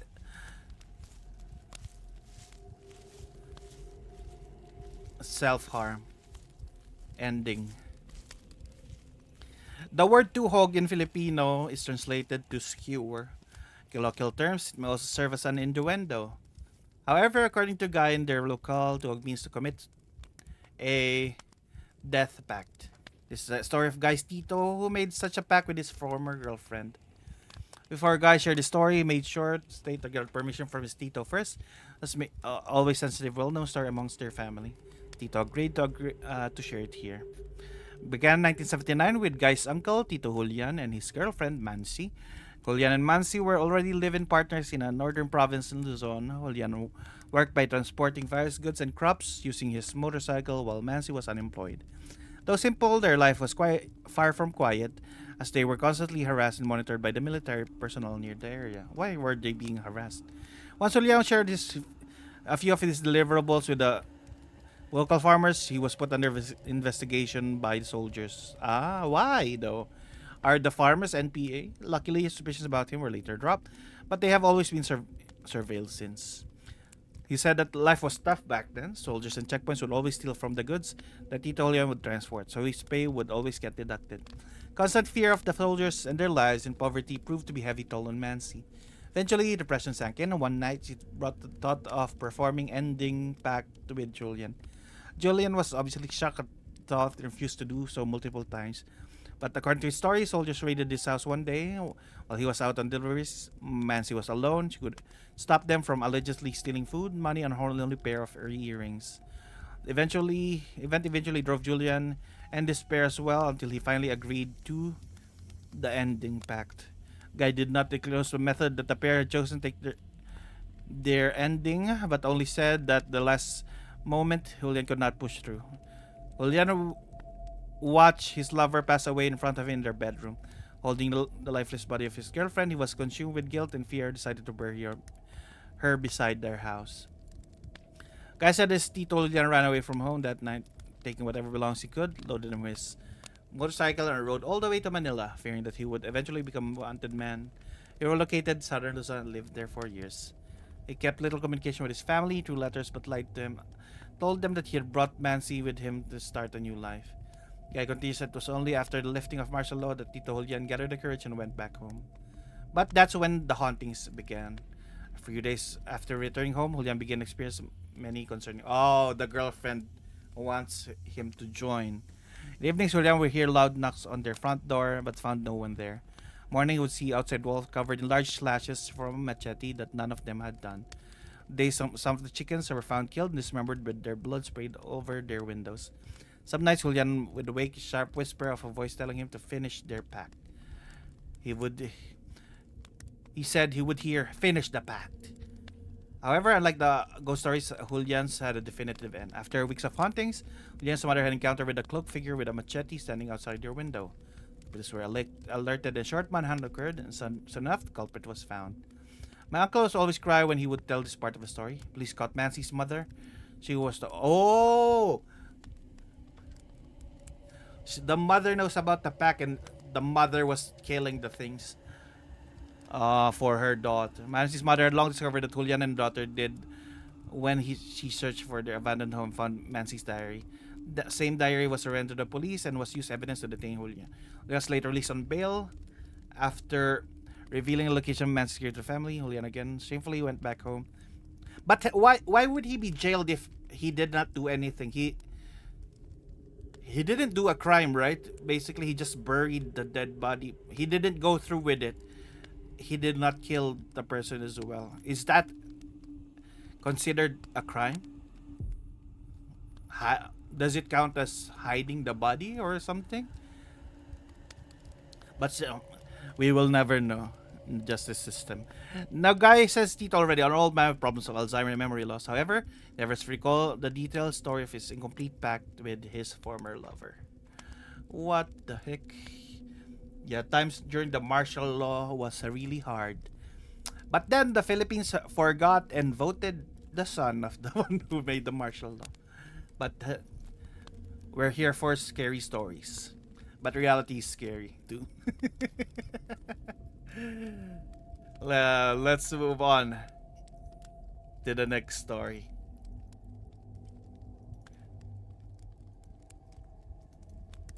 Look at that. It's a creepy. It's called Mirror Mirror. Let me get some water before I continue.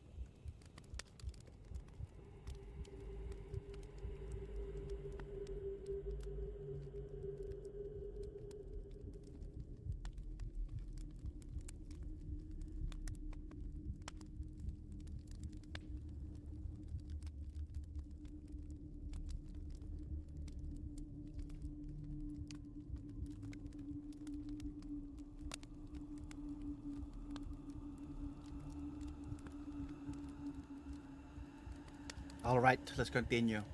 Mirror, mirror on the wall. Oh, there's multiple stories about mirrors. So first one is submitted by Edwin.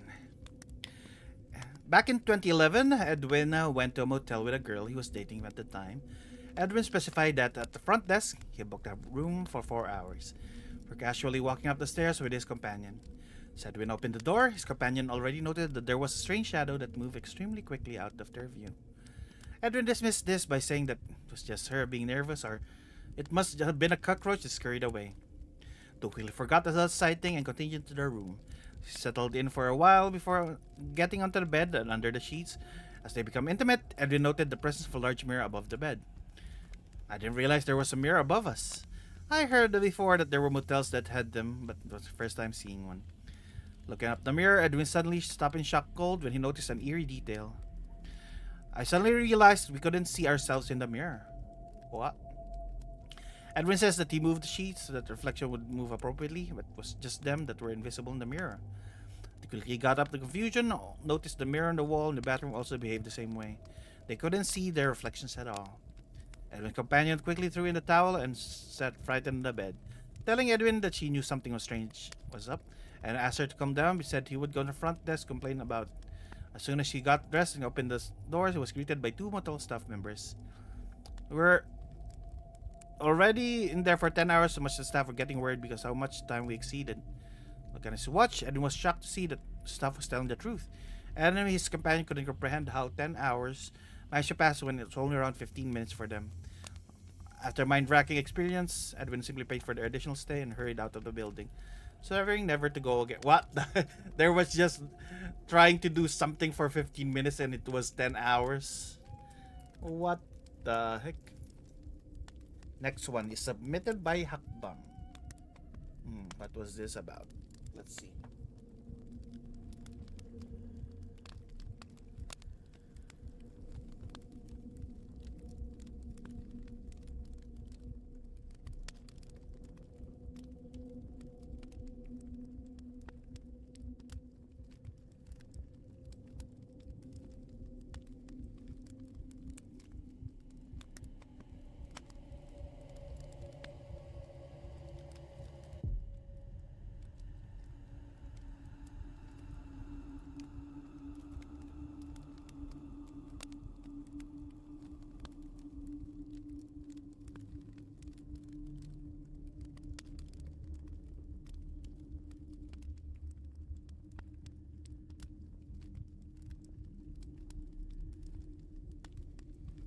Alright.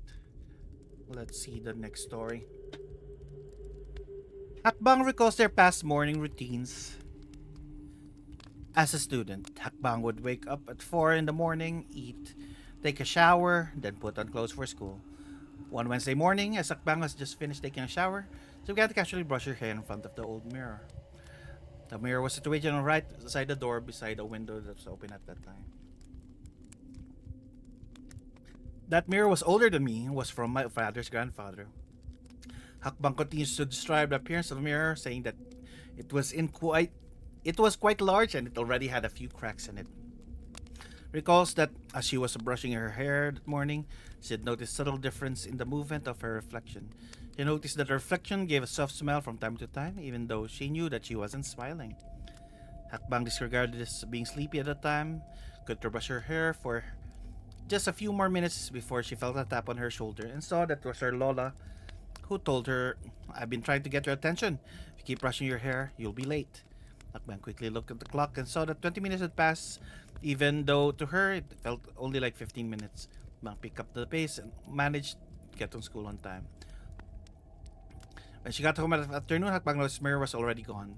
Asked her Lola where it went. He told her that he had to throw it away. It broke earlier. I don't know why. What? That was a little bit not satisfying, but ooh, what is it?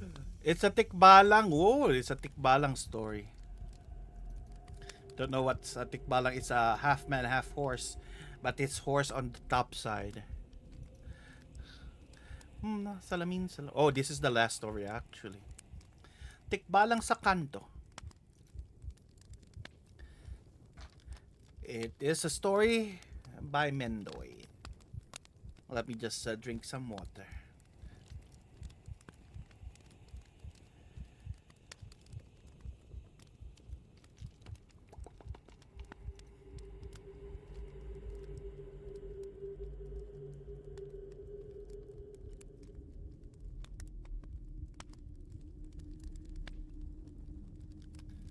Hello, Colin. We're reading our last story for today. How are you today? Let's see. Ah! Mendoy was only 9 years old when he heard reports of Tekbalang being sighted near their street. For context, he recalls that back in 1990, their street didn't have a lot of houses yet. It was still developing subdivision with around only 8 houses built and a few more under construction. Between the houses were large areas of cogon grass and tall mango trees. Doing wonderful because what dream was it about? Despite the lack of residential homes, many people had gathered near the area because it was well lit in street lamps compared to others. At the corner of the street was sari-sari stores that sold booze, and that exactly where the sightings began. Oh, the Tikbalang wanted some booze. People who would often buy from sari-sari store at night would claim to see a Tikbalang menacingly staring at them from the tall, dark cogon grass across the street. Others claimed that Tikbalang even chased them down the street to try to get home. Local officials were not amused with the claims and chalked them off as nuisance reports. I also didn't believe that at first until my grandfather asked me if I want to see the Tikbalang myself. Mendoy's grandfather was a sprightly old man who liked to drink a lot with his buddies in nearby Bahay Kubo. The dainty hut was in the middle of an empty lot, resting in dirt and gravel, surrounded by a large grassy area. His grandfather claimed that the past few days, as he would get drunk with his buddies late at night, Tikbalang would come out of the dark and drink beer with them. What the heck? Tikbalang wanted some beer. Sitting on the couch. Oh, that's sweet. Watching movies together. Over here in the convention, Mendoy's mom called his grandfather. Wag na daw She told me not to listen to my grandfather's nonsense. That was just trying to scare me. Nonetheless, Mendo's mother allowed him to join his grandfather to hang out for the night, so as long as he wasn't pressured into drinking. Mendoy says it wasn't the first time he would hang out with his grandfather anyway. Had already done so before, and was even the one sent to buy beer from the sari-sari store before. That evening, at 11 in the evening, Mendoy sat nonchalantly in the corner of the hut as he played with his texts. His grandfather and his friends, already drunk off their minds, told him that Tikbalang would appear any minute. As a child, Mendoy was already getting sleepy and couldn't care less. Admits that part of him thought that Tikbalang was all a joke and that his grandfather's friends would just jump out the grass to scare him. Just like that, they heard a rustling of leaves and dark bushes behind them. Mendoy's grandfather quickly signaled lower the volume of the radio and shushed his friends. Shh, here it comes. Don't scream or run, alright? Or it might chase you, his grandfather said in slurred speech. Then it came. From between the tall grass popped out a horse's head. Mendoy described it as a gray and ashy goat. Its eyes large and red, it had an unsettling gaze. Its nose and mouth were also quite strange. It resembled more of a human rather than a horse's. Mendoy looked in fear as the rest of the body walked out into the light of their hut. It was tall. It might have been almost 7 feet. Its arms were long, almost touched the ground. Its body was human, but its feet were also a horse's. Mendoy goes further, describing the creature was buck naked as it slowly strode out over the gravel, back hunched slightly as it burdened by the weight of its massive head. Lastly, Mendoy remembers how it smelled. It smelled horrible, like an earthy mix of manure and fire. Mendoy's grandfather, along with friends, laughed at him as they watched Mendoy hide beneath a bench. Mendoy did not understand why they were not horrified as he was at the creature, but said it might have been because they were already heavily intoxicated. Mendoy began to cry while stifling his screams as he watched grotesque, long, skinny arms of Tikbalang reach over the table clumsily, attempting to grab a bottle of beer. Mendoy says his grandfather began to jeer and laugh as he poured a bottle of booze down the creature's mouth, most of it spilling off the table. Though Mendoy closed his eyes, he sometimes took a peek to confirm that he was looking at wasn't just some well-made costume, but no matter how tried he to refute what he was seeing as a fake, it was real. It was a real Tikbalang. Mendoy says that upon locking eyes with the beast, it neighed loudly and aggressively, baring its human teeth at him, stretching its head over to bite him. Mendoy managed to scurry further away under the table before he fainted in fear. Mendoy says that by the time he woke up, he was already at home. He woke up with the sound of mother's angry voice calling his grandfather. His mother still didn't believe they saw a Tikbalang. She screamed at her father and told him she wouldn't be placing Mendoy on his care anymore. Reports of Tikbalang grew and more following weeks until local authorities couldn't ignore them anymore. Mendoy says that after all the quick half-day search of the area, the police were able to detain an Ashen Grey stallion with no owner, which they believed to have escaped the ransomware. The stories of the Tikbalangs quickly subsided after that, but to this day, Mendoy's grandfather still swears that the horse the police found was a decoy. So the Tikbalang they would drink beer what with real and would often nudge Mendoy into agreeing with him. Mendoy says the story still haunts him to this day. Find it warming that his grandfather recalls it as a fun memory between them. What the? They just went drinking with the Tikbalang. Creepy. That is. How many stories did you read tonight? Let me see. We read 1, 2, 3, 4, 5, 6, 7, 8, 9, 10, 11, 12, 13, 14, 15, 16, 17, 18, 19, 20. Ooh, we read 21 stories today. That is nice. So, time to basically bleach our minds from the craziness. Let's do some daily dose of internet to bleach our minds off of the scary.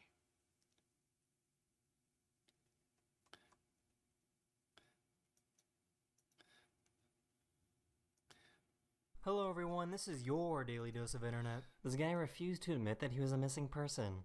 Look at this. Look at you. Look, Mel. You are missing. He ain't got that eye. Look at the eye. Look at the eye. This is you. Yeah, that is him. Oh my God. These children were way too calm about being chased by a coyote. He doesn't want to be found. Oh, yeah, he's being caged by a coyote and he was so calm. Dad, there's a coyote. Lolo's, can I get a pop? He could have been eaten by that. Yeah, boy. Papa! No, quiero saltar hasta allá. No va a saltar. Oh no! This repo man tried to take back her car after she failed to make her car payments. Drive off. Drive off. Drive off. Go, go, go, go, go, go, go, go. They will still get you though. Even if you run away. They will find you somehow. Go, go, go, go, go, go. Picture. We're screen. How is he floating? That is wild. Have you ever seen anything like that before? No. This might be the dumbest deer of all time.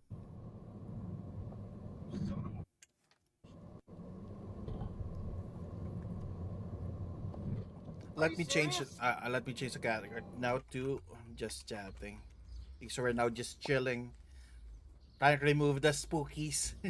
Their grandma really wanted to try out their new virtual reality headset. Oh, is it the one where you fall down? Oh, Oh my, are you a witch? Yeah. I mean, you look so cute. I love your outfit. Can you actually record something for me? Yeah, for sure. Okay, sorry, record. They were hoping that the Pope would accept this pizza that they made. I love that. Are they offering pizza to the Pope?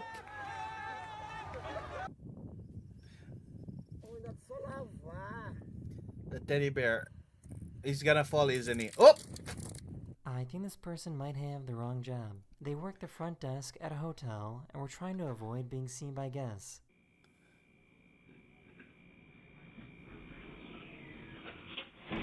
Ooh.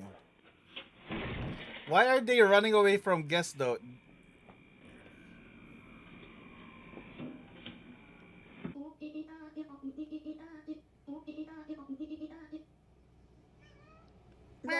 Ah! No!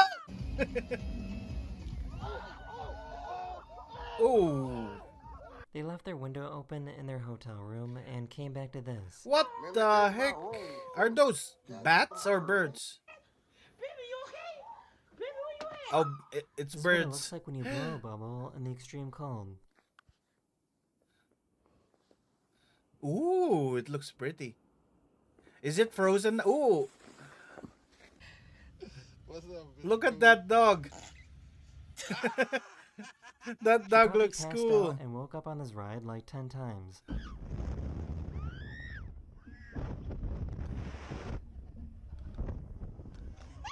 She wakes up and faints.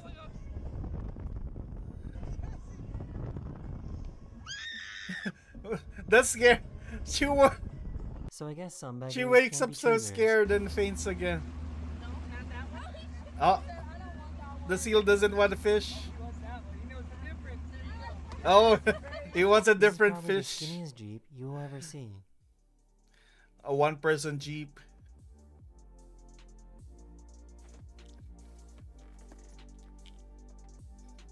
For some reason, It looks like the a frog toy. refused to let go of this fish. Oh, it's a frog. It's his friend. No! I think this kitten was born to be a model.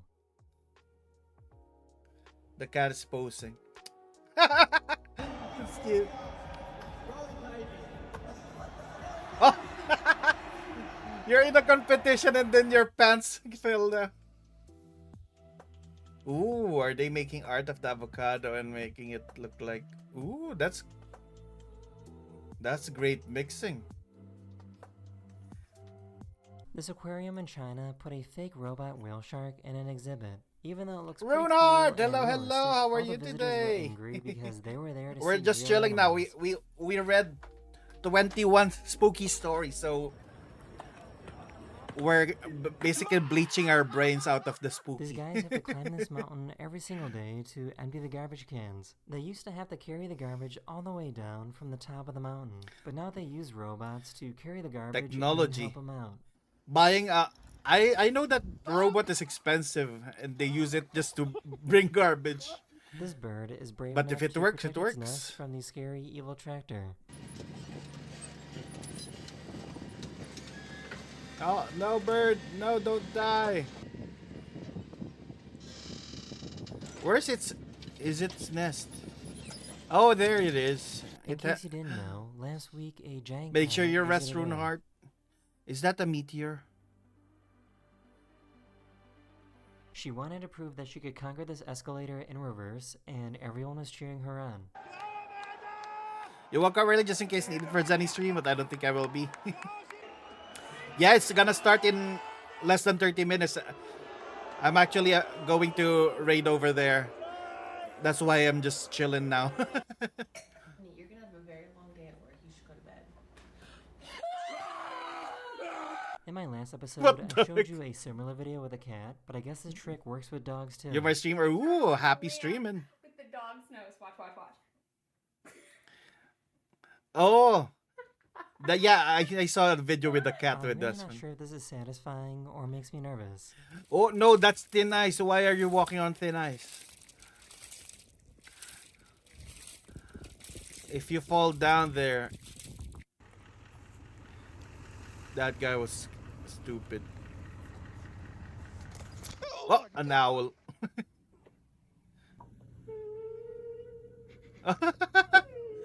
That's cute. A sleeping cat. Ooh! It might look like someone left their booger on a rock, but this is actually a Is it? flatworm.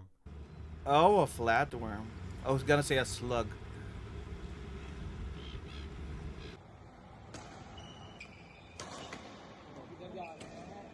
Ooh! He threw his racket and now it's stuck there. Oh!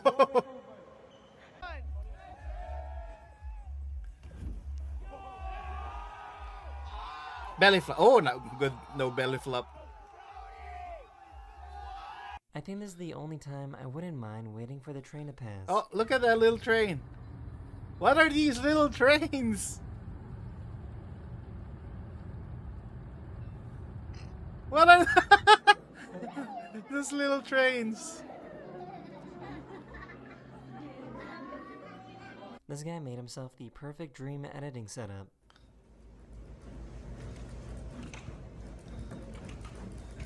It's bad for your back though. You should get a chair.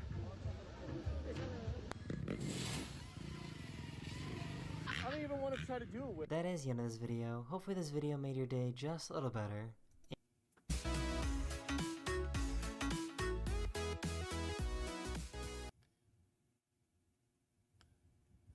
Kim, hello, hello. How are you today, Kim? Hope you're doing Hello, fine. everyone. This is your daily dose of internet. Please stay in school and don't end up like this cat. Oh, that's less self-control, please. The cat is addicted to catnip. Catnip. Can we? Oh my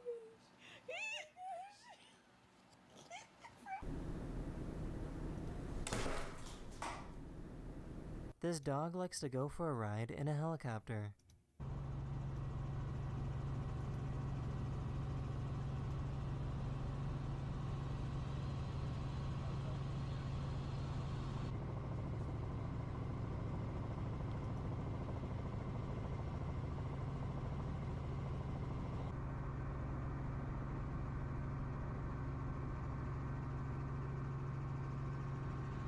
This chipmunk has been trained to eat on command.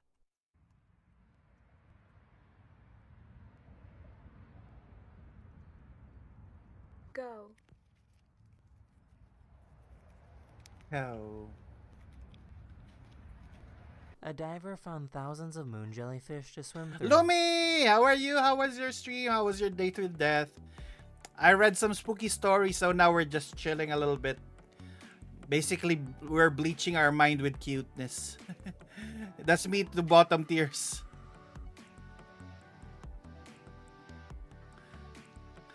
You back the bottom.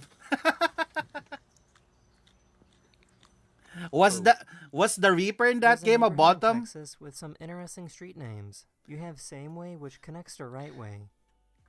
You have Right Oh. Way, which connects to My Way. The Reaper Right Way is also different. connects to Which Way. Straight Way also connects to Right Way.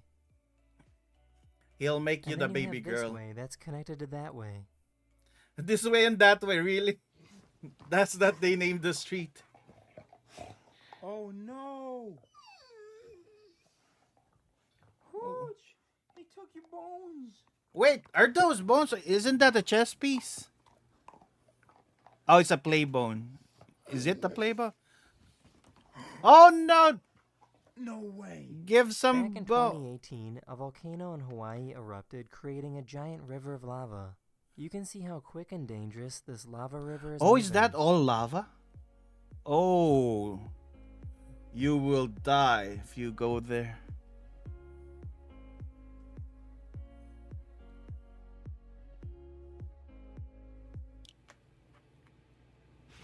Ah, what are you doing, cat? Why are you eating your owner?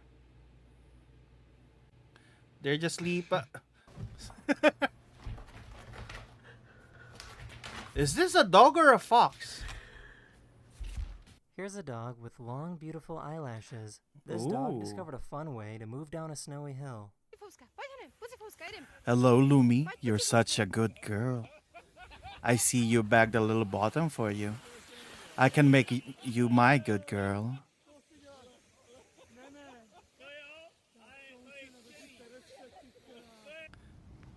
Kuya, please. Oh! Is it going inside the mouth? Does your mouth smell like fish? Ah!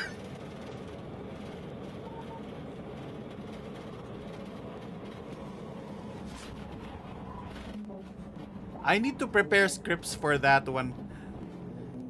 A So police that I officer can was say chasing after something this car longer. when it lost control and successfully launched over the guardrail. Whoa. That jeep jumped. Also, papangayap po ako. Be proud of me. Yeah. Make sure you always rest or I will be Tito mode.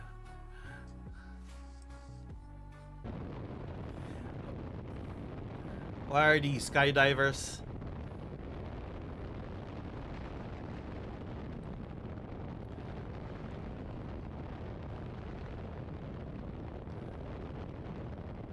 Where are my Tito voice lines? Wait, I'm not sure if you're gonna hear this. Let me play some of my...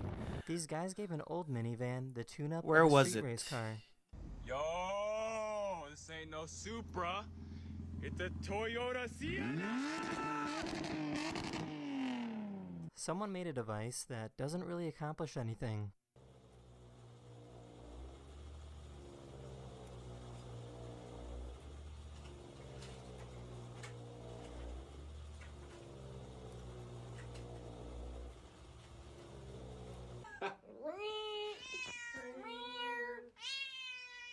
Oh, it's not being. I cannot find the folder where it is. This is what a fish The nursery gato. looks like. Unlike typical fish eggs that stay completely still, these type of fish eggs need constant movement and oxygen from flowing water.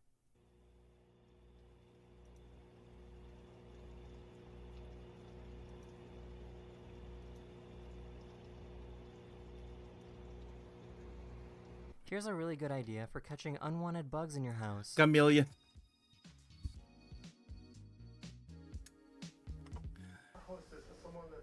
Ah, look at that dog. This Just is swinging what with the a ball. mating dance of a bald eagle looks like. Ooh. Is that the mating that? Isn't that the one? Is the fight for domination A wall one? of lava slowly devoured this car that was in the way. Oh, good luck with the car insurance. They won't pay for that. Doesn't that count as an act of God? So you won't get car insurance. The poor car.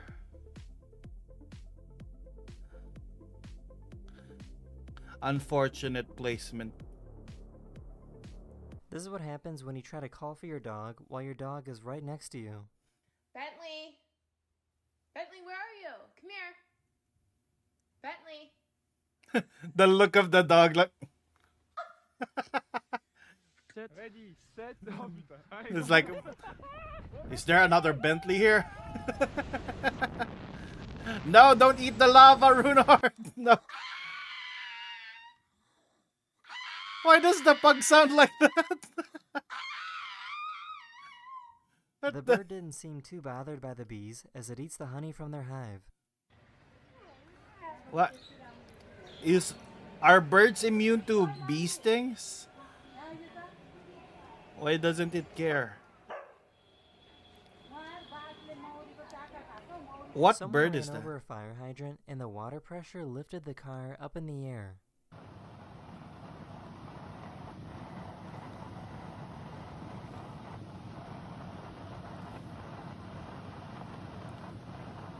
The water damage that would create. This is what they're actually hiding inside of your face mask.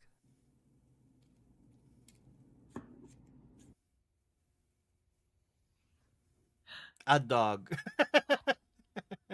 This is where American immigrants have come from over the years. Oh, really? Italy was one of the most prevalent one. Oh, it became Mexico. Mexico's oh, Philippines catching up.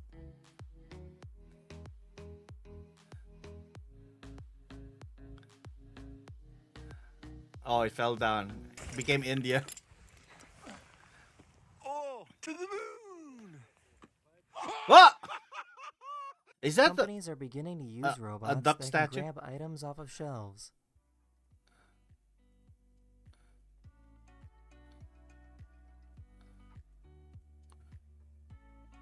Fancy robots.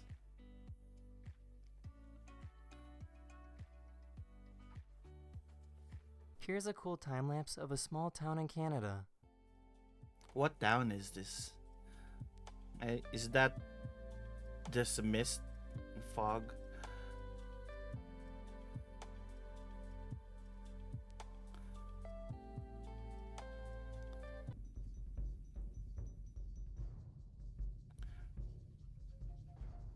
Where is this? No! Go! Go back! Go back! Go back! These people hit this turkey with their car and it got stuck in the grill. Is the turkey still alive? Didn't have to use a gun. Oh my god. Oh, it went really deep. It's still alive! So it seems this guy didn't build a very deep burrow. This plane doesn't need much space to take off. I got surprised. I got surprised with it.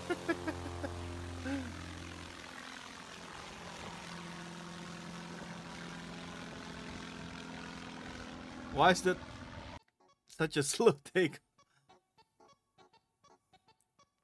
Is this a sheared llama? This cat got a little nervous and protective when the baby put their hands over the balcony. No. That's a cute cat protecting the child. No. No.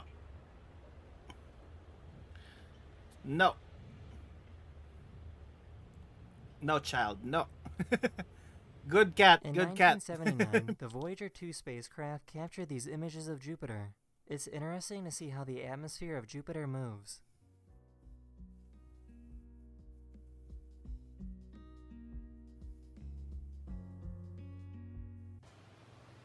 Ah, look at that cat though.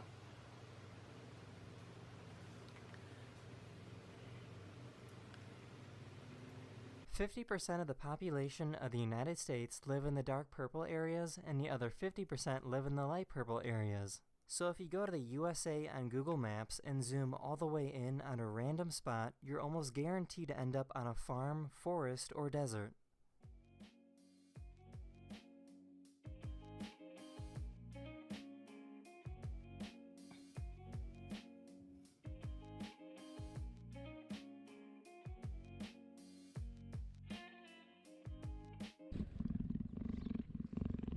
Is this a cheetah?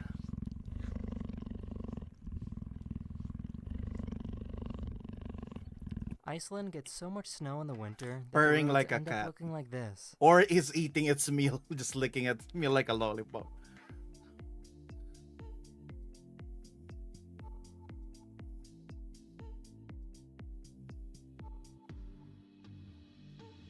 How are they able to maintain these spats though?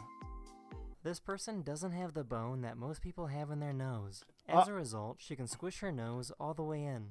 She can squish This it. mayor in Croatia was being interviewed when a 6.4 magnitude earthquake hit the area.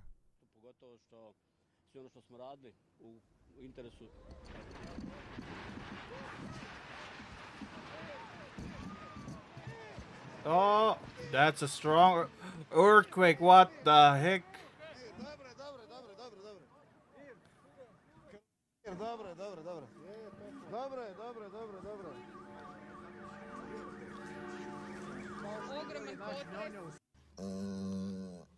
Oh, it's one of those things. I forgot what those are called. The dog is enjoying it. This is what the tongue of a cat looks like up close. It is spiny.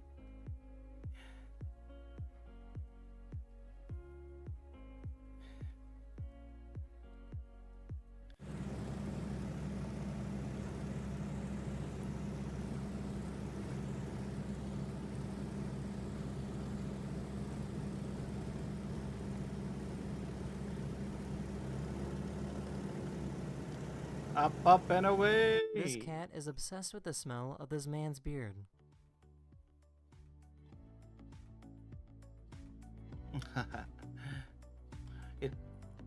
Does it smell of food? Does it have catnip in it? The cat loves it. This is what it's like to ride the elevator in the Eiffel Tower.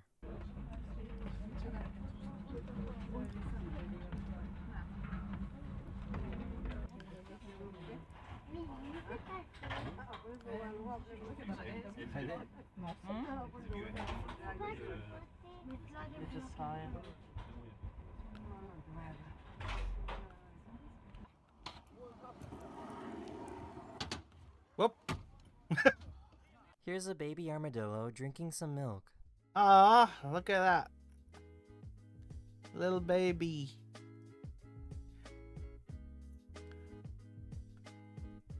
Aw. So cute. This dog got caught practicing its mean face.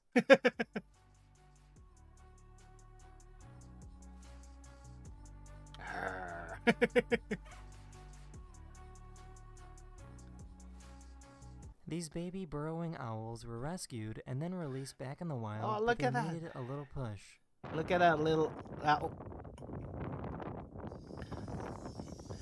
Where are they being sent?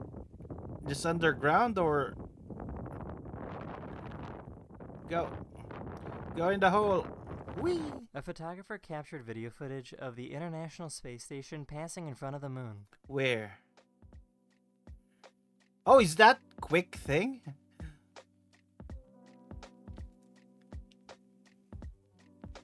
China decided to build a replica of Paris. They tried to copy everything down to the smallest detail by using the same style of architecture. The Eiffel Tower they built is only about a third the size of the real one.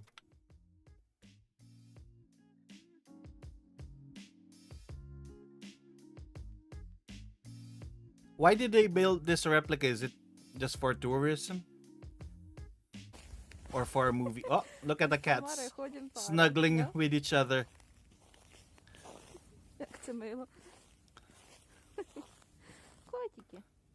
This giant chimney in Slovenia was converted into an extreme rock climbing wall.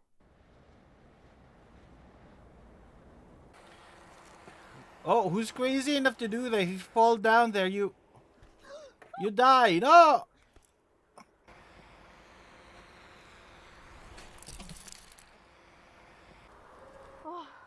If your gear is not connected well, you just die.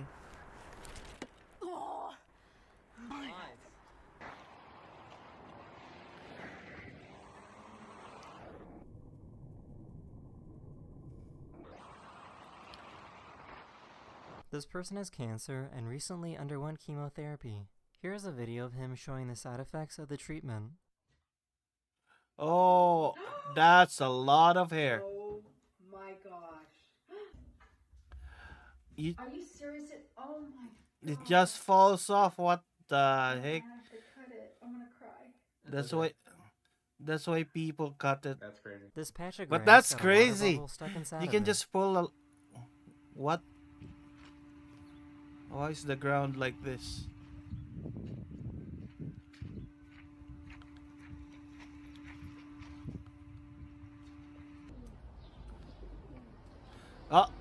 One pigeon is being hypnotized. He has pretty skin though. This bunny hates it when Look someone at that messes being up the sheets on the hypnotized. bed.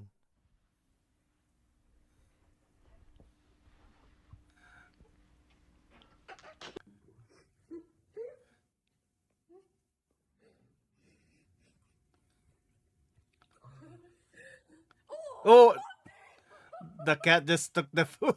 This guy made his own grappling device. Ooh, that's cool.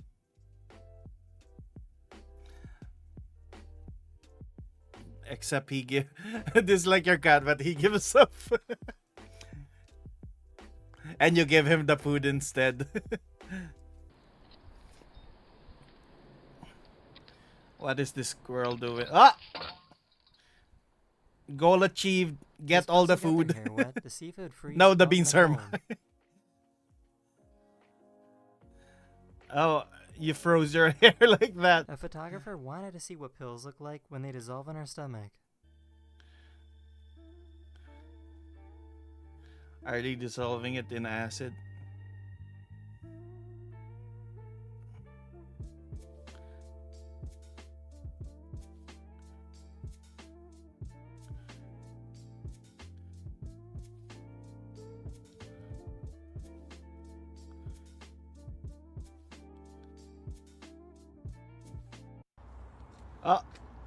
A lot of trash Dude, pandas. How? How? Are there this many of you right now? It's their That's house. unreal. Trying to get the snow off the roof, and it worked a little too well.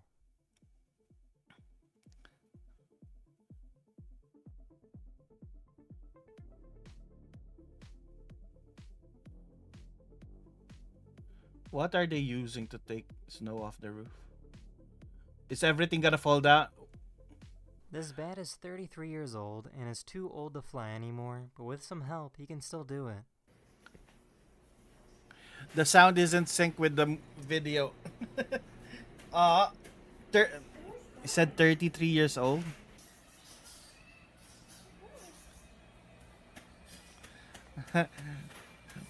We'll pretend flying. This person set up a synthesizer that allows us to listen in on the electrical signals that mushrooms create. Yeah, man, look at that. Mushrooms make this sound.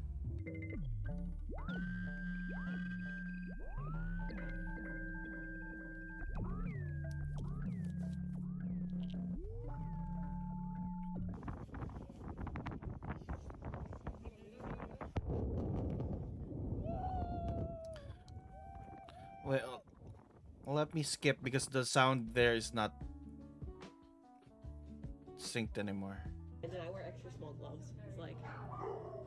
Wait, the sound is not synced This anymore. guy put on a mask that makes it look like he isn't wearing his mask properly.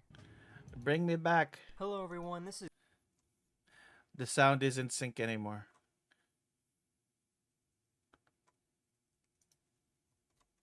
Let me get a different one. Hello everyone, this is your daily dose of internet. I think bees are trying to talk to us. I forgot what this is called, but there is เล่นเวฟครับ this is called something. ดูเอานะครับเผื่อมีเลขเผื่อใครมีโชคนะครับ Oh, I remember that glass. That glass is in Mesa. That glass is from one of the restaurants in the Philippines. They actually bought defective glasses just to make it A fight look broke like out at school, and this teacher went to go stop it.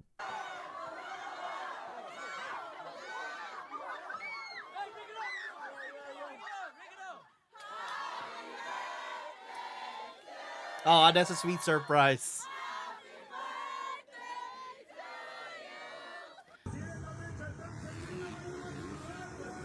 Are those children? That's dangerous though. Why would you risk your children there? This guy tossed in his cat to go catch a rat. Oh, that's a rat. Go. Oh, the cat was the one who was A running. group of scientists wanted to show what it'd probably be like to have the same vision as a bee. What is that? Is he rubbing pollen on his hand?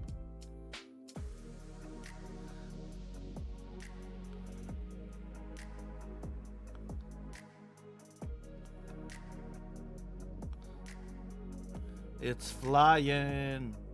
Imagine screwing up so badly that a baby tells you to leave.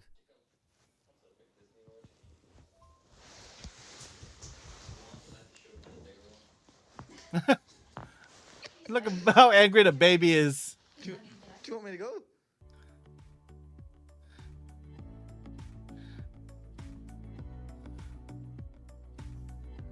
He's so good at that, the color mixing.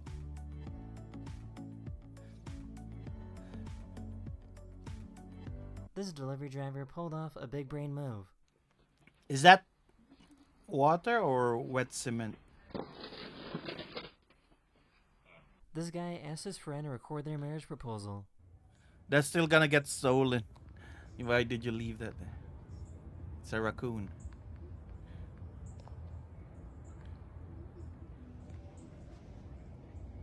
Oh, you missed the marriage proposal because you...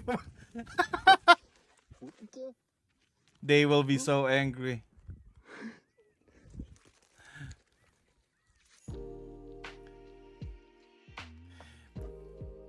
He missed the... That is the end of this video. We hope you enjoyed. He missed the proposal because of that. Hello everyone, this is your daily dose of internet. A few days ago, a door on a plane suddenly opened and fell off a few minutes into a flight. What the heck? Imagine being on that seat Everyone though. on board was unharmed and they made an emergency landing. Okay, so there was no one seated there. Good thing no one was seated.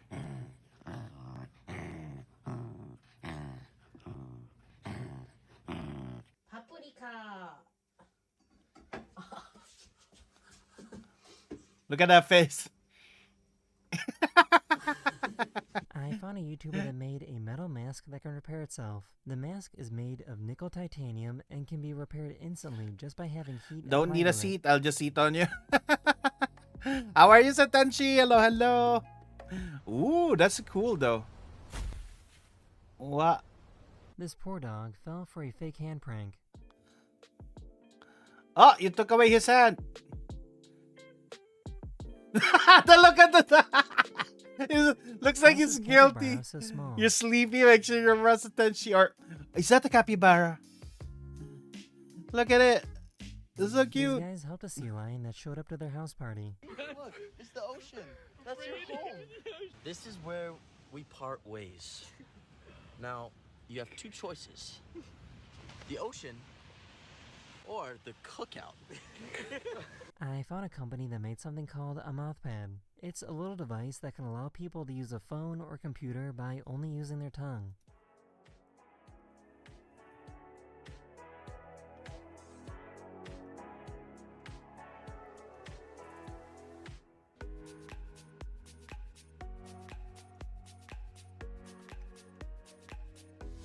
Don't worry, the dog was wearing a harness. Apertura automática. Ah, Ma che brava, Nick. free sugar opener. Is that mac and cheese? You probably want to eat this food, but it's not real. I paid an artist to make some realistic food out of wax. Oh, it's a wax. There's a fuel shortage in India right now, so many delivery drivers are having to resort to using horses to deliver food. Uber Eats with horse. Oh! It's a dog fighting I the. feel like this should be illegal.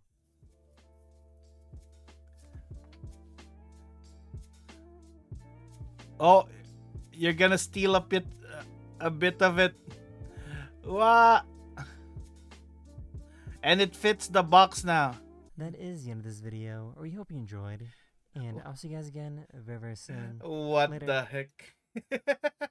But yeah, that is the end of this stream as well. I hope you guys enjoyed a little bit of the spooky animations as well as the spooky videos. Tomorrow we're gonna have a little bit of a double feature again. We're gonna watch some corny, basically a corny Filipino horror movie anthology. Some shake, rattle, and roll. But yeah, we're gonna head over to Zenny Zenny Studios is doing an event today, so I'm going to send you over there. All right. Thank you, each and every one of you. And yeah, tonight, again, we are doing a double feature movie night. So if you want to join us, come join the stream. I hope you guys enjoy the Spooky Stars today and tomorrow. It's one of our last movie nights, but because we only do it during Spooktober. But again, also a reminder, we are doing the challenge. We are 19K away, 19K seeds away for me to play some horror games. So if we reach it, I'm gonna play some horror games as well as reveal my Halloween costume. So yeah, if you have some seeds to spare, go and submit for the community goal. I wanted to decrease that, but I couldn't. So I'm just saying that when it reaches 150, we will do it.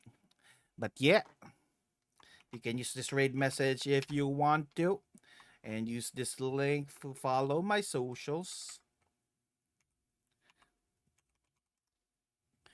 All right, everyone. Appreciate each and every one of you.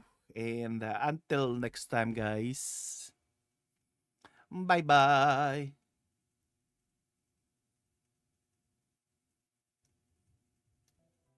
In the mornings, I am a researcher, and I do a lot of research with my research associate Kuma over here. And at night, I turn into the Reaper and take the souls of those who owe something from the void.